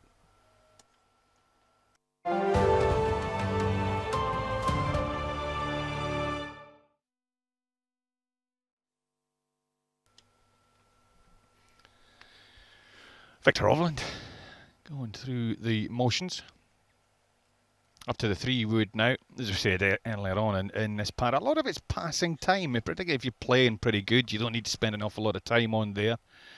And you feel you've got to justify the day by being out there hitting an awful lot of balls. Victor Hovland there, one of the DP World Tours and Game of Golf's bright young stars. The first time I saw him in person was a few years back there at Pebble Beach, where he won the US Amateur. And then he came to Pebble Beach, Gary Woodland's year, about 3 years ago, I suppose. And Gary Woodland won so very well there. No one will ever forget that pitch from the green on 17 over a little hump and stiffed it. But this boy played very well there. And as soon as I saw him, I thought to myself, I'm going to remember that name. I'm really going to look at this guy and study him and then where he goes in his career. And, I wasn't disappointed. So fast to the dizzy heights of... He got to 4. I think he actually got to 3 momentarily. Not for a long time, but 3 in the world. Man, that's a career within itself to get there. Look how far right he's aiming there. And he just comes over it a little. And there's nothing wrong with it. To be perfectly honest with you, I used to do that as a youngster. And I tried to get out of it, and I wished now, looking back, that I wish I never did that. Because everyone said you can't come over the top of the ball, which means coming over the top, for you that don't know, you just basically throw your hands an inch or so out to the right as a right-hander and then cut down on it. And it's a very good way to hit a fade. Very difficult to hit a draw, but you can do it if you just release harder with your right hand, just somewhat. But a lot of these players don't really want to hit a draw. They are so very happy with the trampoline effect of the woods. They like to hit it left to right. And look, he hasn't disappointed the way he's performed since I saw him a few years back at the Great Pebble Beach. Yeah, it's an interesting point, isn't it? Swings had to be a certain way years ago. The idiosyncrasies were discouraged.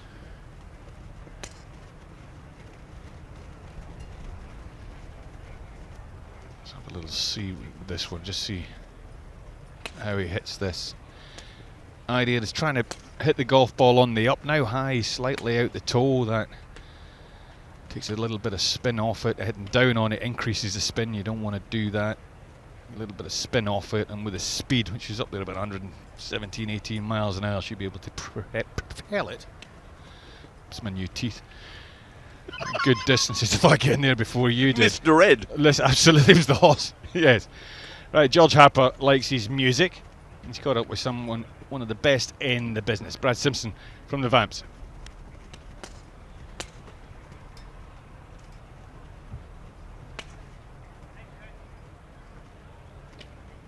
The views of St Andrews are endless. As you look across, you might be able to see Edinburgh in the distance. You'll have to have seriously good eyes to do that. But our eyes are all on the golf as we build up for the 150th Open. And boy, it's good fun to be down here on the range. There's plenty going on, some seriously good golf, and also some good people to catch up with as well. We've got Brad Simpson joining me now on the range. Brad, hey buddy, how's it going? Welcome to St Andrews. What a week. Incredible. Feel very lucky to be here. Weather as well. Come on, it's gorgeous. Insane, isn't it? Yeah, man. Yeah. How's it watching all the best in the world go at it? Just, yeah. I mean, I've literally just got here today, so I haven't had a chance to really take it in. So I think next half hour, sit down, watch it, think about how bad my game is. But it's amazing, yeah, seeing the best of the best. We played yesterday. We were sandwiched between. We were just behind Tiger, and then Phil was behind us, and that was just, yeah, it's very surreal. You mentioned your game. How was it? Where are you at the moment, mate? I'm all right. I don't get to play as much as I'd like to be honest. But had a couple of good holes, a couple of bad ones. Ties, really, really tight lies, so I was struggling with that a little bit. But overall, I was just like very happy to be there. Yeah. How'd you get into golf? Why do you love the game of golf? So my dad actually is a golf coach and has been for the past 35 years. Oh, great. So I started playing when I was like 8 or 9 and then diverted into music there. So I've only really picked my golf back up in the past 2-3 years properly, yeah. How did you know you were keen to get into music? Where does that transition start? Because for a lot of kids, you know, they've always wanted to be a sportsman, but when did you know you wanted to get into music? Genuinely, it sounds like a lie, but I watched School of Rock on a. It's a great film, man. Yeah, it's solid. It's a serious flick. it's a binger.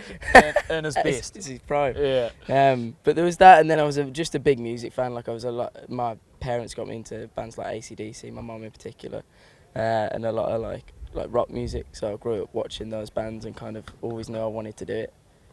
That's epic. I'm just trying to run through my memories of that great movie. Absolutely distracted me.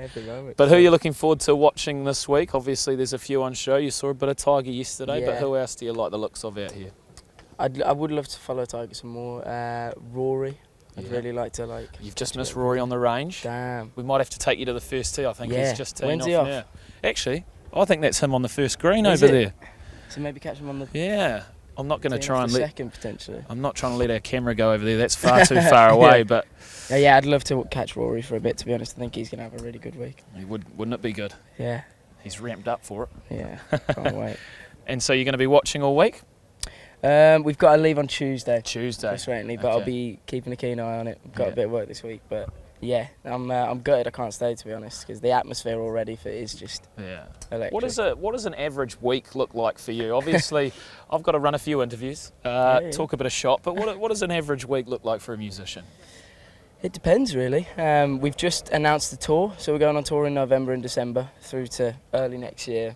So the rest of the year for us is gearing up towards that. So a lot of rehearsals, we build the whole tour ourselves. Great. So me and the drummer Tristan will sit and we'll kind of work out the logistics and how we want the set to run, things like that. Epic.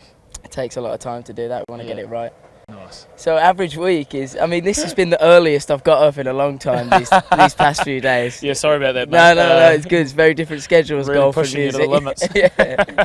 Oh, very good. Well, thanks for getting up early with us, mate. It's been great to have you here, and we hope you enjoy the week. Cheers, man. Thanks a lot, mate. It's great, isn't it? Great. It's from all walks of life. You're a bit of a music buff, aren't you? Oh, I love it. Oh, what about, straight away he went to AC/DC, a great Australian band. Actually, Angus Young lives across the river from where I live in Sydney. And, yeah, what a band, AC/DC. I'm a big fan. You know, Highway to Hell Bunker here on the Old Course. I think that might be making another appearance this week.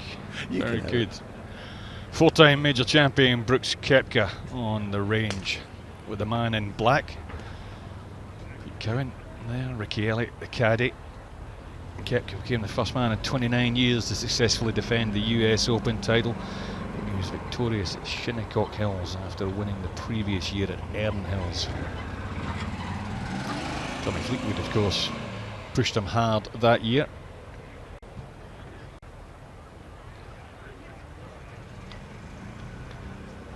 Had injury problems the last couple of years. Knee surgery. Got married just a few weeks ago.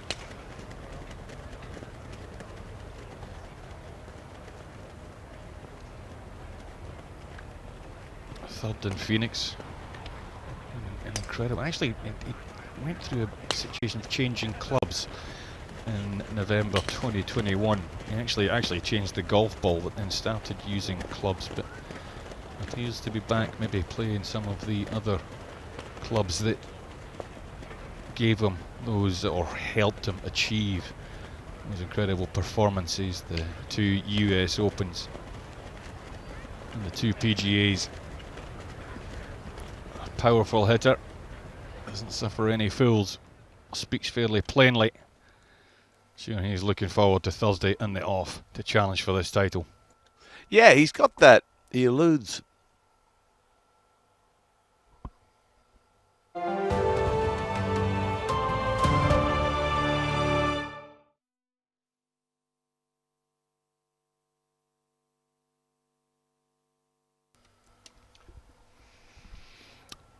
You're watching Brooks Koepka now. He's made his way through the bag. He's up to the driver. He seems to have a toughy attitude, but believe me, he's a lovely guy. He truly is to speak to, and he's a confident guy. He's always very polite, ready for a joke, and a fantastic player. So strong up top. A great set of legs, big thighs, but not as big as he's up top. You know, you need decent thighs to carry that chest and that top of his body. His muscles at the arms are just so very big. It's what I call a top-heavy swing. Doesn't really drive that hard with the legs. It's just all muscle from upstairs there above the waist.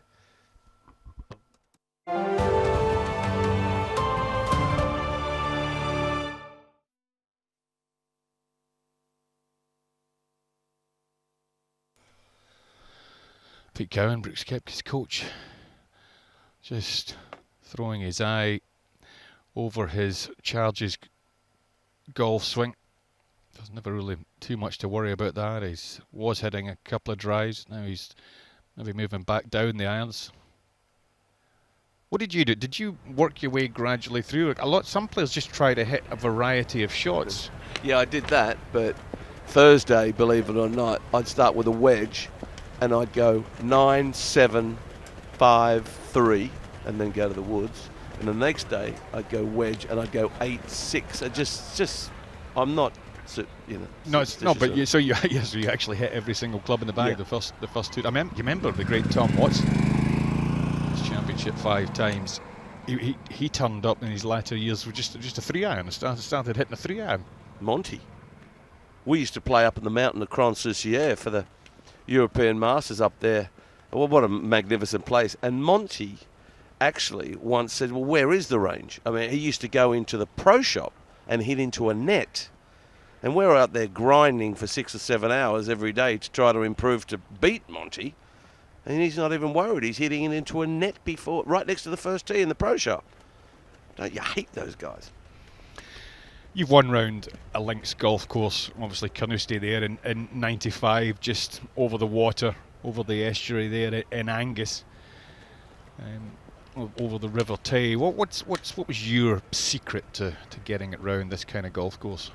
Well, first of all, I grew up with this type of golf, especially the wind that presents itself on links golf courses. And Sydney, I grew up in Sydney, and one of the windiest cities in the whole world. It's just so very windy, and I grew up very close to the ocean, a place called Cronulla, and I was, a junior at Cronulla Golf Club, a young assistant pro, and I learnt how to play in the wind. Now, if you can play in the wind and you can control your ball flight down, up, left to right, right to left, high, low, and I could do those sort of things because I grew up in such conditions, you have it sussed. And then you just have to have an imagination of how far the ball is going to run, which is going to have something to do with the flight, the height of the flight of the ball. If it's down breeze, you don't want to pump it in there low. You want to give it a little bit of height to flight it in there and not get such a bound forward. And to control your ball flight, look, you have to be able to hit the ball very well. I could hit the ball very well. I wasn't a great putter. I was a streaky putter, in all honesty. If I was a great putter, who knows, I probably would have won more championships. But that's what you have to do. If you can flight the ball here, and he can, and he's exactly the same. He's a streaky putter. We know he's won 4 majors. He's been a world number 1 in the world. Look, he is a serious contender, one of the top 15 serious contenders. what does he have to do well? Look, I'm not too worried about him tee to green. All I'm worried about Brooks Koepka, if he can get it on the green and he can start to roll some putts, which we are going for 13 on the stip meter on the PGA Tour, he's coming over here to not even, probably nudging 10, probably 9.8 because of the wins we could get. This guy, he's a chance of kissing the Claret Jug this week. Yeah, certainly one of the main challengers. No disputing that at all.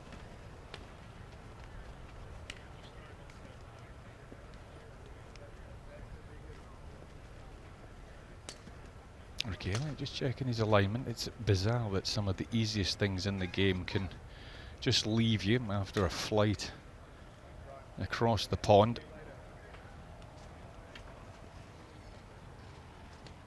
Right, having worked all the way up to the driver and working all his way down to the wedges.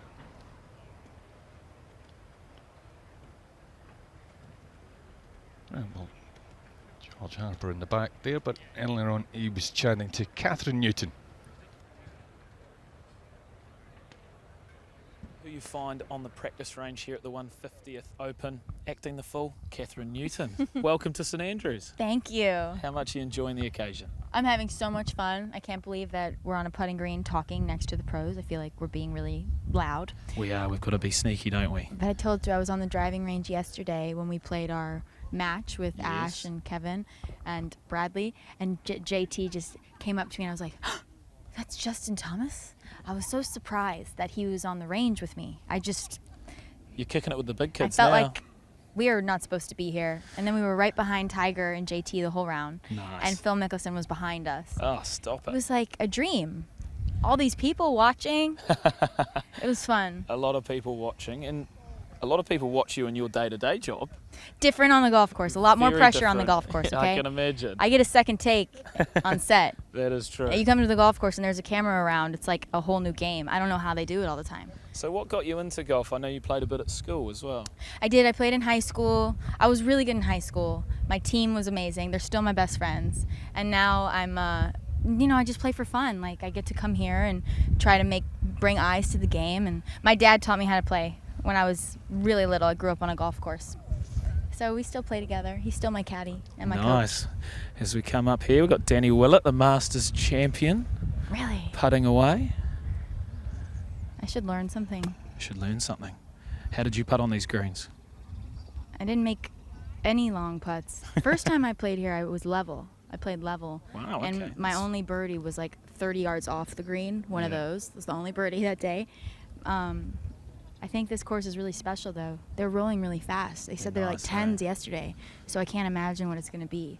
Now, I mentioned how did you get into golf, but I also wanted to know how do you get into acting, because, I've always talked a lot of rubbish, and people said I should get into acting, but I just think it looks so hard. How do you get into it? This is way harder than acting. Golf is like way harder than acting. It's 100,000%. Acting is like, I don't know. I just kind of figure, I don't know what to do. I couldn't tell you. When did you first know you're like, right, I'm going to do some acting here? I think when I started looking at playing seriously, I was like, which one do I want to put everything into? Because acting was just happening. Nice. So I was doing Big Little Eyes at the time when I was looking at my colleges, and I just took that, rode the wave. Why wouldn't you? And golf is still something I bring my clubs. I was in London filming Ant-Man here for 6 months. Didn't go golfing one time. What? So that's the problem. Who's the director? They need more time off for golf. I know. I just never went. I was very. My clubs were staring at me like, Catherine, what's wrong with you?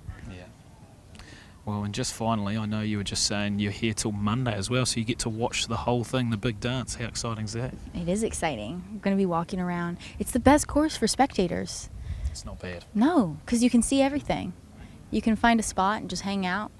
Nice. Yeah. Well, we've enjoyed hanging out, and I'm sure we'll find a Thank you. spot to watch some golf together. Definitely. All right. Thanks for your time, Catherine. Thank you. I'm Simon Holmes, joined by John E. Morgan. It's a Monday morning on the driving range.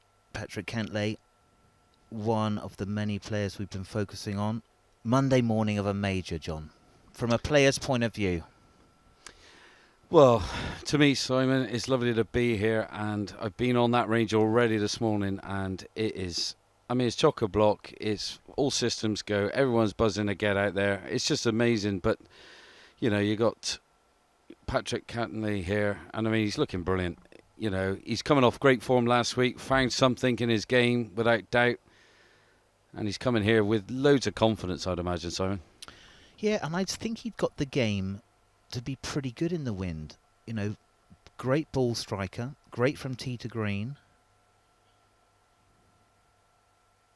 Kind of a calm guy. I think calm guys can do well when the conditions get difficult. You've had a quick walk around the golf course. What do you see as far as what the players should be getting prepared for? What's the course going to demand for success this week? Well, the forecast is saying, I'm hearing the kind of two sides of the story, 15 to 25 miles an hour through Thursday to Sunday. Now, that gives me a whole perspective of a lot of wind, a lot of ball flight, you know, lots of control.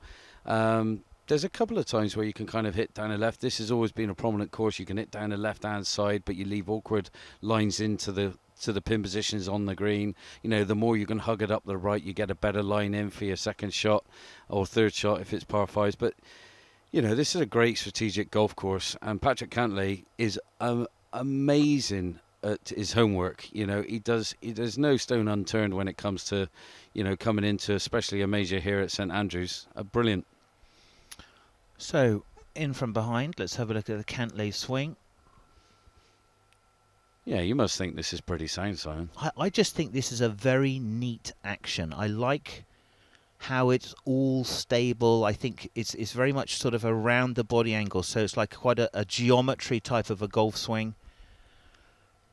Good in the address position, sets the angles.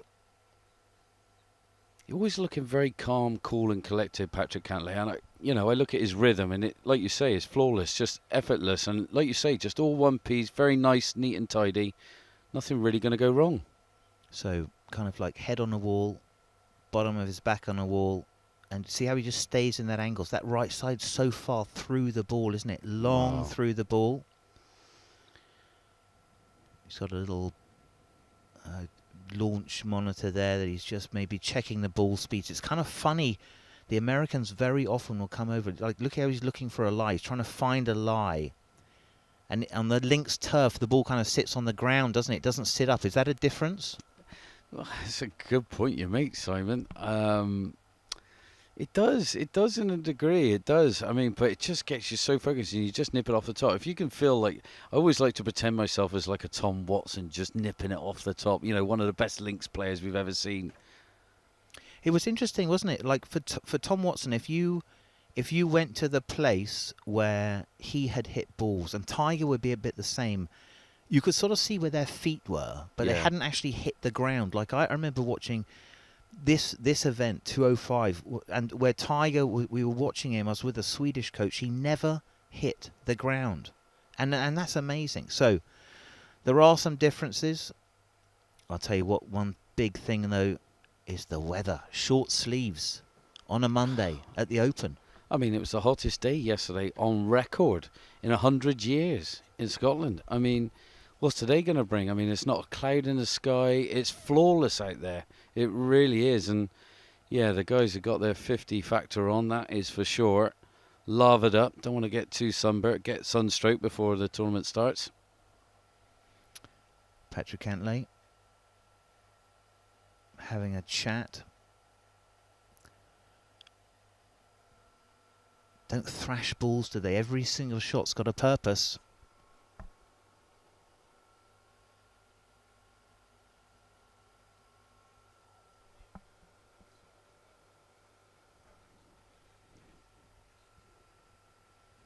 Okay, so Patrick Cantley, 140 ball speed, kind of a power player.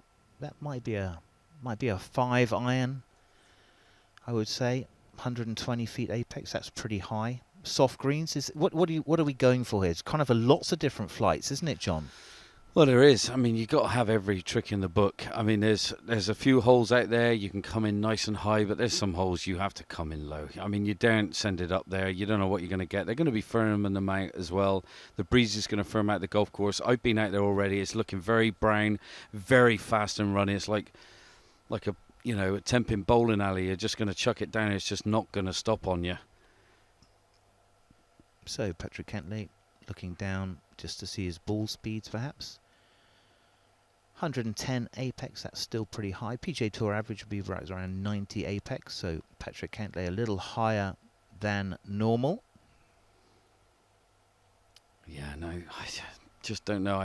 I would be here hitting knockdown shots for fun. I mean, doing my homework, seeing the weather forecast, seeing that there could be a lot of windy conditions, I would be hitting soft shots. I'd be trying to get that ball flight down nearly half the height and just run it in, looking at the front portions of the greens and working it from there. Proper links, old Tom Morris style. You can't beat it. So this is your comfort zone, Simon. Yeah, 3 shots, probably a 5-iron. Launch is pretty high, apex is pretty consistent. So this is obviously maybe just a little work on his swing, just a Monday morning. Perhaps go out for some holes later on. Look at the swing here. A lot of rotation with that upper body and hips, isn't there? Yeah, there is. That's one thing at home, you know, when you see you guys at home looking at this now, this is something you got to do. You got to get that belt buckle turning towards your target as soon as you possibly can, really. Coming down, before you've even started your transition, start working it to the left-hand side, out the way. Get that right pelvis to kick in and get that left hip out the way as quickly as possible. And that really traps the ball lovely, gives you a beautiful strike and adds distance as well, Simon. Yeah, absolutely. So we're going to head down to the driving range and join Di Stewart. Oh, thank you very much, Simon. It's great to be here. The sun has gone in a little bit, hasn't it? It's a little bit more overcast. We don't need the factor 150 right now. I think it's about a factor 20. But yesterday, we've been told it was the hottest day in Scotland, for 100 years. Yes, my goodness, everyone everyone on the street cheering and celebrating, looking at the fact sky, that it was wondering so what was sunny. going on. No, we're really excited about the fact that the weather's going to be good. But a lot of people obviously want the wind to blow and to create a little bit of havoc here at the 150th Open Championship. I've just been out on the course, Pete, while you've been working hard here on the range, and. Was that you haven't been working hard? Okay, trying. Yeah, it's hardly work, is it? This is great fun. We are bringing you all the big stories, of course, and covering this major championship like no other. We have cameras everywhere. We've got the TopTracer analysis and insights. If you are just tuning in for the first time, we have got every base covered. So I've been out on the course. I saw Adam Scott on the 3rd, and just to give you a flavour of the atmosphere out there, it was about 5 deep. It was incredible. Just to try and see him on the tee was quite difficult. But as you filter down the fairway, there are a lot of viewing points, so they've done a brilliant setup for spectators. Of course, Adam, it was so close, wasn't it, back in 2012? Should he have won the Open Championship? I've got to be honest, I don't even like thinking Talking about it. Yeah, it was just it was painful to watch. Being a pro, maybe have a slightly better insight in some respects as to what was going on, but when he pulled that 3-wood out at the last, it was just. I could almost hear the entire country of golfers just screaming at him, no, just hit driver, just hit driver. Oh, God, it was painful to watch. I mean, he's obviously still a class golfer, so it's not the last chance he's going to have, but, man, and so somebody like Adam Scott, how would you rate his form right now coming into this Open? Obviously, class play, one of the greatest swings in golf. You see, that's the thing with a player like Adam Scott, and he's not the only one here this week, but he has been a very, very good golfer for a very long time. He's never going to be in a situation where he doesn't have a chance to win. Obviously, he'll play badly some weeks, but with his swing and with his technique, he's always going to be up and around. Yeah, I saw him in Ireland at the beginning. What week are we in? It was the beginning of last week at the JP event, and he was in fine form, really excited about coming into St Andrews, as are so many. I got a glimpse of Louis Oosthuizen, winner here in course, 2010 yeah. on this course, massive victory as well. Who else? There was a young South African, Aldrich Podgieter, who's he's 17 years young, qualified for this event. There are so many amazing stories. This Open is literally open to anybody. Anyone can win this championship. And Mikey's got Mikey the caddy on the bag, who was telling me he hits it an absolute mile and has such touch and feel around the greens. I mean, you could put so many names down to win this Open this year, couldn't you? Yeah, I mean, we're talking there about the amateur champion as well. Yes. Like, he's literally the amateur champion. The amateur champion. Yes. And he's just won at a links course. Yeah. I mean, I can't remember. My golf memory doesn't quite stretch that far back, but I can't remember the last time an amateur won the Open. I'm sure it was back in 1900 and something. So it's a big stretch, isn't yes. it? But the experience that he will gain from playing in this will be, it will be memories for life, won't it? That's the thing. Like you see it so many times when the player who wins the silver medal at the Open, yeah, generally they're going to go on to have a very successful professional career. So being here this week in this field on this course, yeah, I mean, that's the type of memory that is going to keep you coming back. Yeah, and if you're walking on the range here for the first time as a 17-year-old, what kind of things will he be picking up and absorbing from the experienced group that are on? And would it be quite intimidating to do that? He looked cooler and more composed than a lot of the tour pros. He literally looked like this was just a walk in the park. Watch out for Podgieter then. Yeah, I mean, if I was 17 and walking on I don't think I would. I think I'd still be back in my hotel room. Taking notes, too I scared. think that's the key, isn't it? Take a leaf out of Matt Fitzpatrick's book and, write everything down. We were speaking to Pete Cowan earlier on, who was telling us that he's got 3 stats men that he employs now. He's got a massive team around him, great support network, but he notes everything down, every yardage, everything that each club in the bag can do, which is a great role model for youngsters. Oh, yeah, I mean, he's so driven to be the very best player he can be, and he said this himself, he's not naturally blessed with some of the physical attributes that some of the other players have, and yet over the last few years he's worked so hard and he's now one of the longest in the game. Yeah. And he's done that through the stats. He's understood what he needs to change. Yeah. And when he's combined that with his already stellar iron play and wedge play and putting, of course, he's turned now into one of the best players in the world. Yeah. And talking about stats and talking about how to get dialed in, this is literally a launch monitor sales drive here. What is going today. on the range here? How many bits of technology are being used right now? I would say I've not actually seen someone practice without a launch monitor yet. No. The launch monitor, there's a few training aids out as well. Yeah, coaches are here as well. All sorts. So what exactly will the players be doing with these pieces of technology for those who don't have them at home? So basically all the GC quads, so that's the unit which sits at the side of the player and the TrackMans, they've all got internal barometers. So what they'll be doing is they'll be trying to gauge their distances for these conditions. So obviously if they come out here in the morning and it's 5-6 degrees cooler, the ball is not going to be flying as far, whereas now there's going to be a different condition and different ball flights. So all they'll be doing is they'll be checking the temperature now, what's about 22 degrees. They'll know if they go out on Friday, it's about 22 degrees. These are the distances that they're going to be able to actually hit. Yeah. It's fascinating to see. I saw, Justin Thomas, he was mobile with his equipment on the course yesterday, took it out and, hi guys, hi, good to see you. We'll be chatting to you later on. You bump into everybody here on the range at the Open Championship.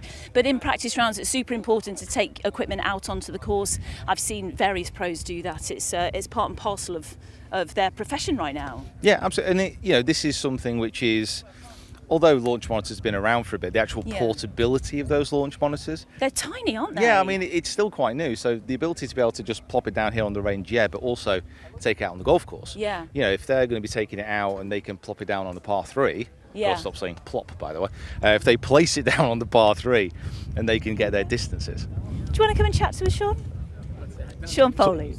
Oh, come say Go on, hi. yeah, come on, Sean. This is RNA. You're live now on the range. Okay, Yeah, right we're on. good. Yeah, how are you, buddy? Nice to see you. Yeah, really great to see you. Now, remind our viewers how many players you have here at the Open this week. I'm here with my man Sam Horsfield. Yeah, how's that going? Yeah, love it. Yeah, great. I'm enjoying it. Yeah, how's Sam feeling ahead of this Open Championship? Sam looks great. Yeah. Yeah, what's his prep been?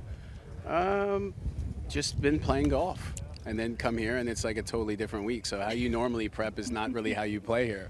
So I think here the key is less about practice and more about becoming aware of how firm it is and the different type of shots you need to hit.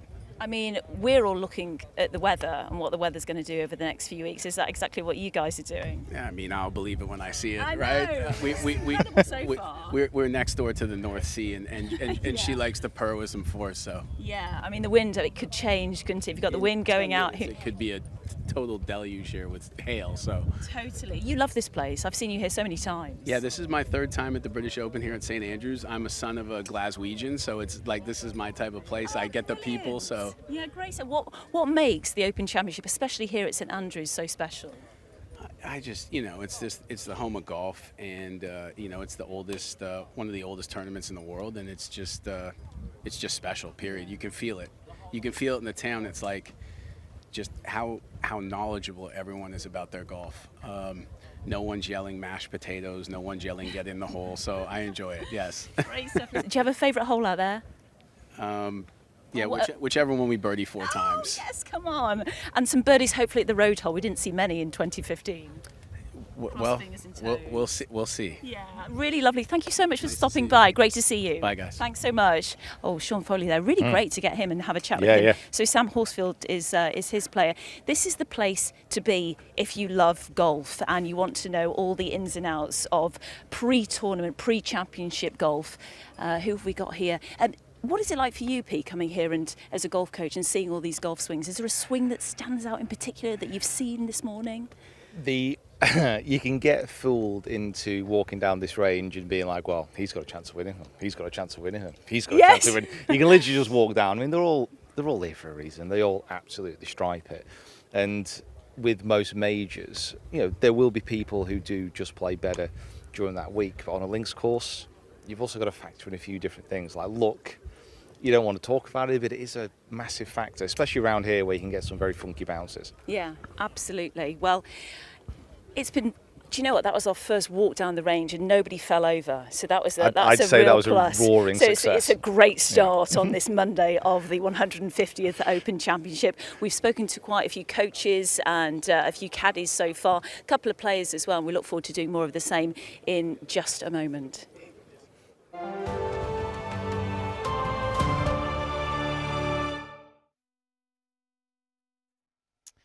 Yeah, fascinating view, isn't it? Probably the best place to watch golf on a Monday. Oh, definitely. And it'll be stacked behind them there in the stands. And, well, what a golfer we're seeing right now. Shane Lowry. Bow on the bag. Yeah, not much science perhaps in the Lowry game, but maybe an Open champion specialist. He's picked up one. Is this another great spot for him to pick up another? Definitely. Great shaper, shot shaper of the golf ball. I mean, literally, there's no golf course that he can't dominate, in my opinion. And he comes alive, I think, when it comes to links. If the wind gets up, it brings out his great imagination. You can get yourself in a bit of a pickle around this golf course, and with his short game, it's amazing.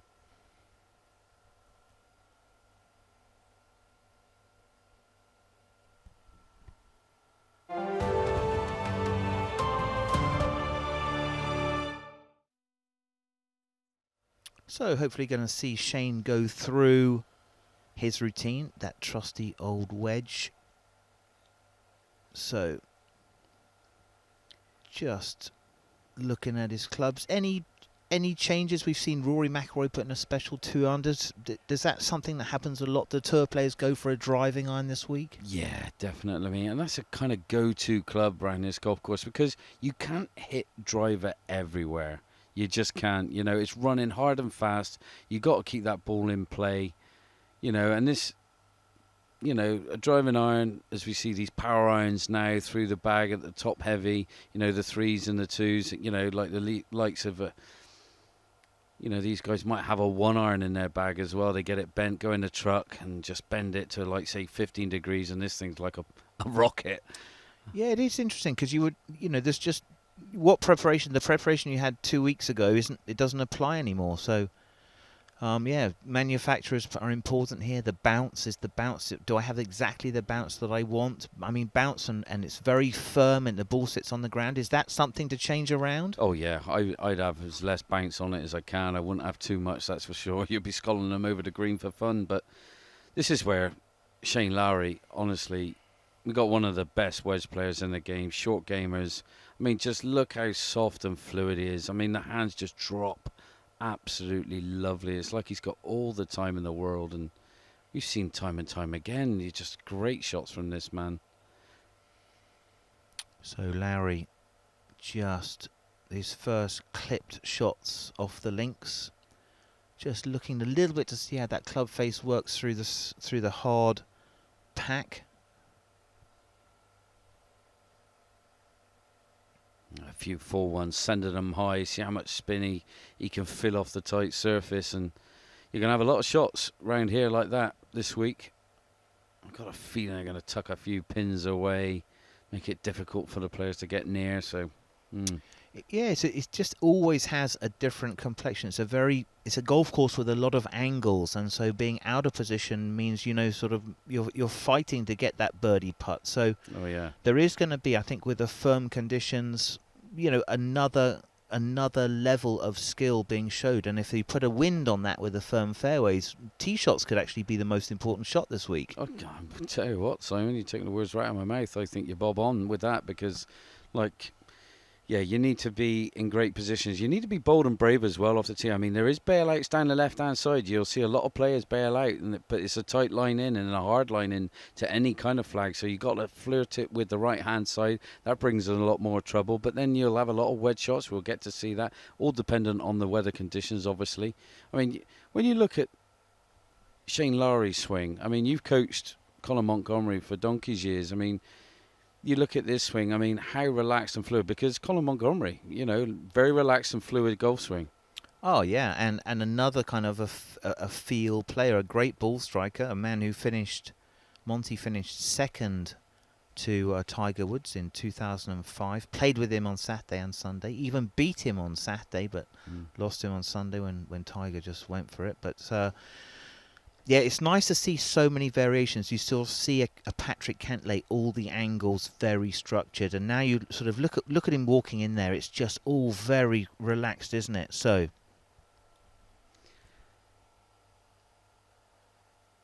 slightly fuller shots.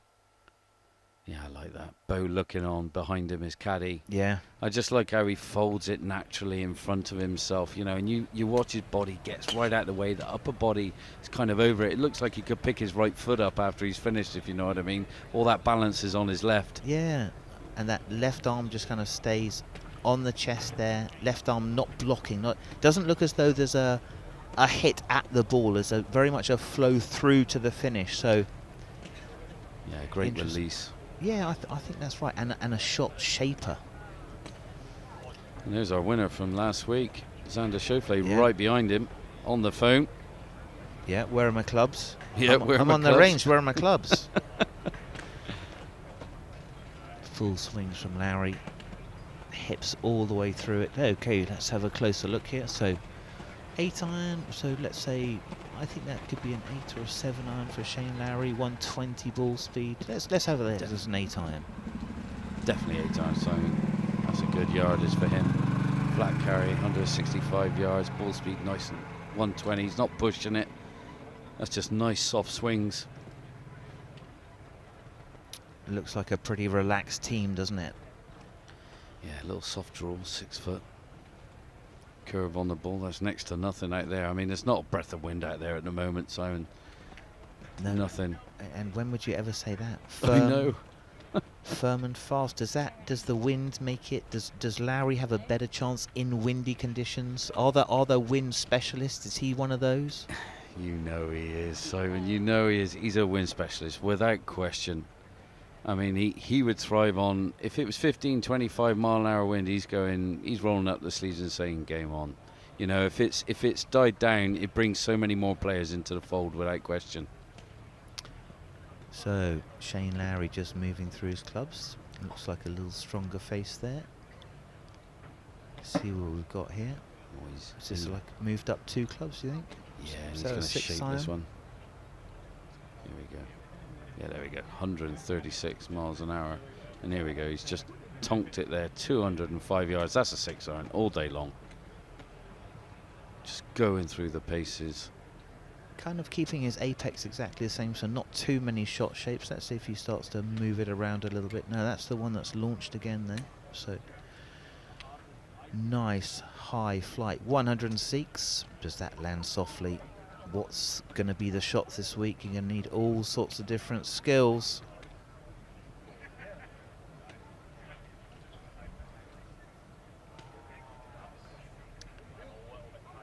Yeah, and all the homework. Bo looking on words of wisdom.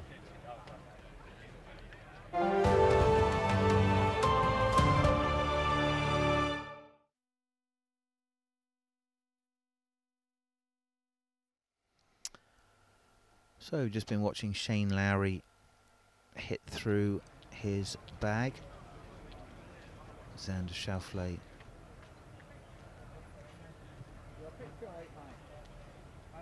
was in the background, didn't have his club, so yeah, I'm getting flashing. have a look at this. Flashing, yeah, Don't often see shots from this. Look how through the ball he gets there. Left side cleared, right side through and forward. His manufacturer just chatting through to him.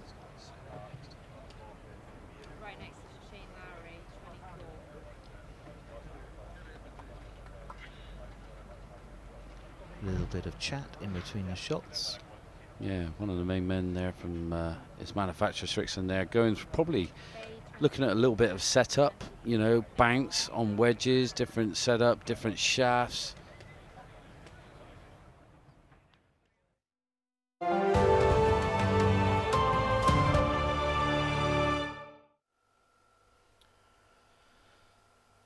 Yeah, just how the club's going in through the ground. Was the wedge how he wanted? It looks like maybe that toe is a fraction up. Maybe that's just how he has it set up. Does he feel like the heel is just slightly catching in the hard, packed links turf? I think he's got to be a man who fancies his chances. Is this his favourite tournament of the year?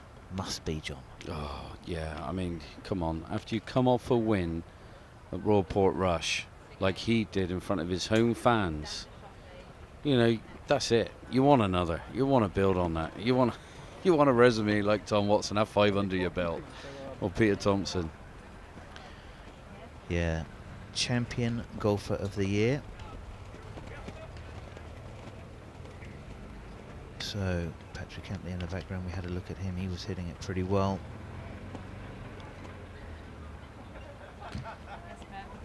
Fuller swings, higher right side. Let's see. I mean, he said, Simon, at the Irish, he found something. He found something in his swing. Now, when it all comes in line and something clicks, all of a sudden you're just one-track mind. You're fluid, you're confident. He's coming into this event knowing he's found something, something's clicked. We're going to see some great stuff from Shane Lowry this week. I really do believe it, especially if that wing gets up. We'll see some vibrant shots, great imagination. He's a crowd pleaser. They love him. Yeah, and I think you also catch a little catalyst from having a couple of weeks in Ireland, and you're the man. You're one of the main men. So very relaxed, Shane Lowry. It's a Monday. He knows it's a Monday. He doesn't get started till Thursday. You don't want to go too early. A little bit of chat.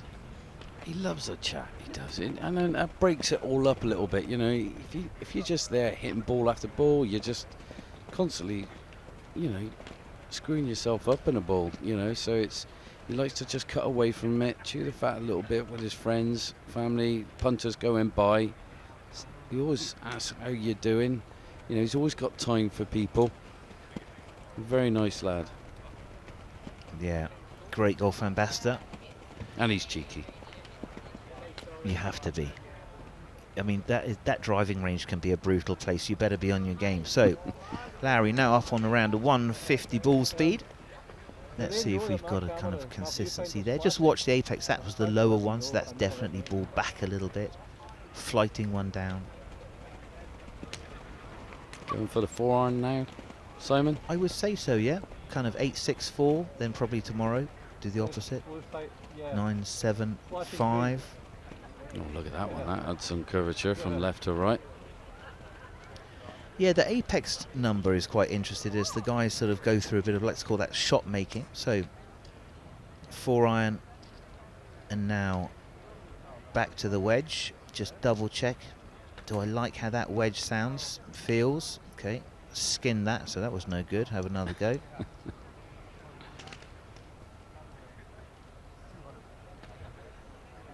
I love how he just drops the hands, like it just looks so relaxed, brings in so much feel and lets it be so passive as well. Yeah, it's interesting. I think when guys hit a lot of pitching wedges and wedges, their rhythm, they're working on rhythm and pace and sequence. It's almost like the driver and the wedges kind of go together. You're really trying to find that pace. Technical work is done more with a 6 iron, with a 7 iron, as you're working on a feel. No, I'm with you, Simon. I mean, if you've been playing in windy conditions, like they've just come from the Genesis Scottish Open now, you know, we had 2-3 days of brutal winds. So your swing gets a little bit battered. You've got to come to the range and find it again. Yeah, it's interesting. So more stories, more drama. Let's maybe head down and see what George has been up to.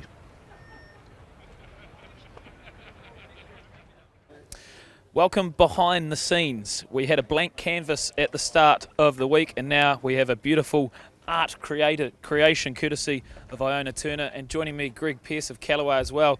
What a special thing this is. Can you run us through the story of how you designed this Callaway bag? Yeah, very much so.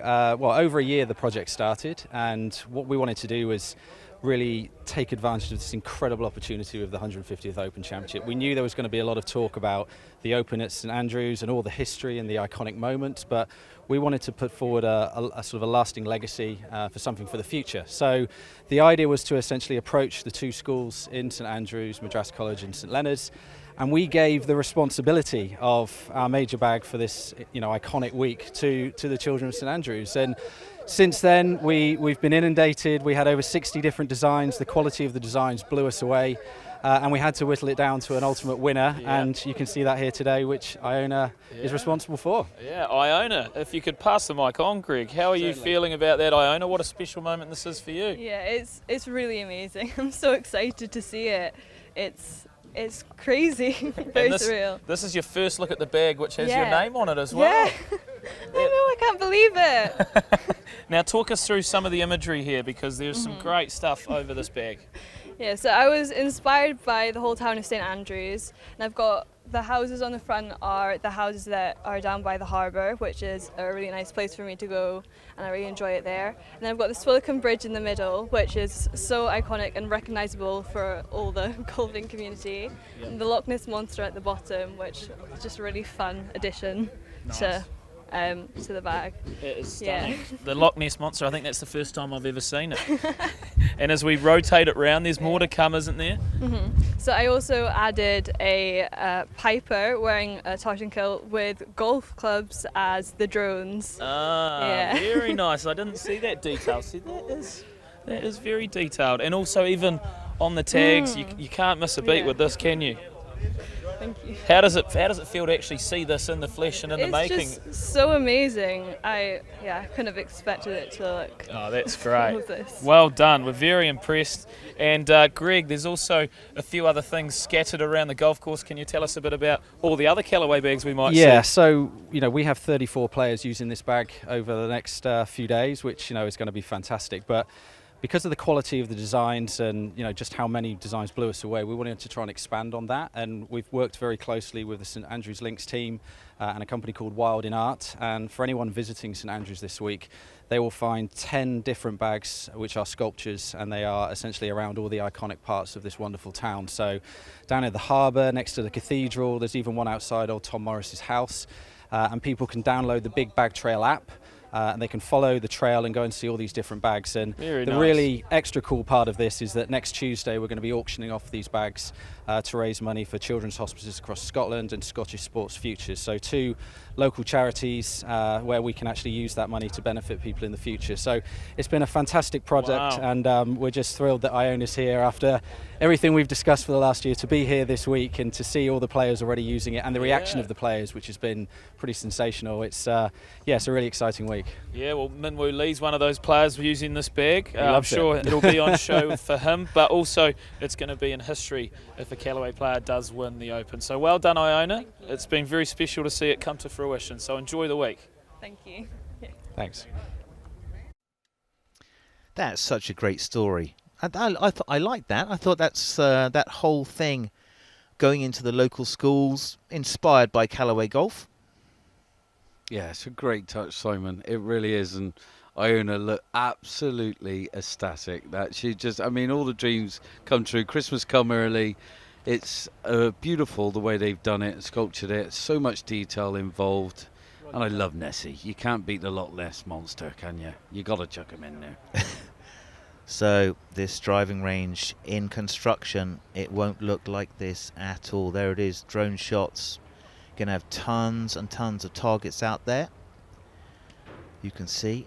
And then I suppose now, what do you call it? Used to be the John Daly fence at the end. Now who is it? Is it a Bryson DeChambeau fence that they build that for? It probably is. Well, now, you know, the new US Open champion, Matt Fitzpatrick, sending a country mile nowadays. He'll be in with a shout. Yeah, it is, isn't it? 300 used to be, well, just a number that was way out there. And now, 300 yards, yeah, I'll carry that. Yeah. Oh, here we go. Fresh from the United States, Max Homa. Another excellent ball striker. Let's take him and have a look at his swing. Saw him play very well before Christmas, start of the year. Player you admire? Yeah, what a beautiful game. And I tell you what, one that's on the rise. I think he's top 10 now in the order of merit over in the States. And I mean, really and honestly, he's a player trending in the right direction. You've got to watch out for this boy. Okay, interesting to see. So I think that's his coach there. Yep. Little technical work, just a tidy up, a late tidy up. Have you got exactly the right feel? I keep hitting this weird shot, so that's a floater to the right. Why am I hitting that shot? That's what the coaches and the players trying to go through. I don't know if you can see, he's got his feet very close together on that, Simon. What does that kind of do for you when you do that? Yeah, it could be maybe you feel like too wide, get a little bit too static, so a narrower stance, perhaps a little bit more dynamic. So just checking out some of the angles of his swings there. Yeah, there's no launch monitors there, so he's just going through complete feel, which I like. He's not looking at numbers, we're doing it for him. Okay, maybe working with that little shoulder plane exercise there, or maybe just getting that club down in front, a little sequence exercise. Trying to get it all to match up. There are days when it matches up and there are days when it doesn't. And you over 72 holes, have you ever had it perfect, all 72? Never happens, does it? No, it never happens. I mean, the closest to perfection was probably Woods in 97 when he won it, but he still had that first 9 holes where he was all over the place, and then after that it was flawless. So, working on his swing there. Do we feel like he likes that a little better? Pretty good set of shots there. Not much variation, so probably, what would you say that is, 8, maybe some baby 7s. So, 90 feet high. That's pretty much just an average height. We've seen Rory Mcroy earlier, he had some 120, so there isn't always the same height and flight. Different guys have different flights. Yes, they do. And this course, well, all weather dependent. It's you need every trick in the book. You know, you're going to have high, you're going to have soft, you're going to have hard, you're going to have low, you're going to have plenty of shape out there. Lots of imagination. So you come here and work on a few things, get a little bit wacky with your shots. You're going to need them. So just a few more shots. Max Homa, another excellent American player. And there are just getting more and more of them.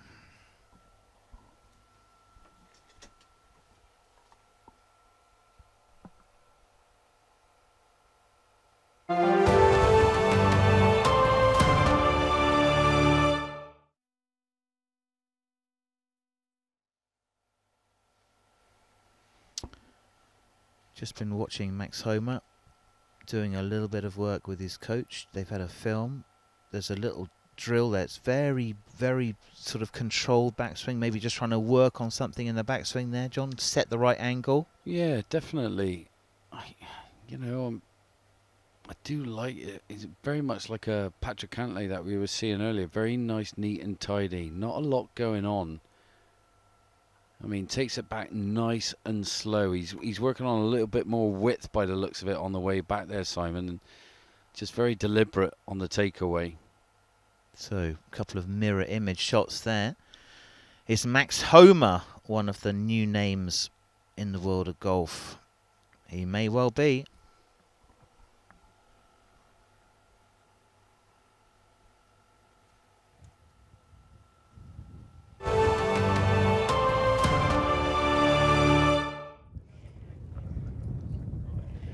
I am joined by a very special guest here on the range, Juan Postigo. Juan, it's great to be with you. You are taking part in the Celebration of Champions this afternoon. Now, tell us a little bit about your story. I know your world ranking is number 3 in terms of disability golf. When did you start playing golf? I started playing golf at the age of 12 back in Spain because my granddad started playing the game, so I was the only one that wanted to play golf with him. And I really fell in love with the game because it was the only game that I can play with no limitations. Yes. I can play basically the same golf courses that these guys play, the same tees they do, the same gear that they play with. So that's what I love the game. And of course, with my disability, all the other sports has to be adapted, but yes, not this one. Tell us how you adapt. Is it your right leg? So when you were born, what was the situation? I was born basically without my right leg. Yeah. So I have to play all with my left.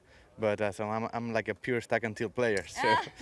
So just kind of getting strong, know what I can do, what can't I do, yes, and that's it. Just know yourself as any other player. So what drills do you work on? And I can imagine there's a lot of core strength going on. Of course, it's like any other player, but with of extra effort.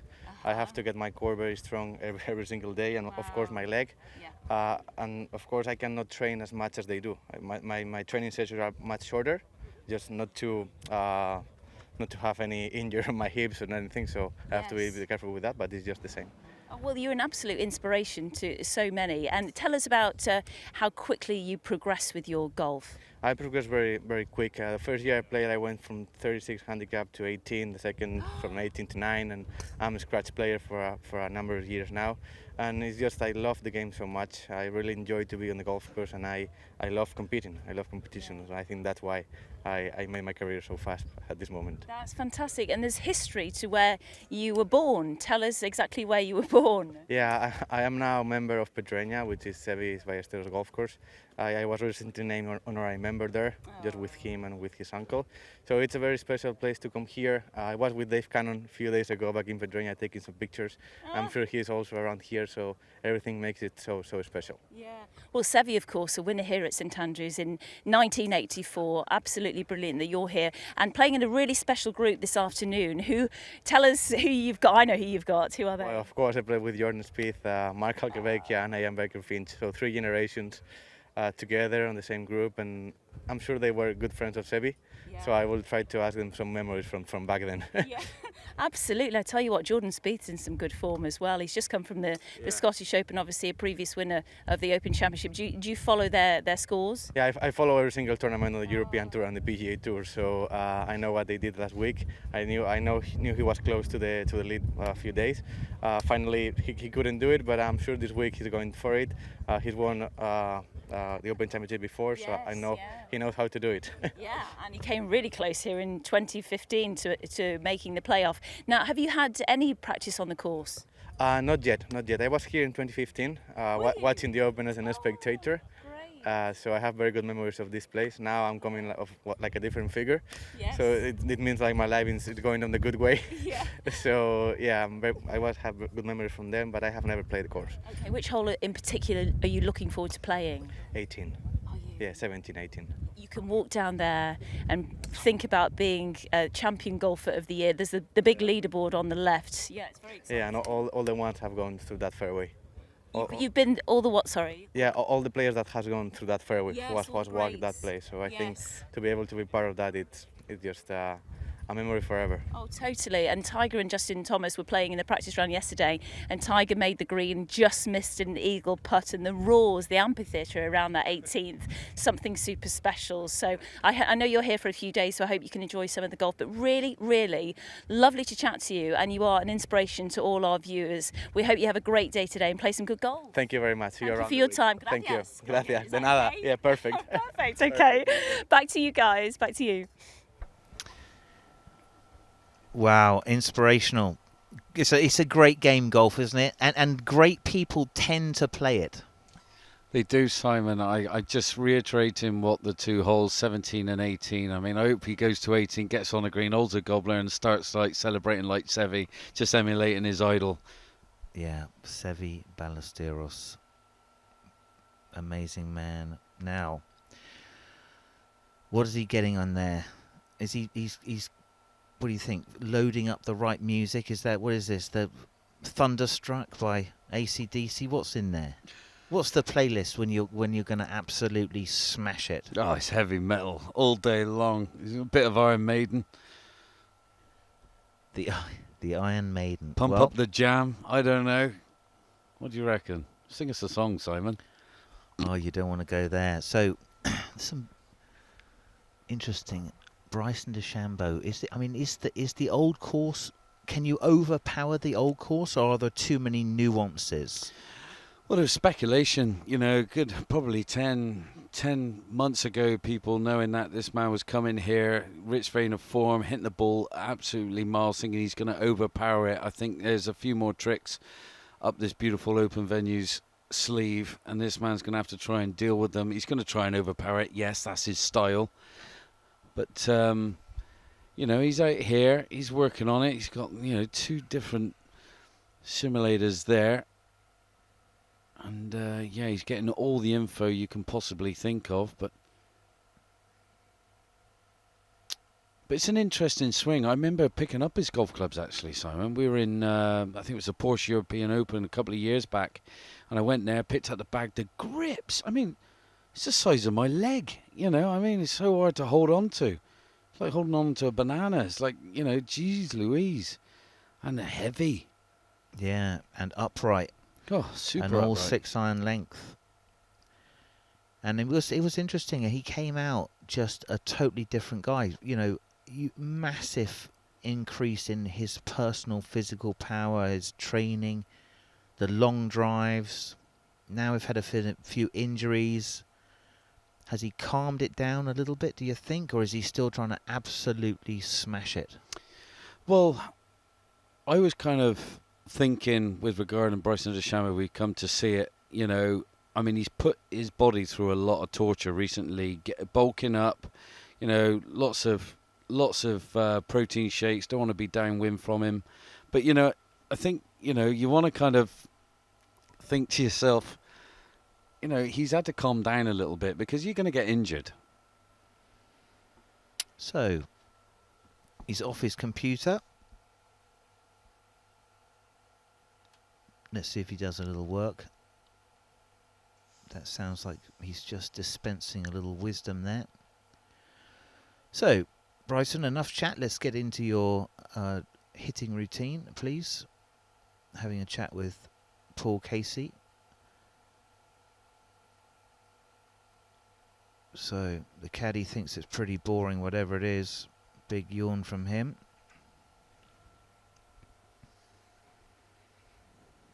Discussing maybe the schedule that they're going to be having, those 2 guys. So, business is over. ZZ Top just walked past. That was maybe that was great music. Oh yeah, give me all your loving, all your hoops and kisses too. Oh boy. So, Bryson DeChambeau. Just his first few shots of the week. Kind of going to be off a big divot. Plenty of thump there into the ground, isn't there? I mean, he's come a long way, hasn't he, Simon? I mean, his first win on the PGA Tour came at the John Deere Classic. That was his maiden victory, and you've seen the shape of him, and you see the shape of him now. I mean, he looks double the man, so much power there, bulked up. I mean, the yardages he goes through. I mean, this is the same club. Look at it. He's just going through the gears now. Yeah, interesting. So, kind of a wedge that's just getting stretched out. There's a lot of footwork there, isn't there? So, just getting those final adjustments, giving us hopefully a great shot of his swing. It's an interesting swing. It's a unique swing. Doesn't have much weight shift. That's what we like down the line. Let's have a look. Bryson DeChambeau. Always quite amazed, you know, how quite strong and straight that left arm is, you know, compared to most of the players. Yeah, the grip is really totally different. So, you know, you've got most guys kind of gripping it sort of more across their fingers, kind of using their wrists as a bit of a lever. His is up through the left palm, kind of more how you would hold a putter. I mean, you're a great coach, Simon, right? And you've coached so many great players, just like this man. I mean, how do you see this swing hold up with the other great players that you've coached in the past? Because I know we're all different, but this is completely different. Yeah, I think one of the things that's interesting is, like, if it's your swing, like Monty has never been injured ever, and it's his swing. It's always his swing, right? And so, but Tiger, who was the fittest guy on the planet for golf, he changed his swing 4 or 5 times, very specifically changed it, totally different pattern. And so that'd be like, if you've got a way to walk, and that's your way to walk, you won't injure yourself because it's your way to walk. If you change your way to walk, you could injure yourself, and maybe that's one of the things. Don't mess with it too much. So lots of footwork. It's more based around kind of like a very forward axis, so he's not really working into the right side and then through. He's kind of leaning on the left, so it's more like a one-legged squat, isn't it? Squats down into the left and then comes off it. So, but I mean, he's just got more speed than anyone else. Oh, he has. He can launch it. I mean, I just remember there on a Palmer's Place, taking it over the par 5, giving the crowd everything they wanted, taking it over the water. I mean, we're going to see some big drives this week from this man. I think that's right, and I think, you know, he's also got good wedges. He's got good sort of strike control as well. He's not just a one-trick pony. He's got a lot of skills. Yeah, and he's deceivingly what an amazing putter he is as well. I know it was a time when the green books were out and he was always doing his math. Now he doesn't have that luxury. He's got to go out there, do a bit extra homework. Yeah, look at the size of that grip. So they're the two guys, just having a look to see exactly what Bryson is doing. We've got a couple of launch monitors there. So there is a lot of technology, and the technology now gives the feel. So, okay, this is my ball speed. This is what I wanted to have. I wanted to have 115 ball speed off this club head speed. Did I get it? Yes or no? So that you're going to see his eyes go immediately down to see that launch monitor, which is ahead of him. That's put it opposite the ball. Got a lot of people on the ground doing some numbers. So let's go. Back to watch Bryson. Let's see if there's any variation. So we're just on 104 ball speed. 107, he's just kind of cruising up.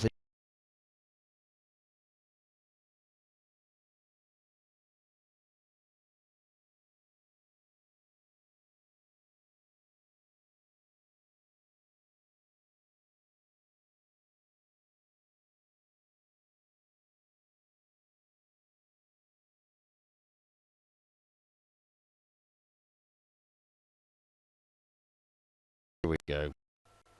Yeah, so 2 109 ball speeds in a row.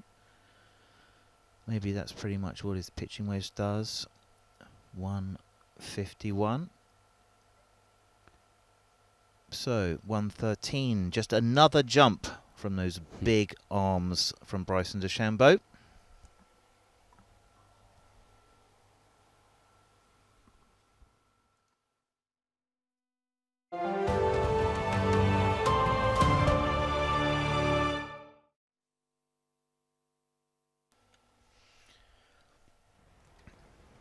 Bryson DeChambeau warming himself through. Your routine, did you need to actually like physically warm yourself up? Did you spend a lot of time on wedges, or were you one of those guys who get up the 6-iron pretty quickly?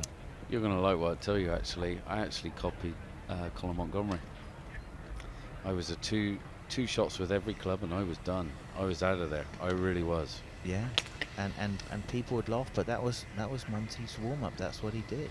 You've only got so many good swings in you in a day, so I didn't want to waste them all, mate. And I'm not, you know, I come to the range and really and honestly, it was a little bit of chat. I just wanted to warm up the muscles, feel nice, you know, nice and supple, and then hit the links. A lot more science in the Bryson DeChambeau warm-up routine. Well, this isn't a warm-up routine. This is him working up through the bag. Massive grips. Look at that left hand. He can hardly get that on there. Kind of arms and wrists work as one unit.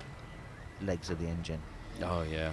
I mean the drive there. I mean two players ago we had Shane Lowry. I mean total opposites. I mean complete opposites. You got height, power, everything like that. Then you've got the finesse, drive, hands of Shane Lowry with a great short game. You know, we've come to see time and time again. And there's a clubhouse there. People are now building up in this beautiful conditions here at St Andrews on the Monday, and great place to be on the range. Prime spot. It is. That's what's great about the range. You get to see so many shots. You know, you go and follow a group and you see 2 shots over 15 minutes. So this is a great place if you're thinking about coming on down. We've got Bryson DeChambeau, one of the, well, superstar performers. Kind of took his body, took it to another level. Took driving, took that to another level, took the science, really tried to work it. Yeah, and I think people, they'll be on the range looking down. They'll see Max Homer there, he's on our right, we just seen him earlier. We've seen Shane Lowry. They've all got kind of regular length golf clubs, and they'll look at this guy and they'll see one length. They go, how on earth does he do this? And you know, they'll be just wondering how on earth it's done and the science behind it. They've seen it time and time again on the TV, but now they're seeing it up close and personal for the first time, and they're getting to see how much he's shaping it now. Look at those from right to left, 44 foot of curve, 128 ball speed, carry 174. Now I remember his yardages he was hitting when he's full tilt. That's a 9-iron. Yeah, I mean it's crazy. Yeah, and he's really just going through the paces here. So that left arm's very rigid, isn't it? God, it's unbelievable. Flexibility going back. You know, he gets it so wide and high there on the back, and then it's the drive. Yeah, if there was ever a one-piece takeaway, this is the one piece of all one-piece takeaways. There are his shots, just that one that curved a little right to left.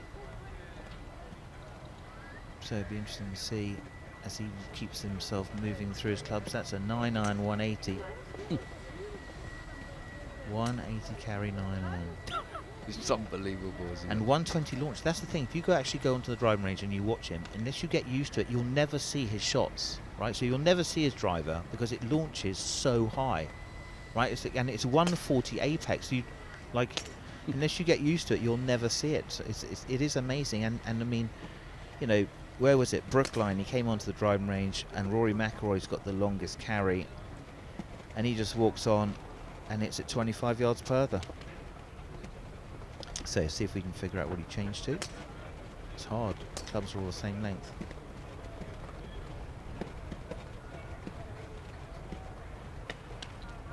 He's changed it up now, so we're going to see something a bit different. You see that flatter ball flight straight away. Well, just probably 8-iron actually. He's going one club at a time. I mean, just the distance. Look at this ball speed. I mean, we're here longer. He stays on here. We see a few drives. Now that was sent. That was sent. That was a bit extra.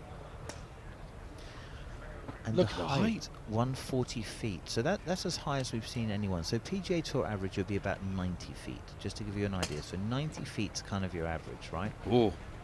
Oh, here we go. We're in for a treat. On. Bring on the big stick. Here we go. Let's stay focused, Bryson. So this is, I think, going to be the longest drives that you will see from professional golf. And they're all watching now. He's got the attention of the whole driving range. Everyone's looking. He's teeing it high. Watch this one go. Other players stop to watch. Oh, what a brisk move that is. 146 apex. Don't know what's over there, but just carry it. 342. 342 carry. So just starting. Oh my goodness! Look at that go.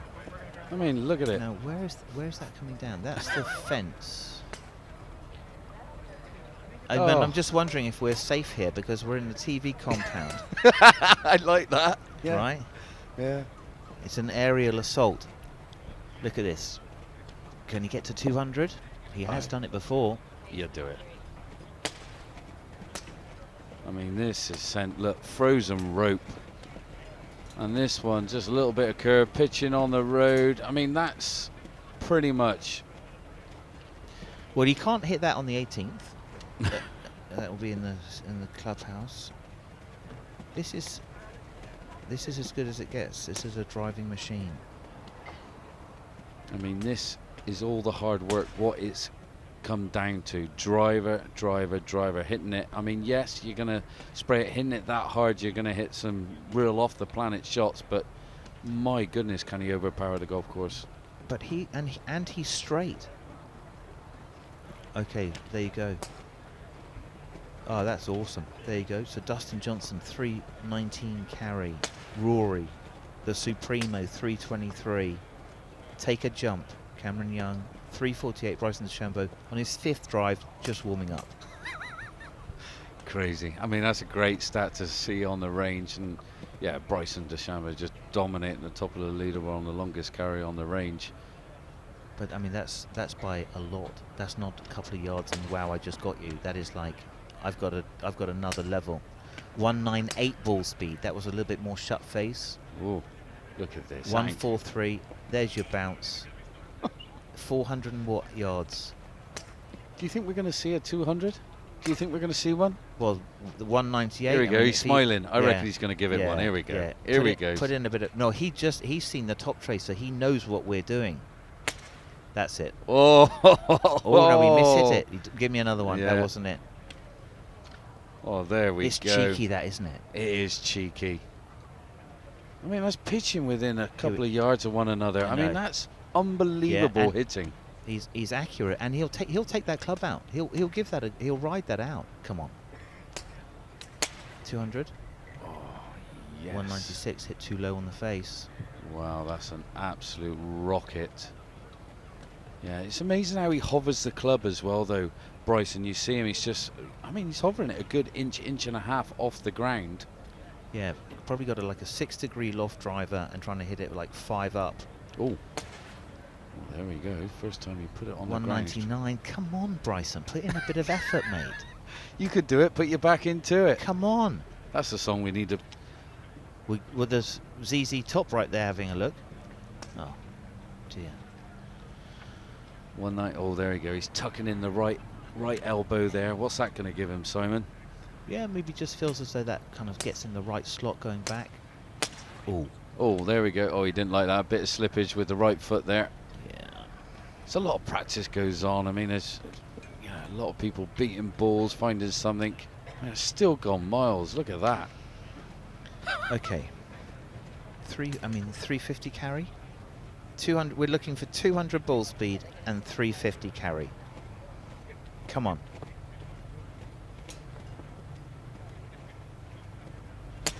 A 170 feet high. I can't even see that. No. Like you say, I mean, the people on the range, I mean, that's in the greenkeeper sheds there, but the people on the range now, like you said, they won't be looking at the apex of the ball. It would be so high out. They've never seen someone start it that high. No one ever has on this driving range. Not ever. 195.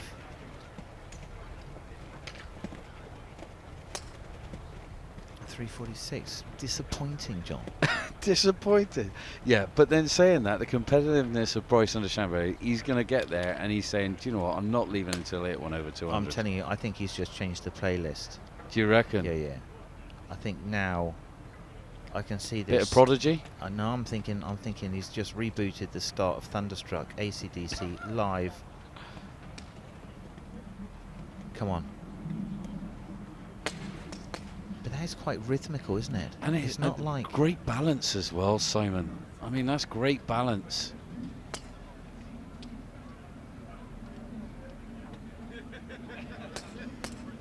the driver exhibition is now over.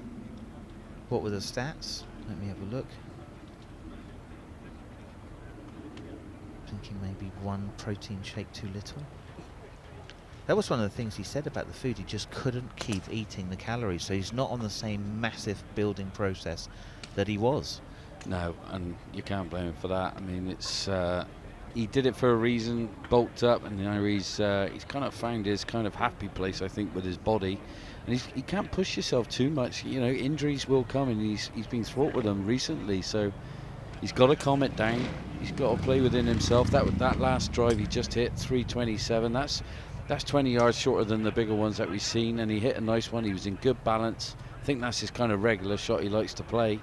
I would like to have a 327 carry fairway finder. Yeah, that would really work for me. I think you'd sleep well at night, wouldn't you? I sleep well anyway. Here we go. Come on, is this the guy? Where are we going? No. 3-wood. And maybe that's the club. Maybe that's a club that comes out a lot. Oh, back out with a driver. Oh, come on, Bryson. You're treating us, my friend. He's teeing it high. Oh, he's teed it up a little bit higher. Here we go. He's not quite happy with that last drive he hit. That's the thing. He's going back for more of a big smile. Here we go. He's going to send this one. He's giving it everything.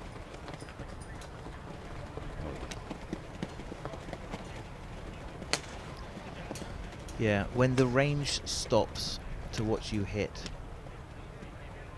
What a different ball flight, Simon. You see the penetration in that ball flight there. Brought the ball flight down. That's proper link style.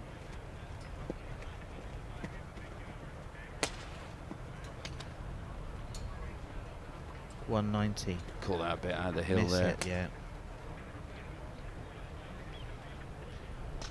Well, the range is a hot spot, and we have got Di down there for us. What have you got, Di? Oh, it is a hot spot indeed. Thanks, Simon. I've got a lot for you. I've got a great storyline as well. You know, this Open Championship is full of storylines, and they're always developing. One happened a couple of weeks ago. I reminded you at the top of the show there are different qualifications that happen all over the globe to get into the Open Championship. And 2 weeks ago, there was a qualification that took place. I don't want the cameraman to fall over. I'm going to go around this way. That took place up at the Fairmont, and I'm going to interrupt practice with Rob Dinwiddie. Rob, great to see you. Hi, how are you doing? Very good, thank you. Great. Well, tell us about how you qualified for the Open, and it was recent and it was local. Yeah, so I went to the regional qualifier, or Woodley, in Leeds, North Leeds, Harrogate sort of area first. That was the first stage, and I managed to get through that to the final qualifying, which I did at Fairmont, where the top 4 guys at my course got through, and I managed to sneak through that as well. Oh my goodness, it's been quite a story for you, because tell us what's been happening with your golf over the last couple of years. Well, I wasn't playing as well as I can in sort of 18, 19, and then I was teaching quite a lot, and then COVID hit, so I couldn't teach. There wasn't really anything to play in. But a friend of mine who's got a building company, he's still doing essential works and things at the time with kitchens and bathrooms and that kind of stuff. And he said, look, I could really do some help if you want to come and work with me. And I obviously wasn't doing any golf stuff at the time, and I thought, yeah, I'll go for it. And well, I've been more or less doing quite a lot of that with him since. Right. I need a bit of help actually with some DIY in my kitchen as well. You might be able to help me, but going back. You never know. No, because I think the golf is working out. My goodness. Tell us how nervous you were going into the final stage of qualifying up the road. To be honest, I played the Challenge Tour event in France the week before, and my first choice was actually down at Notts Hollandwell. So I had to drive from 6 hours from Calais on the Sunday night all the way up, not to Nottingham, but all the way up to St Andrews. So I didn't play a practice round. I didn't have time to really think about getting nervous. Yeah. And thankfully I knew the course a little bit though, so missing a practice round wasn't the end of the world. And then what did you shoot? Played well. I shot 1 under, 2 under for 3 under, which got through. And this isn't your first Open Championship, is it? This is your third, and you played here in 2015 at St Andrews. Missed the cut, not to be, but how are you feeling about everything so far and going into this championship? Yeah, I mean, at the end of the day, I'm really just enjoying it because it's so nice to be. It's so nice to be here. But it would be nice to play well. Yeah. You've got your team with you. Can we say hi to the guys? Come over. This is your brother Doug, who literally is your identical twin. And we have David over here. David's the caddy. Yeah, he did final qualifying for me as well. So it would have been cruel for him not. Anyway, he's on the bag this week as well, obviously, because he got me through final stage. And I know, well, Doug, you've caddied a lot for Rob, haven't you? You used to. Why is this relationship not happening anymore? I got sacked about 7 years ago, and I didn't get asked to get no jokes. I stopped caddying probably about 3-4 years ago now, so I'm just coming up to watch him play. Yeah. He's my psychologist. Okay. Oh, really? Yeah. Is that okay to have a sibling as a psychologist? In my family, it doesn't really work out. But that's great. You're now managing him, aren't you? Yeah. Well, looking after, helping him out this week. Yeah. So it's nice to be up here and see it. It's the story we hear again and again, though. You want to feel relaxed and comfortable in an environment like this. So it's great to have family members around and people you know well, and the fact that you've got David on the back. I'm gonna have a word with David. He doesn't want to talk to me. David, I'm good. Were you nervous going down the stretch with Rob to get a little. I knew he was going to be quite close in contention. You never know what the cut mark's going to be, so it was a little bit, but he played well. It was tough conditions, so happy it worked out for him. Great stuff. And you're a local caddy here? I live in Crail and I caddy out at St Andrews, so yeah, I've been here 10 years. So. Oh my goodness, you know every nook and cranny of this golf course. Have you had long chats with him? Yeah, we've only been out for 18 yesterday, and he worked me quite hard. So. What time did you finish last night, Rob? You were. We finished at 8 o'clock last night, but we didn't start until 11 o'clock. So that's 9 hours you owe him. Yeah. 9 hours, yeah. Listen, we are really excited. We love to tell these stories because, as we say, anyone can win the Open Championship, and we really hope you do well. And I love the fact that you sacked your brother. That's brilliant. Good luck this week, Rob. Thanks for talking to me. Cheers, thanks. Thank you. Back to you. Cheers, thank you. Cheers, Craig. Thank you. Well spoken. You find out on course, and I've got Joe LaCava and Bones, some pretty good minds of the game, so we thought we'd just work out what goes through their head as we map out the course. We're on the 5th hole here, a big par 5. What goes through your head as you get into a hole, as you prep for your golfer? Well, I'm kind of doing the same as you. I'm picking his brain, the best in the business over here, my best buddy too. Just coming off that fresh PGA championship. So maybe some of that momentum will rub off on me. But for me, the most part, like Bonesy said, we're going to get a westerly wind. So I'm just going to get an idea what the west wind's going to do for the entire week, which it is today, the same kind of wind. And then for me, it's all about my lines today. It was 7 years ago. I don't remember what I did last week. So I don't know where the lines are. We've got a nice book that's helping us out a lot. And for me, again, like I said, it's all about getting the lines and where the bunkers are today and so on and so forth. All right, well, let's go and enjoy it. Let's walk the hole, boys. All right, Joe. Don't want to distract you, so let's get to work. Okay. The thing about St Andrews and Scotland is the undulations are everywhere. How do you manage your way around these links? Well, a lot of it's the luck of the draw. You may hit a good drive, and like you said right here, you might just run off into the rough. That's just the lay of the land. That's just what you got to do. You can't look at it as a bad break or anything. You just got to take the positive and take the better attitude and the high road to it. You know what I mean? Yeah. Tiger's had a little bit of time off. How is the legs? Obviously a nice walk for him here. Yeah, this is obviously going to be a little bit easier getting around. The PGA was tough. Gus is tough. So I'm looking forward to a flat, easy walk. Yeah. And he's obviously won here a couple of times. Right. Do you think he'll be showing you around? Well, that's just it. I mean, I learned from both those guys. Like I said, I work for Fred, same kind of thing. They get a good feel at Augusta and good feel at this place. So he knows the golf course very well. He's got a better memory than I do, so that's why I'm out here and he's kind of relaxing. How many times do you have to put him in his place? Tell him, nah, this is what you're playing. No questions asked. I don't really go with that direct route. You know, I'll suggest things in a roundabout manner that I think is correct, but I'm not always right either. And like you said, he's got a great feel for the course anyways. Yeah. But he knows, like I said, he knows I'm giving him that number, but he knows he needs to be 15 short of that. He's not an idiot. You know what I mean? He's played golf before. Last I checked, he's got a pretty good feel for the game. And same thing with Fred. And then obviously here, you're gonna have a flattish lie. So if you do that with laying up, you're gonna have a little sand wedge in there. You're hoping to get it close. Nice. Obviously, like you said, there's plenty of holes to score on. This is one you're thinking for sure. Sure. And tell me, your first look at St Andrews since you've been back, how much do you love this place? How cool is it? Yeah, I've been thinking about it for a week now, or longer than that, but you know what I mean? A week out, you get geared up, you're jacked up. Fortunate to work for Fred. He never won here, but I think he had a third and a sixth.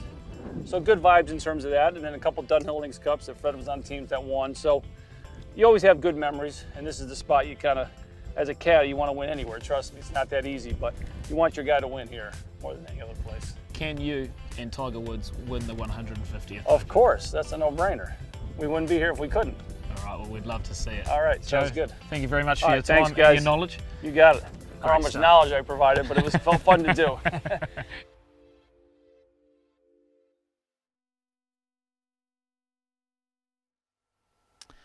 It's interesting, isn't it? It's the nuances of St Andrews. Oh, look at that fireworks show from Bryson DeChambeau. Those were his shots.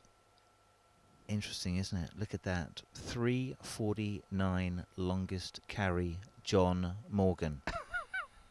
I think I need a trip to the chiropractor just by looking at those numbers, let alone being able to hit it that far. I just find that unfathomable. Can't put myself in his shoes. I mean, look at that, dominating the long driving carries.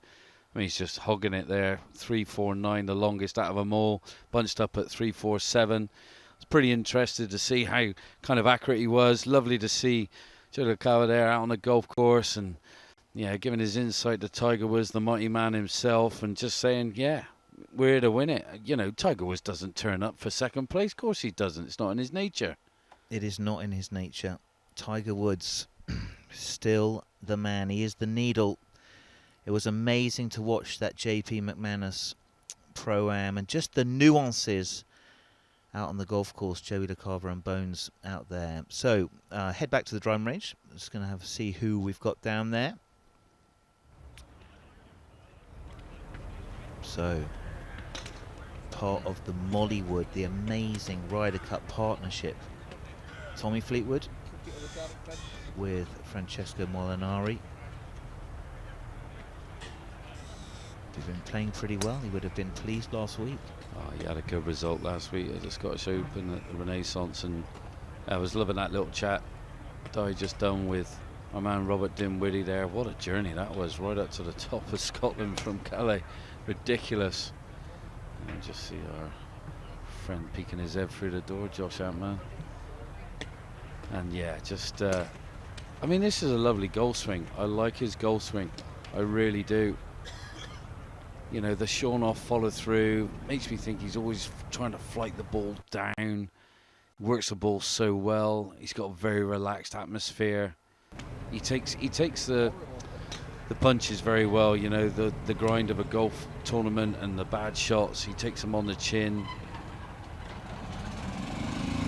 He's a bounce back artist as well, and you know, I'd have thought he'd have won a few more tournaments by now, actually, Tommy Fleetwood. I'm hoping something clicks for him and he gets back on the gravy train again. And from his point of view, what is the difference? I mean, he obviously hits the ball well. The putting is okay. What's the you know, he's one level off the top level. Where's his jump got to come from? I think it's definitely got to come from the consistency of putting. I think it's just been his kind of weak. I've watched him round the green. He's a brilliant short game player. His iron shots, his choice of shots, his course management skills are brilliant. Hits it plenty far enough to contend with the big hitters. Good driver of the ball. He doesn't think long and hard of the negatives, but his putting just has been his nemesis. And you know, if he can fight it out, you know, these are big, flat, pretty flat putting surfaces. You can find his feel around this golf course. You know, I think he's on a winner. He really is. This is a golf course made for Tommy Fleetwood. When the guys go to America, as you did, and the greens are that much faster than they are here, is that helpful for a European player to go there, or these are slower greens? Is it easier for the Americans to come here? Is there an angle? Yeah, there is an angle actually. So good question, mate. I came from playing slow greens. I'm based down in Somerset. I play at a place called Cleveland Golf, and inevitable we play slower greens. We do, and you go to America, and all of a sudden you got to kind of baby it a little bit, in the sense that you just got to gingerly kind of touch it, to the hole, and then all of a sudden your kind of pace is kind of out of whack, and it's very hard to adapt. It really, really is. I think coming back from America to Europe, you get to figure out kind of, you can hit your putts a little bit more, be a little bit more aggressive, which is always a positive move. And I think the likes of Tommy Fleetwood would have struggled going over to America. That's why we've seen him excel over here. Still with his English Golf Union coach there, Graham. So just that little line that he's got there, that's just a kind of a plain reminder. So the angle that that device, that hinge, shows him maybe just stopping him, perhaps get too flat on the inside. Don't want to have that too much rotation of that left arm, take the club back in behind the hands, then it gets stuck, then you lose your body angles, then you flip it, then you get grumpy. So there we go, just a wedge. You can see the line matches up to the shaft. Oh, I like that action, Simon. I like that action. Tiny bit of steeper, shallower, isn't it? So, yeah. Tommy Fleetwood just getting started. That's just probably might have been a 60-degree wedge there. Working his way up. See how many clubs he goes up, and it's amazing. If you get to watch this over a couple of days, you will see the players hit exactly the same sequence of shots. It is amazing. I don't know if it's a superstition or a habit or what it is, but not much variation. No, new glove out, new fresh glove, fitting it on. He's done a lot of work already this morning. He's been over to Golf Foundation, over in hospitality. He's given a lot of time to the kids, showing them, inspiring them. He's been in the zone.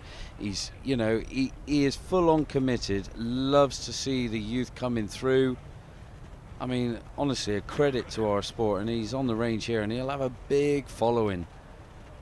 And there we go, there's the alignment. He's getting it all set. He's going to keep it outside that line there and bring it back down. Don't want to touch it. And Matt Fitzpatrick have a similar kind of gizmo to this. He was working on it earlier.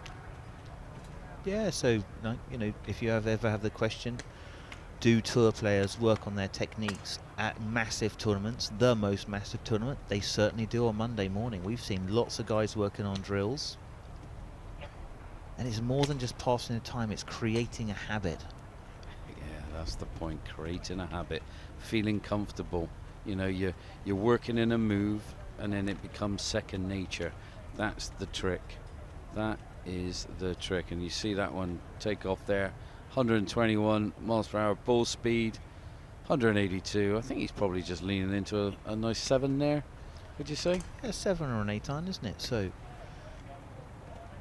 nice to watch Tommy Fleetwood go through his routine. Very good angles, amazing finish. I love the way that left arm kind of folds into his side there, that right arm through. So the Fleetwood action. Oh, he gave that a little extra, didn't he? Went from 172 to 186 with the same club. Well, so I think he pulled that one, Simon. Yeah, possibly could have had that tiny bit shut, but I mean, I need 2 feet of curve. So left arm on his chest, you can really see it there. It's going to be quick, but look where that left arm exits, round the corner, doesn't chase the target line. The only thing that goes down the target line is the ball. Everything else goes round that corner. Do you remember when we used to watch Tiger Woods in his pump, going back now 10, 15 years, when he hit that stinger shot when he won at Hoy Lake? He had that shorn-off follow-through, abbreviated follow-through like Tommy Fleetwood does, and it was just an absolute piercing rocket. And I love the finish. It just makes me feel, I used to try and do the same, Simon, have a shorter follow-through, and it always let me know where my club face was, through to the target. And I would try and stop it actually with the club actually pointing to where my target was, and it'd give me a good intonation, idea if I kind of turn the club too much or I was too open. And I think it gives him great feedback in his swing. Be interesting to see Hoylake. Is Hoylake as similar to an Open as this with the conditions, how dry it was? Oh, it definitely is. And well, we know one round there as well. We've seen Rory win round there. We've seen Tiger. Look at that little exit left drill there. Caddy comes in. Don't chase the target line. So absolutely fundamental. Caddy and player and coach and scientist and statistician all working in harmony. Yes. Now Adrian just coming in there from tournament. He's just gonna kind of help him on a few tweaks here or there with his clubs.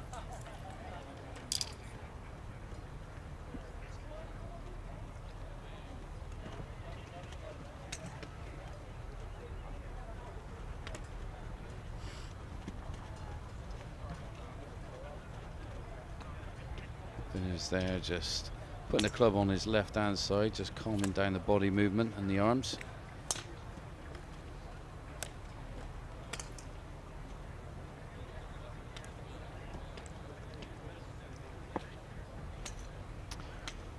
So gonna leave Tommy Fleetwood.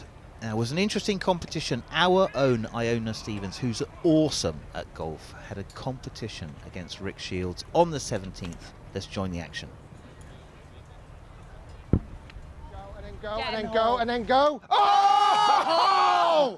What? So I'm down here at the Old Course with the One Club in partnership with MasterCard, and check out where I am.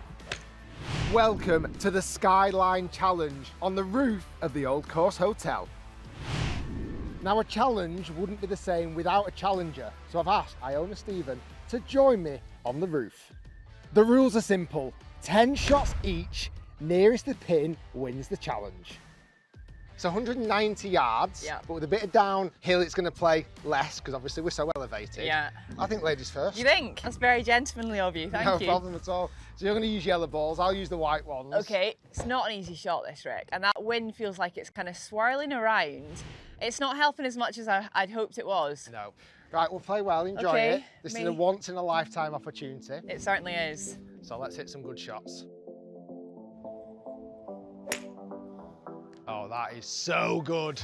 Ooh, oh, it's no. Just moving on the wind. Oh, straight into it. Straight in the road hole bunker. The road hole bunker. Should we do two and then swap over? Let's do two, good idea. Oh, it's going the same way. Well, they're two very consistent golf shots. They are consistent. And both of them smack bang in the bunker.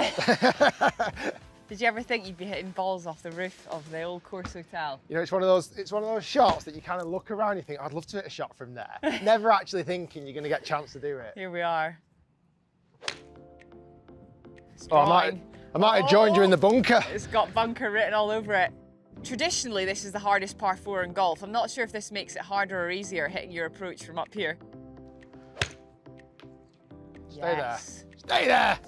Started at the grandstand. All the way round. All the way round. And then in the bunker. 4 shots are in the famous road hole bunker. Oh dear, oh dear. Yes. Oh yes. Oh, that is all over it. Talk to me. Come on, land soft. Oh, golf shot. Golf shot. Yes. One on the green. That's got to be a high five. Awesome shot. Pin high. What, about 20 odd foot? Yeah, it's trundled a bit off to the left. It's not far from pin high. First blood to Iona. She's got one on the green. No, it's gone left. Oh, Iona. The excitement of hitting the green with the first one got to me there. The angle that we're coming into this green normally cuts across you when you're coming down from the fairway. This feels like the mouth of the green is slightly more open to us, but it doesn't seem to be making it any easier. Oh, that's in the grandstand. Enough to hospitality. But I've gone left, I've gone right, so there's only one place for this one. Come back, ball. Keep coming. Dry. Keep coming. Oh, I think that's on the path. Oh, I thought that was getting the best members bounce. Level with the green. That was so close, Rick. Oh. That was so close. Okay, shot number 5. Okay, shot number 5, halfway point. This is where you need a bit of wind. Come on, blow it. This is where you need a bit of kick. Oh, wrong kick kick. the wrong way. Harsh. That was seriously up against harsh. the famous wall. If you miss it, like, it doesn't miss by a little bit, it misses by an absolute country mile. Come on, it's cutting. It is, and then take a nice kick. Oh, it's landed soft. This feels like an important one at the halfway stage. I actually thought that was good. It's a great strike. Can't work out this wind now. You could probably take more of a direct route to the flag, I think. Okay, that's what I'm going to do then. Yeah. Oh, it started so good. It's getting right close. in between. I'm going to take more of a direct route like you this time. Move it, wind. Come on. Come on. Oh. This might be one of the hardest greens in the world to hit. That's finished on the road itself.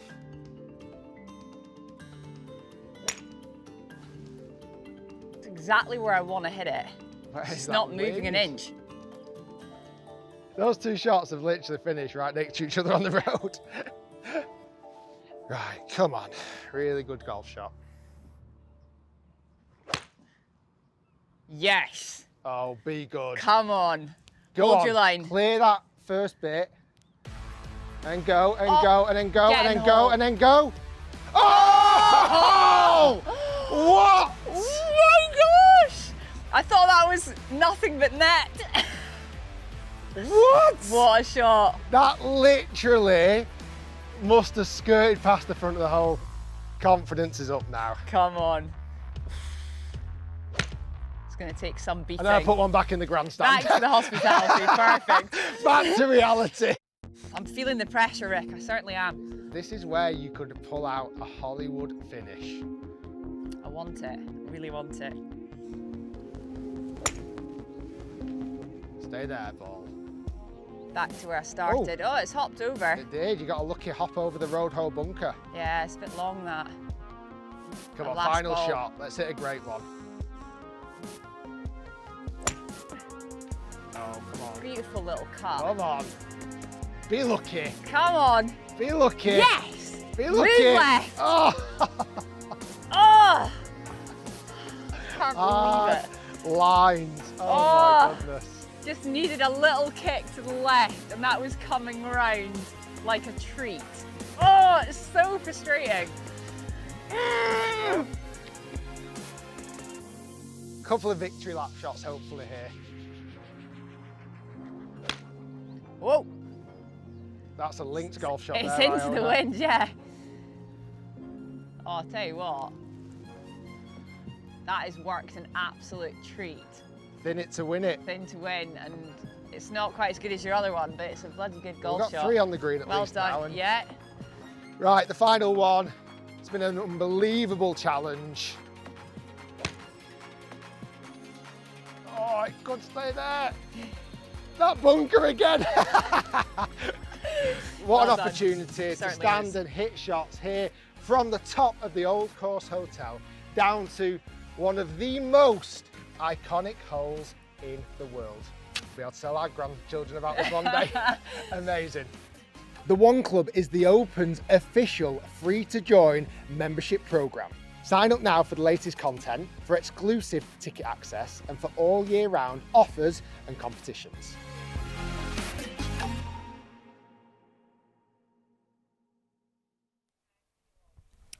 Welcome back to the range here on this Monday of the 150th Open. Sergio on the range here at the moment. Shorts on. It's very, very warm today here at St Andrews.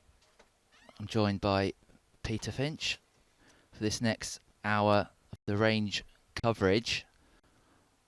This is a very warm day for Scotland, Peter, isn't it? I think this might be the warmest day ever in Scotland, which was actually yesterday. Warmest day in 100 years. That is unbelievable. Yeah, and this is that warmest days. And that's this warm, yeah. Hottest day in the history of Scotland yesterday. And today is its little sister. His little sister. Yeah, shorts on for everyone. Sergio here. Always has enjoyed links golf as well, Peter. He can work shots as well, which in the wind here at St Andrews you kind of need, don't you? Yeah, absolutely. I mean, he's just a pure ball striker. He's not the longest, but he doesn't need to be around here either, especially with the way it's going to be playing. It's going to be firm, it's going to be fast.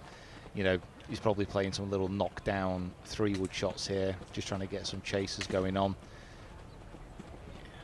He knows what he's doing, doesn't he? Do you think he's got a chance this week? He was 19th last year at Royal St George's. I don't know. It kind of feels a little bit like he's probably in what would be referred to as the autumn of his career. But he is such a good ball striker that if he has a good putting week, then he has a chance of contending. That's always the thing with Sergio. Like, his ball strike is never in question. I mean, those two shots he's probably have landed on top of each other. It's more that when he gets over that 6-foot putt under the pressure, if he can hold it. His 3-wood is going with there. He's going to hit some drivers now, working up the bag. Do you think you need to hit driver a lot around here, around the old course? No. So off the tee around the old course, I mean, having length is obviously an advantage. It's going to leave you a shorter club in. But there's certain holes where if they put the pin on the backside of a slope, and these greens are incredibly slopey at times, then even if you're 300 yards down there, you might be better being 50 yards back with a better angle, so you can actually find and access a pin. Because that's probably the one thing that you still don't quite see on the TV coverage at time, is some of the slopes around these greens are so severe that you really do need to be in a good position to access them.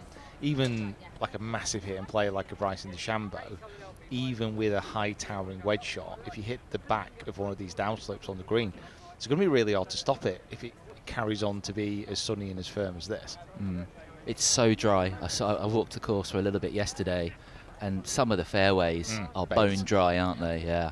Which I want to see. Do you like that? Yeah, I think so. I mean, with links golf, you want it to play different. You know, you don't want to just be at a parkland condition course. You don't want to be bombing the drive and it's stopping and you're spinning it all over the greens. You want to see a little bit more creativity. You want to be seeing people run it up. You want to be seeing bump and runs a little bit more. You want to be seeing people hit putters from 80 yards away, which they will be doing this week. And as far as creativity go, I mean, looking at one of the most creative ball strikers in the world.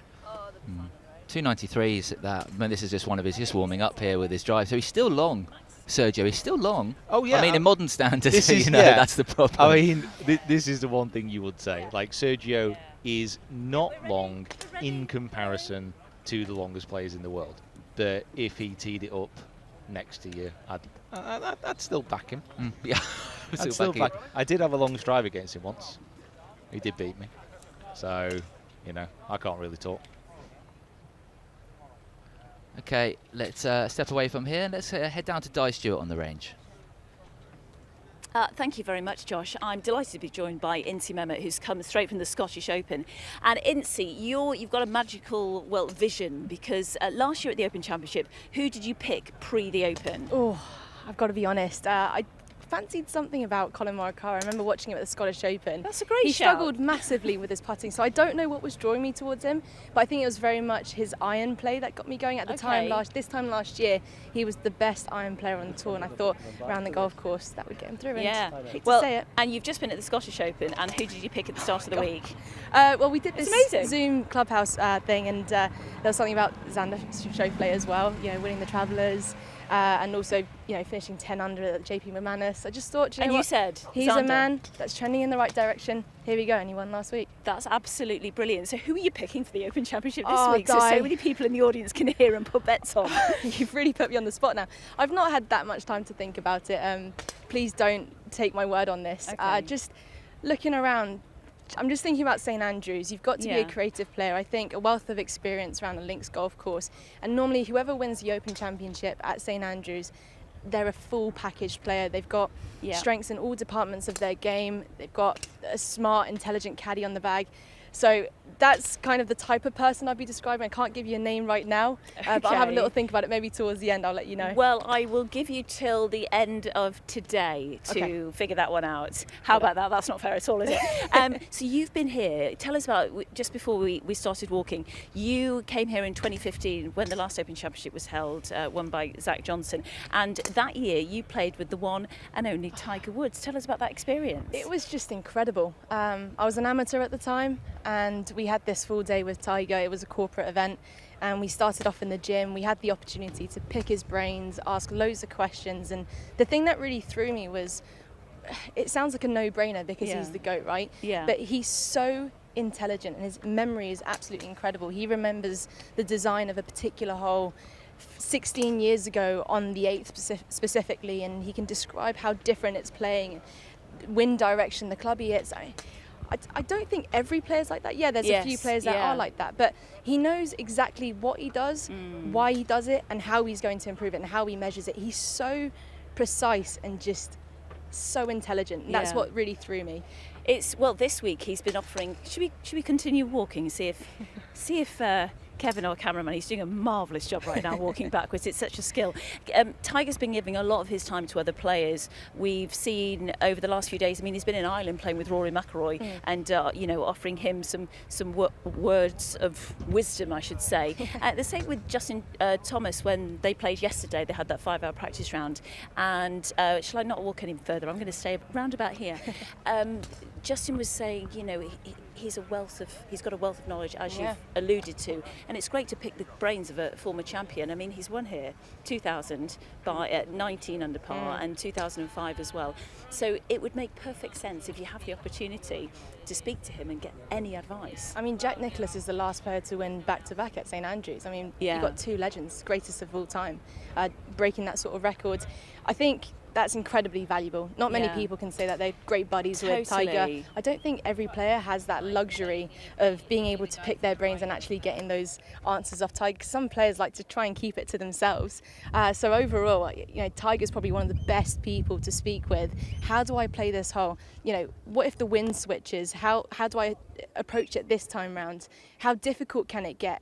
What do I need to take advantage of when it feels more scoreable? What can I do and what can't I do? He's the man to ask. Yeah, totally. And he's in the last group today for the Celebration of Champions, which is happening this afternoon on the Old Course. And his group comprises of Rory Mcroy, Georgia Hall and two-time Open champion Lee Trevino. What a group for the fans to come and watch. To say the least, I mean, Georgia Hall's a good friend of mine. Have you spoken to Georgia? I haven't yet. I'm sure she's got other things to do. She's probably warming up and just getting her whole mindset ready for the day, because it's a massive day for her, isn't it? And what an honour, what an opportunity to speak to, again, greatest of all time. But I think overall for Georgia, she's going to absolutely encapsulate this moment, and just to play at the home of golf for the 150th year, it's just, honestly, I get goosebumps just thinking about it. It's so special. Yeah, this afternoon is a real treat for any golf fan to see Tiger. They're playing 4 holes, and it really is a celebration of past champions, present champions, and future players as well. It highlights the fact that golf is accessible to anybody. We've got some amazing storylines on this range. What do you make of it? You just dashed from the Renaissance Club, and just arriving here, what's your first impression? It's just the atmosphere. It's a Monday afternoon. Yeah. It's so special. You can feel it, can't you? Yeah, and I kind of hope the wind picks up this week. I think the fans will be in for a bit more of a treat if that happens. But just walking around, being inside the ropes, looking at these grandstands with 150 engraved on it, just the whole atmosphere is truly special. There's nothing else in the world of golf right now that can beat this moment. Yes, so people that are just tuning in for the first time around the world, we promise you over the next few days you will be royally entertained, and we'll be covering every angle of this major championship. And speaking of the wind, you can tell because it's doing all sorts with my hair. But for now, Incy, we're going to take a little break. Well, we're going to walk up and down and find some other storylines. But let's head over to George and find out what he's up to. Now this is when you realise you've got a pretty good seat in the house. We're on course and it's pretty clear to see where we are. The Swilcan Bridge, Rory Mcroy approaching after his Monday practice round. A special player to be watching this week. He's always smiling and he's going to get a photo with the young Italian. Very special moment for him as well. Rory Mcroy. What is he going to do this week? He mentioned earlier that he has never prepared or never felt better entering an Open, so he's got as good a chance as any. And there he is. Lovely photo, guys. Special stuff. How are you, boys? Good, you? Very good. Great to have you here. We'll see you after. I am. That Ireland win was good. I've been trying to avoid you, to be honest. For those that don't know, Ireland beat the All Blacks in rugby union on the weekend. So not great for a Kiwi, but as you can see, he's pretty happy about it. But Rory, you should be focused on the Open Championship, all right? Get your head out of the oval ball, the rugby. But look at this. Crowds are flooding following Rory. The images say it all. It is simply stunning. I can't say it enough. Every time I come down here, I feel very fortunate to be able to bring you guys at home the views that we are seeing here. You get the sense that this is going to be a truly special Open Championship. And we're going to be here every step of the way. I'm probably going to get in trouble for getting too close. So that's why I'm going to leave you guys and go back to the comps. Get away. Rory. Rory.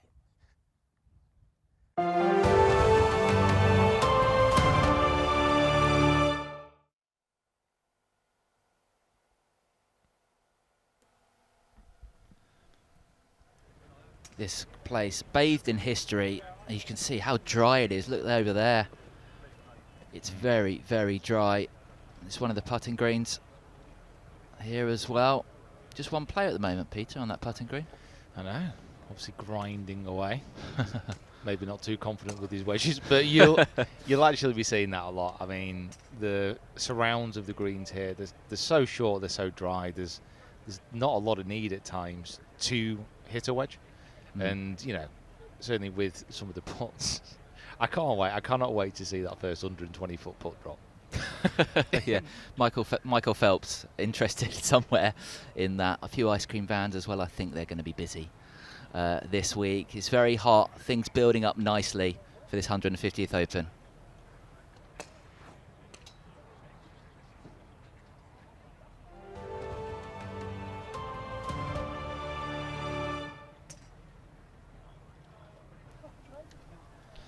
Now then, one of the most talked about players in golf every week, Jordan Spieth, the champ in 2015, was seeking that third leg of the Grand Slam.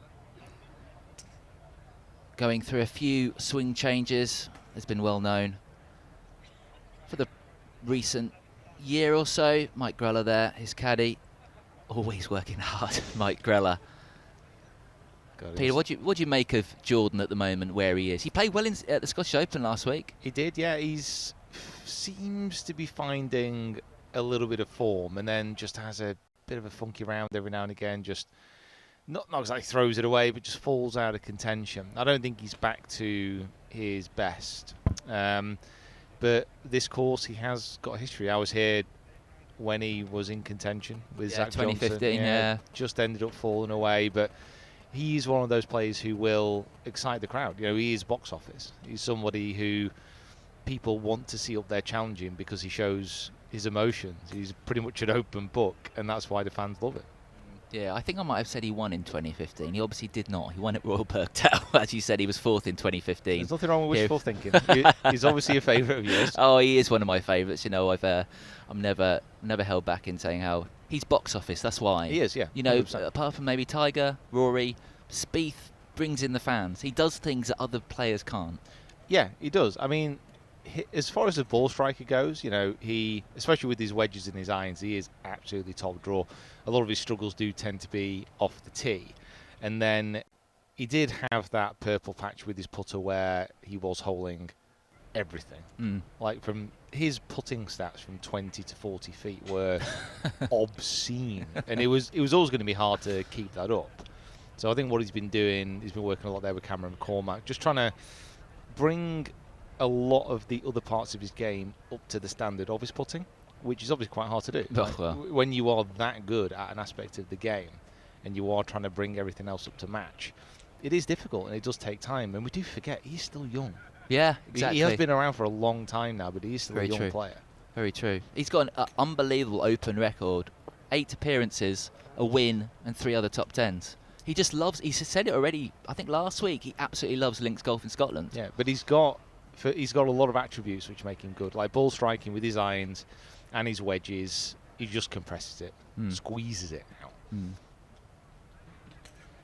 Just hitting a few wedges here at the moment. Just got onto the range. Yeah, it's just Jordan. How important as well. He's obviously got very lofted wedge there, but how important it is to control your wedges in the wind this week? A few knockdown wedges maybe as well? Yeah, I mean, very much depends on conditions. I mean, out there at the moment today, there's not really a big breeze going on. You can see him, he's just plopping those wedges one after each other, just like backing them up down the range. But it's all about, with the approaches around St Andrews, it's just making sure that you're coming in from the right direction. Because even though the slopes are quite large, if you come in from a good angle and you know you're going to be dropping this, I'm going to say this, 105. Don't let me down, Jordan. No. Unbelievable. Been nice to know you, Pete. Thank you very much. That's it. Can't believe he's just thrown me under the bus like that.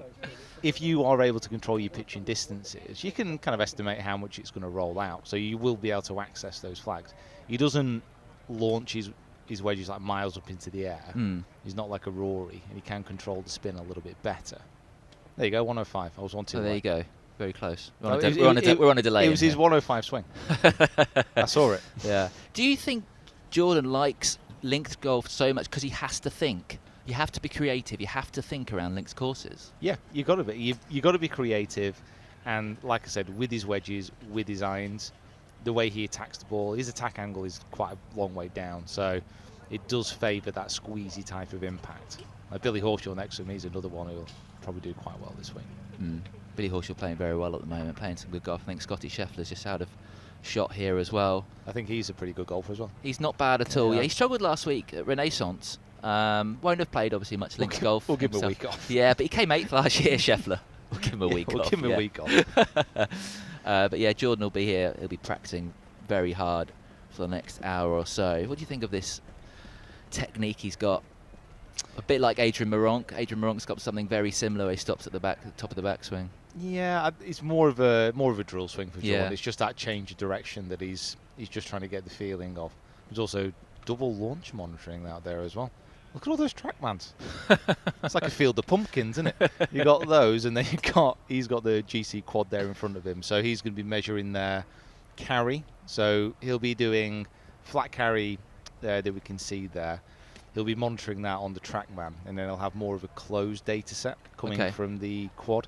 So he'll be measuring what he's hitting without any wind conditions, and he'll be measuring what he's hitting in the actual conditions on the range as well. So he's just getting all these numbers. Okay. I mean, these are now so popular with nearly all players.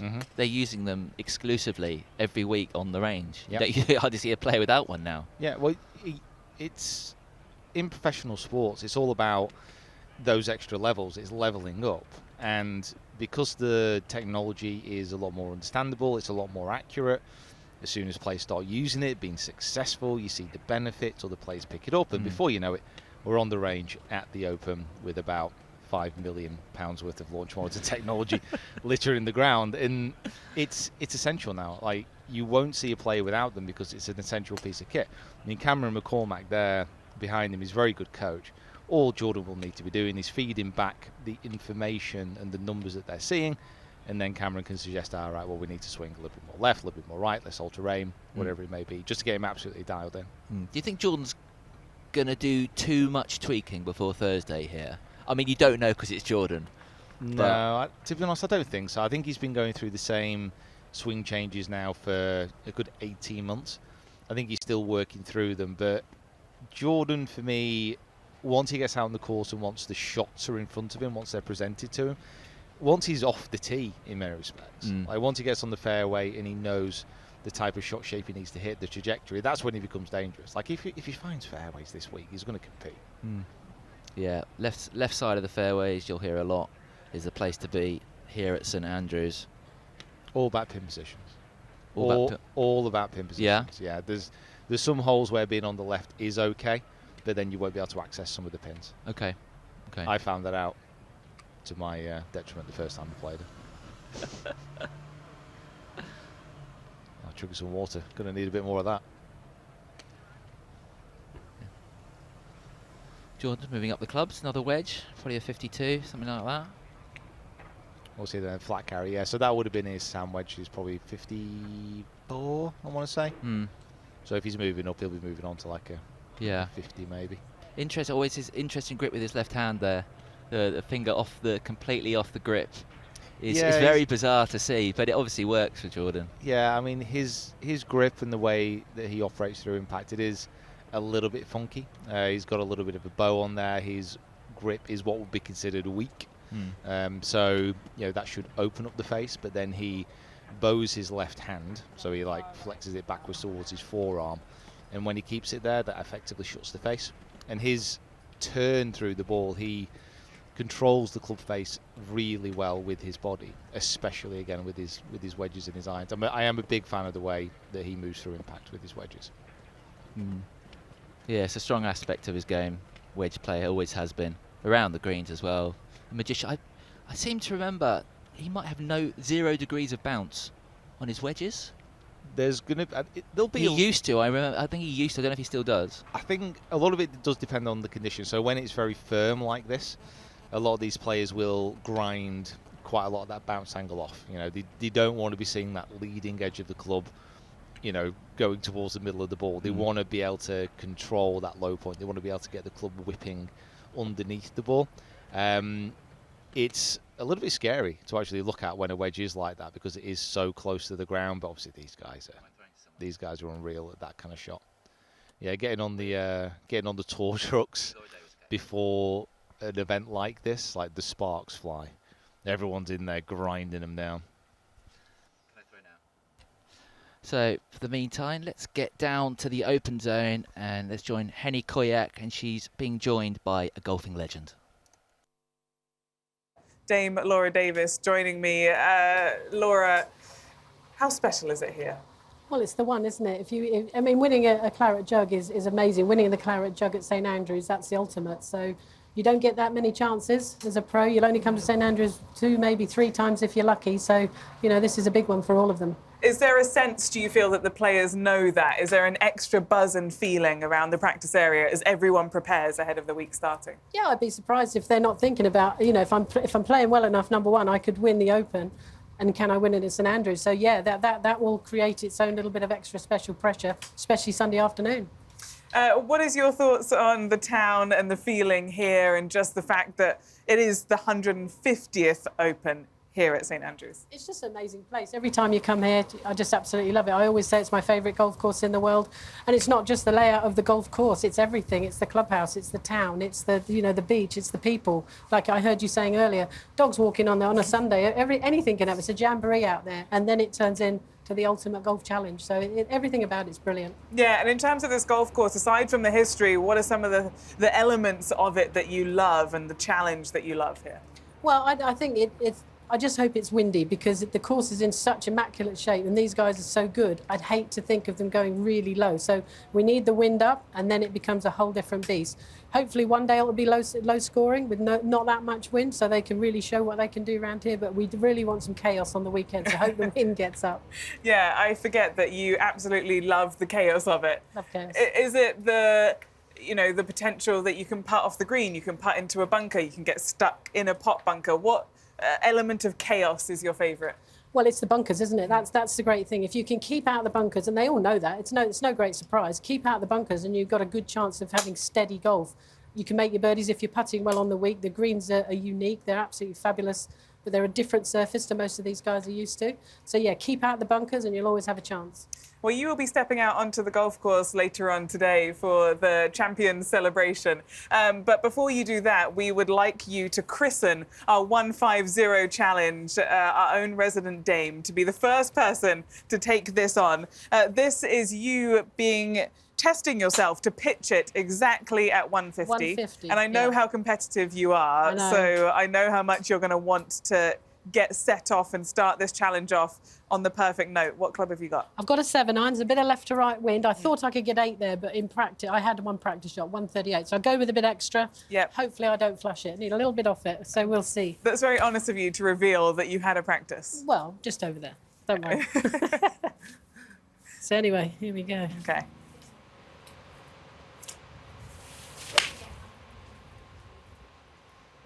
Unfortunately, that's short. That's about 139. 148. Oh, there you go. I thinned it a bit, so I got a bit extra. Thin to win. And actually, I think it may have had a hop, skip and a jump through that 0. Well, accuracy's never been my thing, so I'm pleased with that. Laura, thank you. I'm very happy that you kicked that off in such style. Oh, thank you very much, Henny. I'm delighted to be here with Insia and also the current AIG Women's Open champion, Anna Nordqvist. Anna, great to see you here. You're part of the Celebration of Champions taking place this afternoon. In fact, your tea time's in an hour. We won't keep you too long. Remind our viewers, who are you playing with today? I am playing with Colin Morikawa, who won the Open last year, and Jess, who won the latest British Open this year, and Kate. I think his name is. Yeah, so I'm very excited. We're playing the first group, and I just think it's an amazing opportunity that they invited me, Georgia, Laura Davis, and Katrina Matthew to be part of this. So I was very touched and grateful for the opportunity to be here. I feel like a little bit out of the place, walking around with my badge inside the ropes here, but it's been nice to see a lot of familiar faces. Yeah, it's really lovely, and I know you're a massive fan of Scotland. For a start, your husband, your husband's name is? Kevin McAlpine. Kevin, yes. Yeah. He's a good golfer. Yeah, so he won the Scottish, I think it was both the Scottish match play and stroke play in 2006, and I don't know if I think he still might hold a course record here at St. Andrews. He shot 62, 10 under here, so I have a good caddy today, for sure. Fantastic. He's just over there. Can we pan around and see him? Give us a wave. Give us a wave. Brilliant. Some top what tips. What are you eating? Yeah. Oh, it's the diet of champions, absolutely. Oh, okay. Other brands are available as well, yeah. So he'll be offering some great advice. But coming back to Scotland, I mean, such great memories after winning the Women's Open at Carnoustie last August. Yeah, I love coming back to Scotland. I have a Scottish caddy and obviously a Scottish husband now, which makes it even more special. But ever since I got the opportunity to come here with the national team from 2005, 2006, I can't remember the year I played the St. Rules Trophy. But I mean, just the honor to being able to tee it up here in 2007 as an amateur, and then in 2013 for our AIG Women's Open. There's just so much history to it, and you know, even if I'm just going to be here for a day, I think this place holds a lot of memory for a lot of people, and it just brings a lot of joy for everyone, and everyone's just so passionate about the game. So again, I'm very grateful to be here, and there just isn't a better place for golf. Yeah, it's gorgeous. Anna, you're a major champion, but what's it like coming here to this sort of venue? Is it intimidating at all? Oh, for sure. It's definitely intimidating. Yeah, I just feel kind of out of place. You know, I'd be just as happy to be outside the ropes, just walking around, but... And we can't wait to watch you play. I mean, these are the best athletes in the world, and I'm just very impressed, and they're good inspiration, and I mean, just hearing the sound when they hit it, and just seeing them and the whole hard work that goes in. I mean, it's only Monday, and I know what it's like preparing for a major championship, having done it now for a couple of years. But just seeing everyone, the hard work, and all the coaches that are here, and just you know, just seeing or hearing people talk, you know, they came a long way from here to just be here this week and watch it, and a lot of people are going to come out this week. I wish I could, but I'm going to be playing in the Netherlands this week. So yeah, it's just a lot of excitement, and you can feel it. It's already Monday, or it's only Monday, and you can already kind of sense the atmosphere. And who was your inspiration growing up? Well, I started in like 2000, so at that time Annika was really good. I've been a huge Adam Scott fan for many years. But just a lot of them, and now seeing them, you know, I run into Henrik. He's, you know, seeing him win the Open a couple years ago. I know how huge that was for Swedish golf, and just being able to see his hard work for so many years and seeing him pull it off. There's just no better feeling, you know, standing there on the 18 green with a trophy and a major trophy in your hand. So it's just all the pictures you see of people who's done it, and I mean, I'm forever grateful that I've done it like last year, and it just won't be anything that beats it because there's just so much history to this championship. And I actually got to play Carnoustie yesterday. We teed off at 5 o'clock. Made it to PM. Yeah. We made it. Yeah, we made it to I think 15. It was 2 groups and it was 9:30, and I think we called it a day. But just all these golf courses. I couldn't be happy to be here. That's what you can do around here in Scotland. You can just tee up at like 10 p.m. I love it because it doesn't go dark till about 10 o'clock at night, does it? But to be back in the winner's circle, because your last major win was 2017, what did it feel like to pick up that 3rd major victory? You know, you work so hard for so many years, and even if you aren't winning, you know, you continue to grind. No one really sees all your hard work and maybe the struggles or what you're going through, other than your team and the people closest to you. And it might take a couple of years, but when you stand there and you know what you've been going through, you know, you say to yourself, it's all been worth it. And you know, yeah, you didn't hold the trophy the last couple of years, but when you finally make it a big one and you push through and you play well under the most pressure. You know, you always heard like making a par on the last to win the on Carnoustie, and that's exactly what I did. Yeah. So I'm just very proud, and I'm very fortunate that I'm, you know, gonna forever have a special memory at Carnoustie. Oh, it's absolutely brilliant, and we're so delighted you're here. Don't miss your tea time because you've been chatting to us. 3:05. Really lovely to chat to you, Anna. Thanks so much. Can we get a stall next time? Yeah, yes, we both do. We both do. How tall are you? I am 6'2". Oh, yeah. Well, we won't say how tall we are. 5'4.5". Yeah. Okay. For now, Anna, enjoy this afternoon, and back to you guys in the box. Thanks very much, Di. Fascinating insight there from the AIG Women's Open champion Anna Nordqvist. She'll be defending her title at Muirfield in a few weeks' time. A few English players here on the range. Lee Westwood, Paul Casey next to each other. Pete Cowan as well, keeping a close eye on Westwood there, Peter. Yeah, he doesn't even need to say anything, does he? Just stands there, just scowls when something goes wrong. I do like Pete. If you ever get a chance to kind of hear Pete talk through the golf swing, talk through his ideas, it's an education. So good. Like as a golf coach, listening to him is brilliant. What is it about it specifically that you like? When you look at Pete, because of his persona, I mean, when you look at him there, he's all dressed in black. He's got a bit of a scowl on his face. He's got a very good poker face.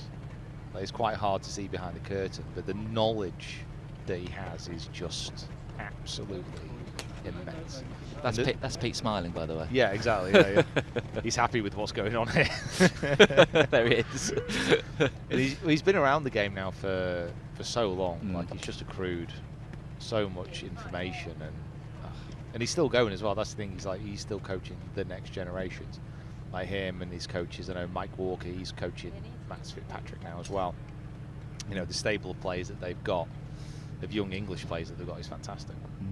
What do you think Pete was trying to tell Westwood? This is very hard with us watching pictures there. Just tell him to hit it straighter. Hit it straighter. It's a bit harder. See that 300-yard marker? Oh, there you go. Lift it up a bit higher. Yeah. Oh, so basically all we'll be doing here. So with Lee from the top of the swing, it'll just be getting him the feeling of having his arms drop and then applying the body turn. What amazes me, Lee Westwood in our generation is maybe one of the best drivers we've seen. And he's still working hard at it. Yeah, you've got to. I mean, it's the same in any sport. It's the same in any industry.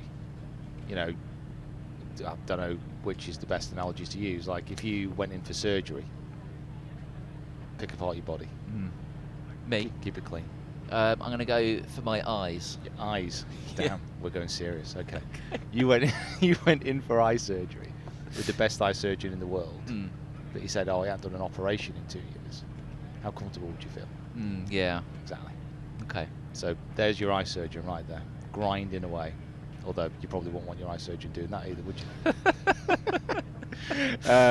But no, I mean, and this is the reason why they stay on top of the game. You know, the constant practice and that constant pursuit of excellence is, I mean, look at those two, literally pitching pretty much right next to each other. But you've got to, you know, because all he's got to do is have a look at the range around him, and right next to him, I think it's Paul Casey, who's been going pretty much just as long. Yeah, he's still grinding away. Yeah, he was 14th at the Masters this year. Westwood, people forget. Yeah, he top 15 there. Came close here at St Andrews as well, a number of years ago. Yeah, I mean, it was the Open that Stuart Sink won, the Tom Watson year. 09. Is it 09? Oh man, Yeah. so many stories in that. I mean, that was his chance. Yeah, that was the one. Of course. That was the one that he really should have walked away from. Local midges, right?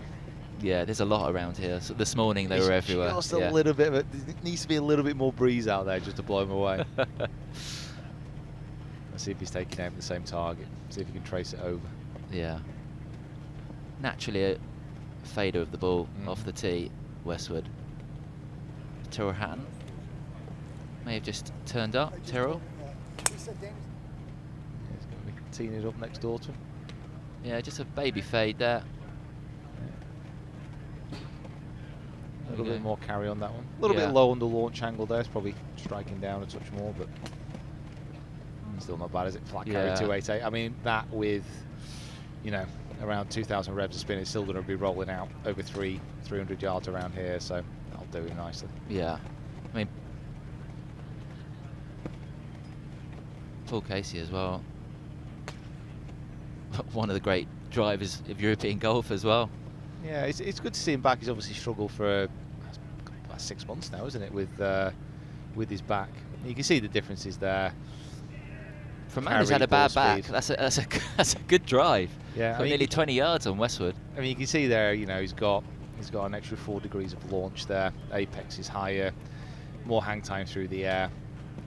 I mean, a lot of it depends on what the wind condition does. If it is completely calm, then you can see there that Casey's got a little bit more of an advantage. But if you're launching it a little bit higher into the wind, that's potentially where you can squeeze a little bit more distance out going lower.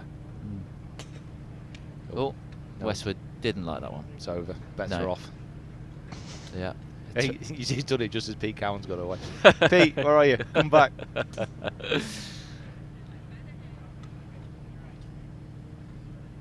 Yeah, Westwood probably coming towards the end of his session on the range. Pro VX is out.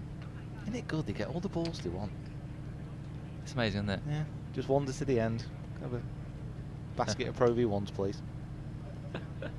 Yeah, I'll be wandering down the back of the fence after this. See if anything snuck through.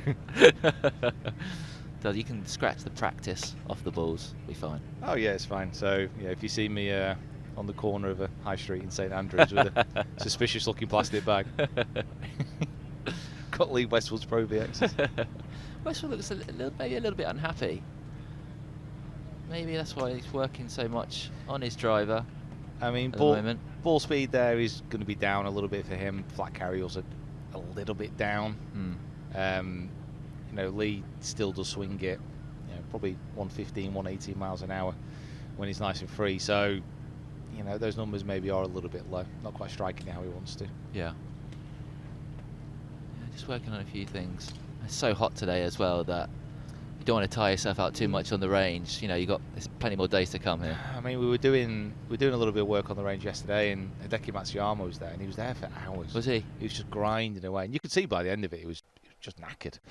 He was absolutely shattered. So you do have to pace yourself. I mean, a lot of the players, as it gets later into the afternoon, a lot of the players who spend time on the range, they're the ones who are probably now searching for something. They're trying to find something to take into this week. There'll be guys who come on 20 minutes, striking it well, out to the course. Yeah. See you later. Are you much of a practicer? Yeah, it don't work for me though. I must be doing it wrong. You need to get Pete Cowan. Yeah, I do. Oh God, no, God, Peter. I'd dread to think. I'd dread to think what Peter's saying about. He'd walk off. He'd be walking off. He would. I'd turn around and ask him, and he'd be gone. He'd be striding down the range. Yeah, there's Tyrrell Hatton as well. Likes the old course, the Dunhill Links winner. Tyrrell Hatton. Yeah, fantastic around here. Yeah, he'll probably possibly one of the favourites this week. Tyrrell played quite well at the Scottish until the weekend. last week. Yeah, he's not banging form, is he? But again, he's a world-class golfer. It doesn't take a lot for these guys to find something. A lot of it is confidence. You know, even at this elite level, all they need is just a couple of good shots, something to click, a thought process to go through. You know, you think about how long Lee's been playing professional golf for. How many amazing golf shots is there? Just something to click, something to go into the week with, and he'll be fine. It's just when you can't get that feeling, that's when you start searching. Yeah. Pete Cowan just looking through Tyrrell's bag there. There's a couple of wedges there. Oh no. A couple of maybe new irons there for Tyrrell. Just leaning on his bag. I saw Tyrrell at Adair Manor a couple of weeks ago, and he is an impressive driver of the ball. Yeah. Straight and really long. Sneaky long. Seriously. He is very much in the category of sneaky long. Yeah, yeah. So he's got, for me, he's got a good chance this week, Tyrrell. Knowing this course well. Won't have played it this dry, though, Tyrrell, for the Dunhill Links. Hey, listen, you got to back him where you can't. You can't sit on the fence too much. You're going to get splinters. Like, you got to back him where you don't.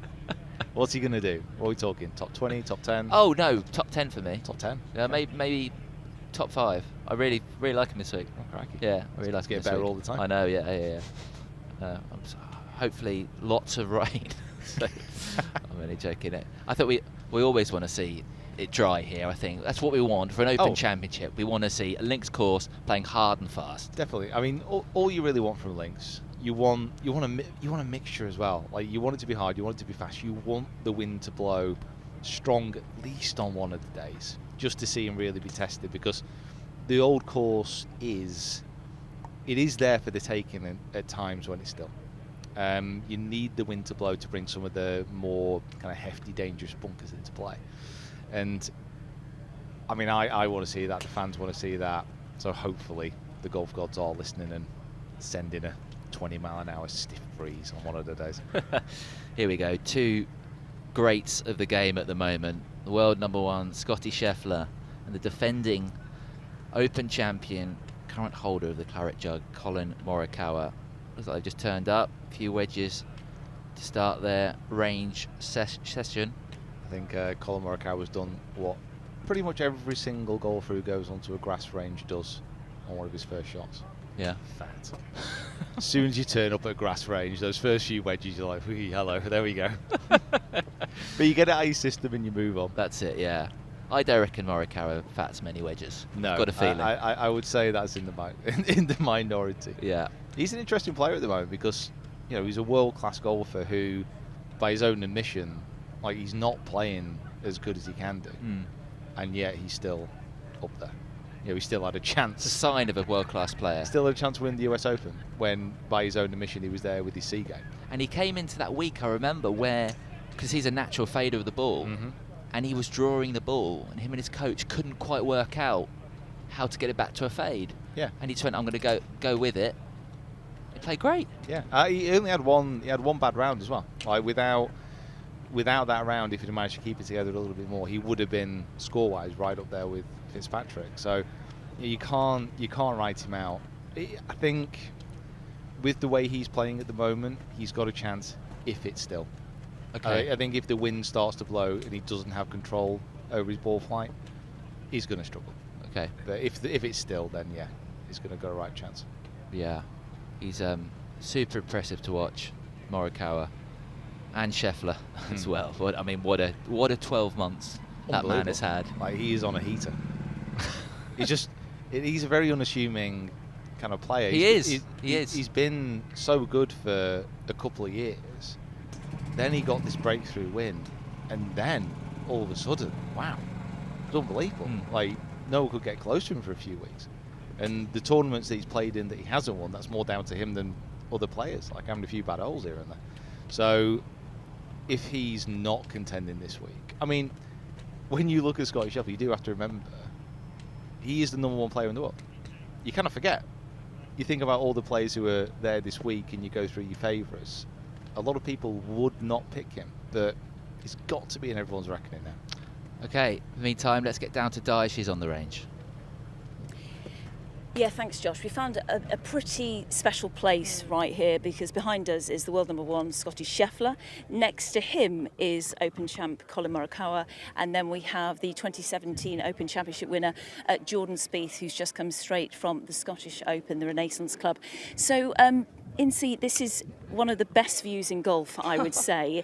In terms of, well, let's start talking about Scotty Scheffler. Obviously burst onto the golfing, into the winning circle this year with 3 PGA Tour victories before going on to win the Masters. He's played in 1 Open Championship, that was last year, and finished tied 8th. How are you rating his chances here in Scotland? Pretty high, I would say. I'm just saying, there's a potential trend right here. We've got Colin Morikawa to his right, who missed the cut at the Scottish Open and then goes on to win the Open. Yes. And then to his left is Scotty Scheffler, world #1. Okay. I hate to say it, missed the cut last week at the Scottish Open. He's world #1. Put 2 and 2 together. You know what I'm saying, Di? I do know what you're saying. Yeah, it's a wealth of experience behind us. Colin Morikawa, who was so sublime with his iron play when we saw him at Royal St George's last year. And next to him is Jordan Spieth, who you're at the Scottish Open. How did he finish yesterday? Because it wasn't the way he would have wanted, but he's got such skill around these greens on links courses. I think you said it at the top when we started talking, you kind of fancy your chances with him. And I think that's a really good shout. Finished top 10 at the Scottish Open, so he's obviously finding some sort of form, swinging it pretty well. I can't help but recognise Sandy Lyle just walked past, by the way, everybody. Winner of the Open Championship in 1985. I mean, it's a who's who on the driving range right now, isn't it? He's playing in the Celebration of Champions later this afternoon, and hopefully we'll get a chat with Sandy Lyle later on and bring back some memories with him. But going back to Jordan Spieth, Colin Morikawa and Scotty Scheffler, who's just having a quick chat here. This is the sort of calmer day before the storm starts, isn't it? The day where players are a little bit more relaxed and willing to chat to media. It is, but it still feels like carnage. Yeah. You know, the range is where it's all at. Everyone's here, you know, you've got the grandstands looking down at all the players. We get real good insight into what everyone's working on. There's so much conversation between players, you know, what do you think of the course, how are you attacking this hole? There's a lot of, you know, you're almost like on the board just discussing your day and just kind of dissecting everything. You know, what club are you using? Have you taken it down a couple of notches? Have you whacked the 2-iron in your bag? There's a lot of conversation that happens, and like you said, they're a lot more relaxed, so more interviews, more chat. Yes. But when does it really start to settle in? Well, kind of Tuesday evening, Wednesday, players become a little bit more reserved and want their own space. I guess so. Wednesdays are technically pro-am days in a normal tournament week, and Thursdays when, you know, I guess you pull the trigger and it's go time, you know, showtime. So I think most of the best players in the world, they don't treat it indifferently. Yes. I think as soon as you change your routine and you try to do something differently and try to be maybe someone you're not, that's when things might not work out. You're a professional golfer, you've got your routine set, stick with it and try and win the Open Championship. Yeah, I always find it fascinating with players who don't have that much chat with the group around them, and then there are some players who love, you know, chatting all the time. You mentioned clubs in the bag. Rory Mcroy's got a new 2-iron in the bag, so cannot wait to see some of those stingers out on the links today. Incy, it's been great catching up with you this morning. I know you've just dashed from the Scottish, but we'll have a lot more chat from you tomorrow. We are live at the range, and we're here all week, and don't forget the win here at the Open Championship. It all is down to the players. From now, we'll see you tomorrow.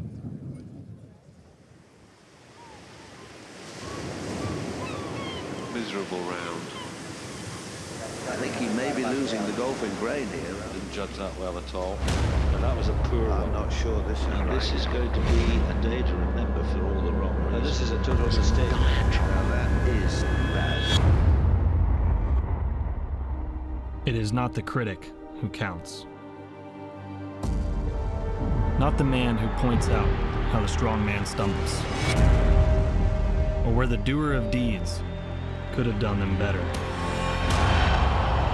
The credit belongs to the man who is actually in the arena. Gladiators entering the arena. Whose face is marred by sun and wind and rain.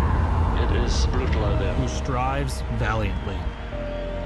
Who battles in the face of adversity and misfortune. He's just had their heart ripped out. Who devotes his life in the pursuit of excellence, knowing there is no greatness without effort. Who comes short again and again, Because there is no effort without error or shortcoming. Don't believe this. It's going to be scarred for life. The journey is hard. There is none harder. But he who spends himself in this worthy cause, this one true test, will at the best know in the end the triumph of high achievement. And at the worst, if he fails, at least fails while daring greatly, so that his place shall never be with those cold and timid souls who neither know victory nor defeat.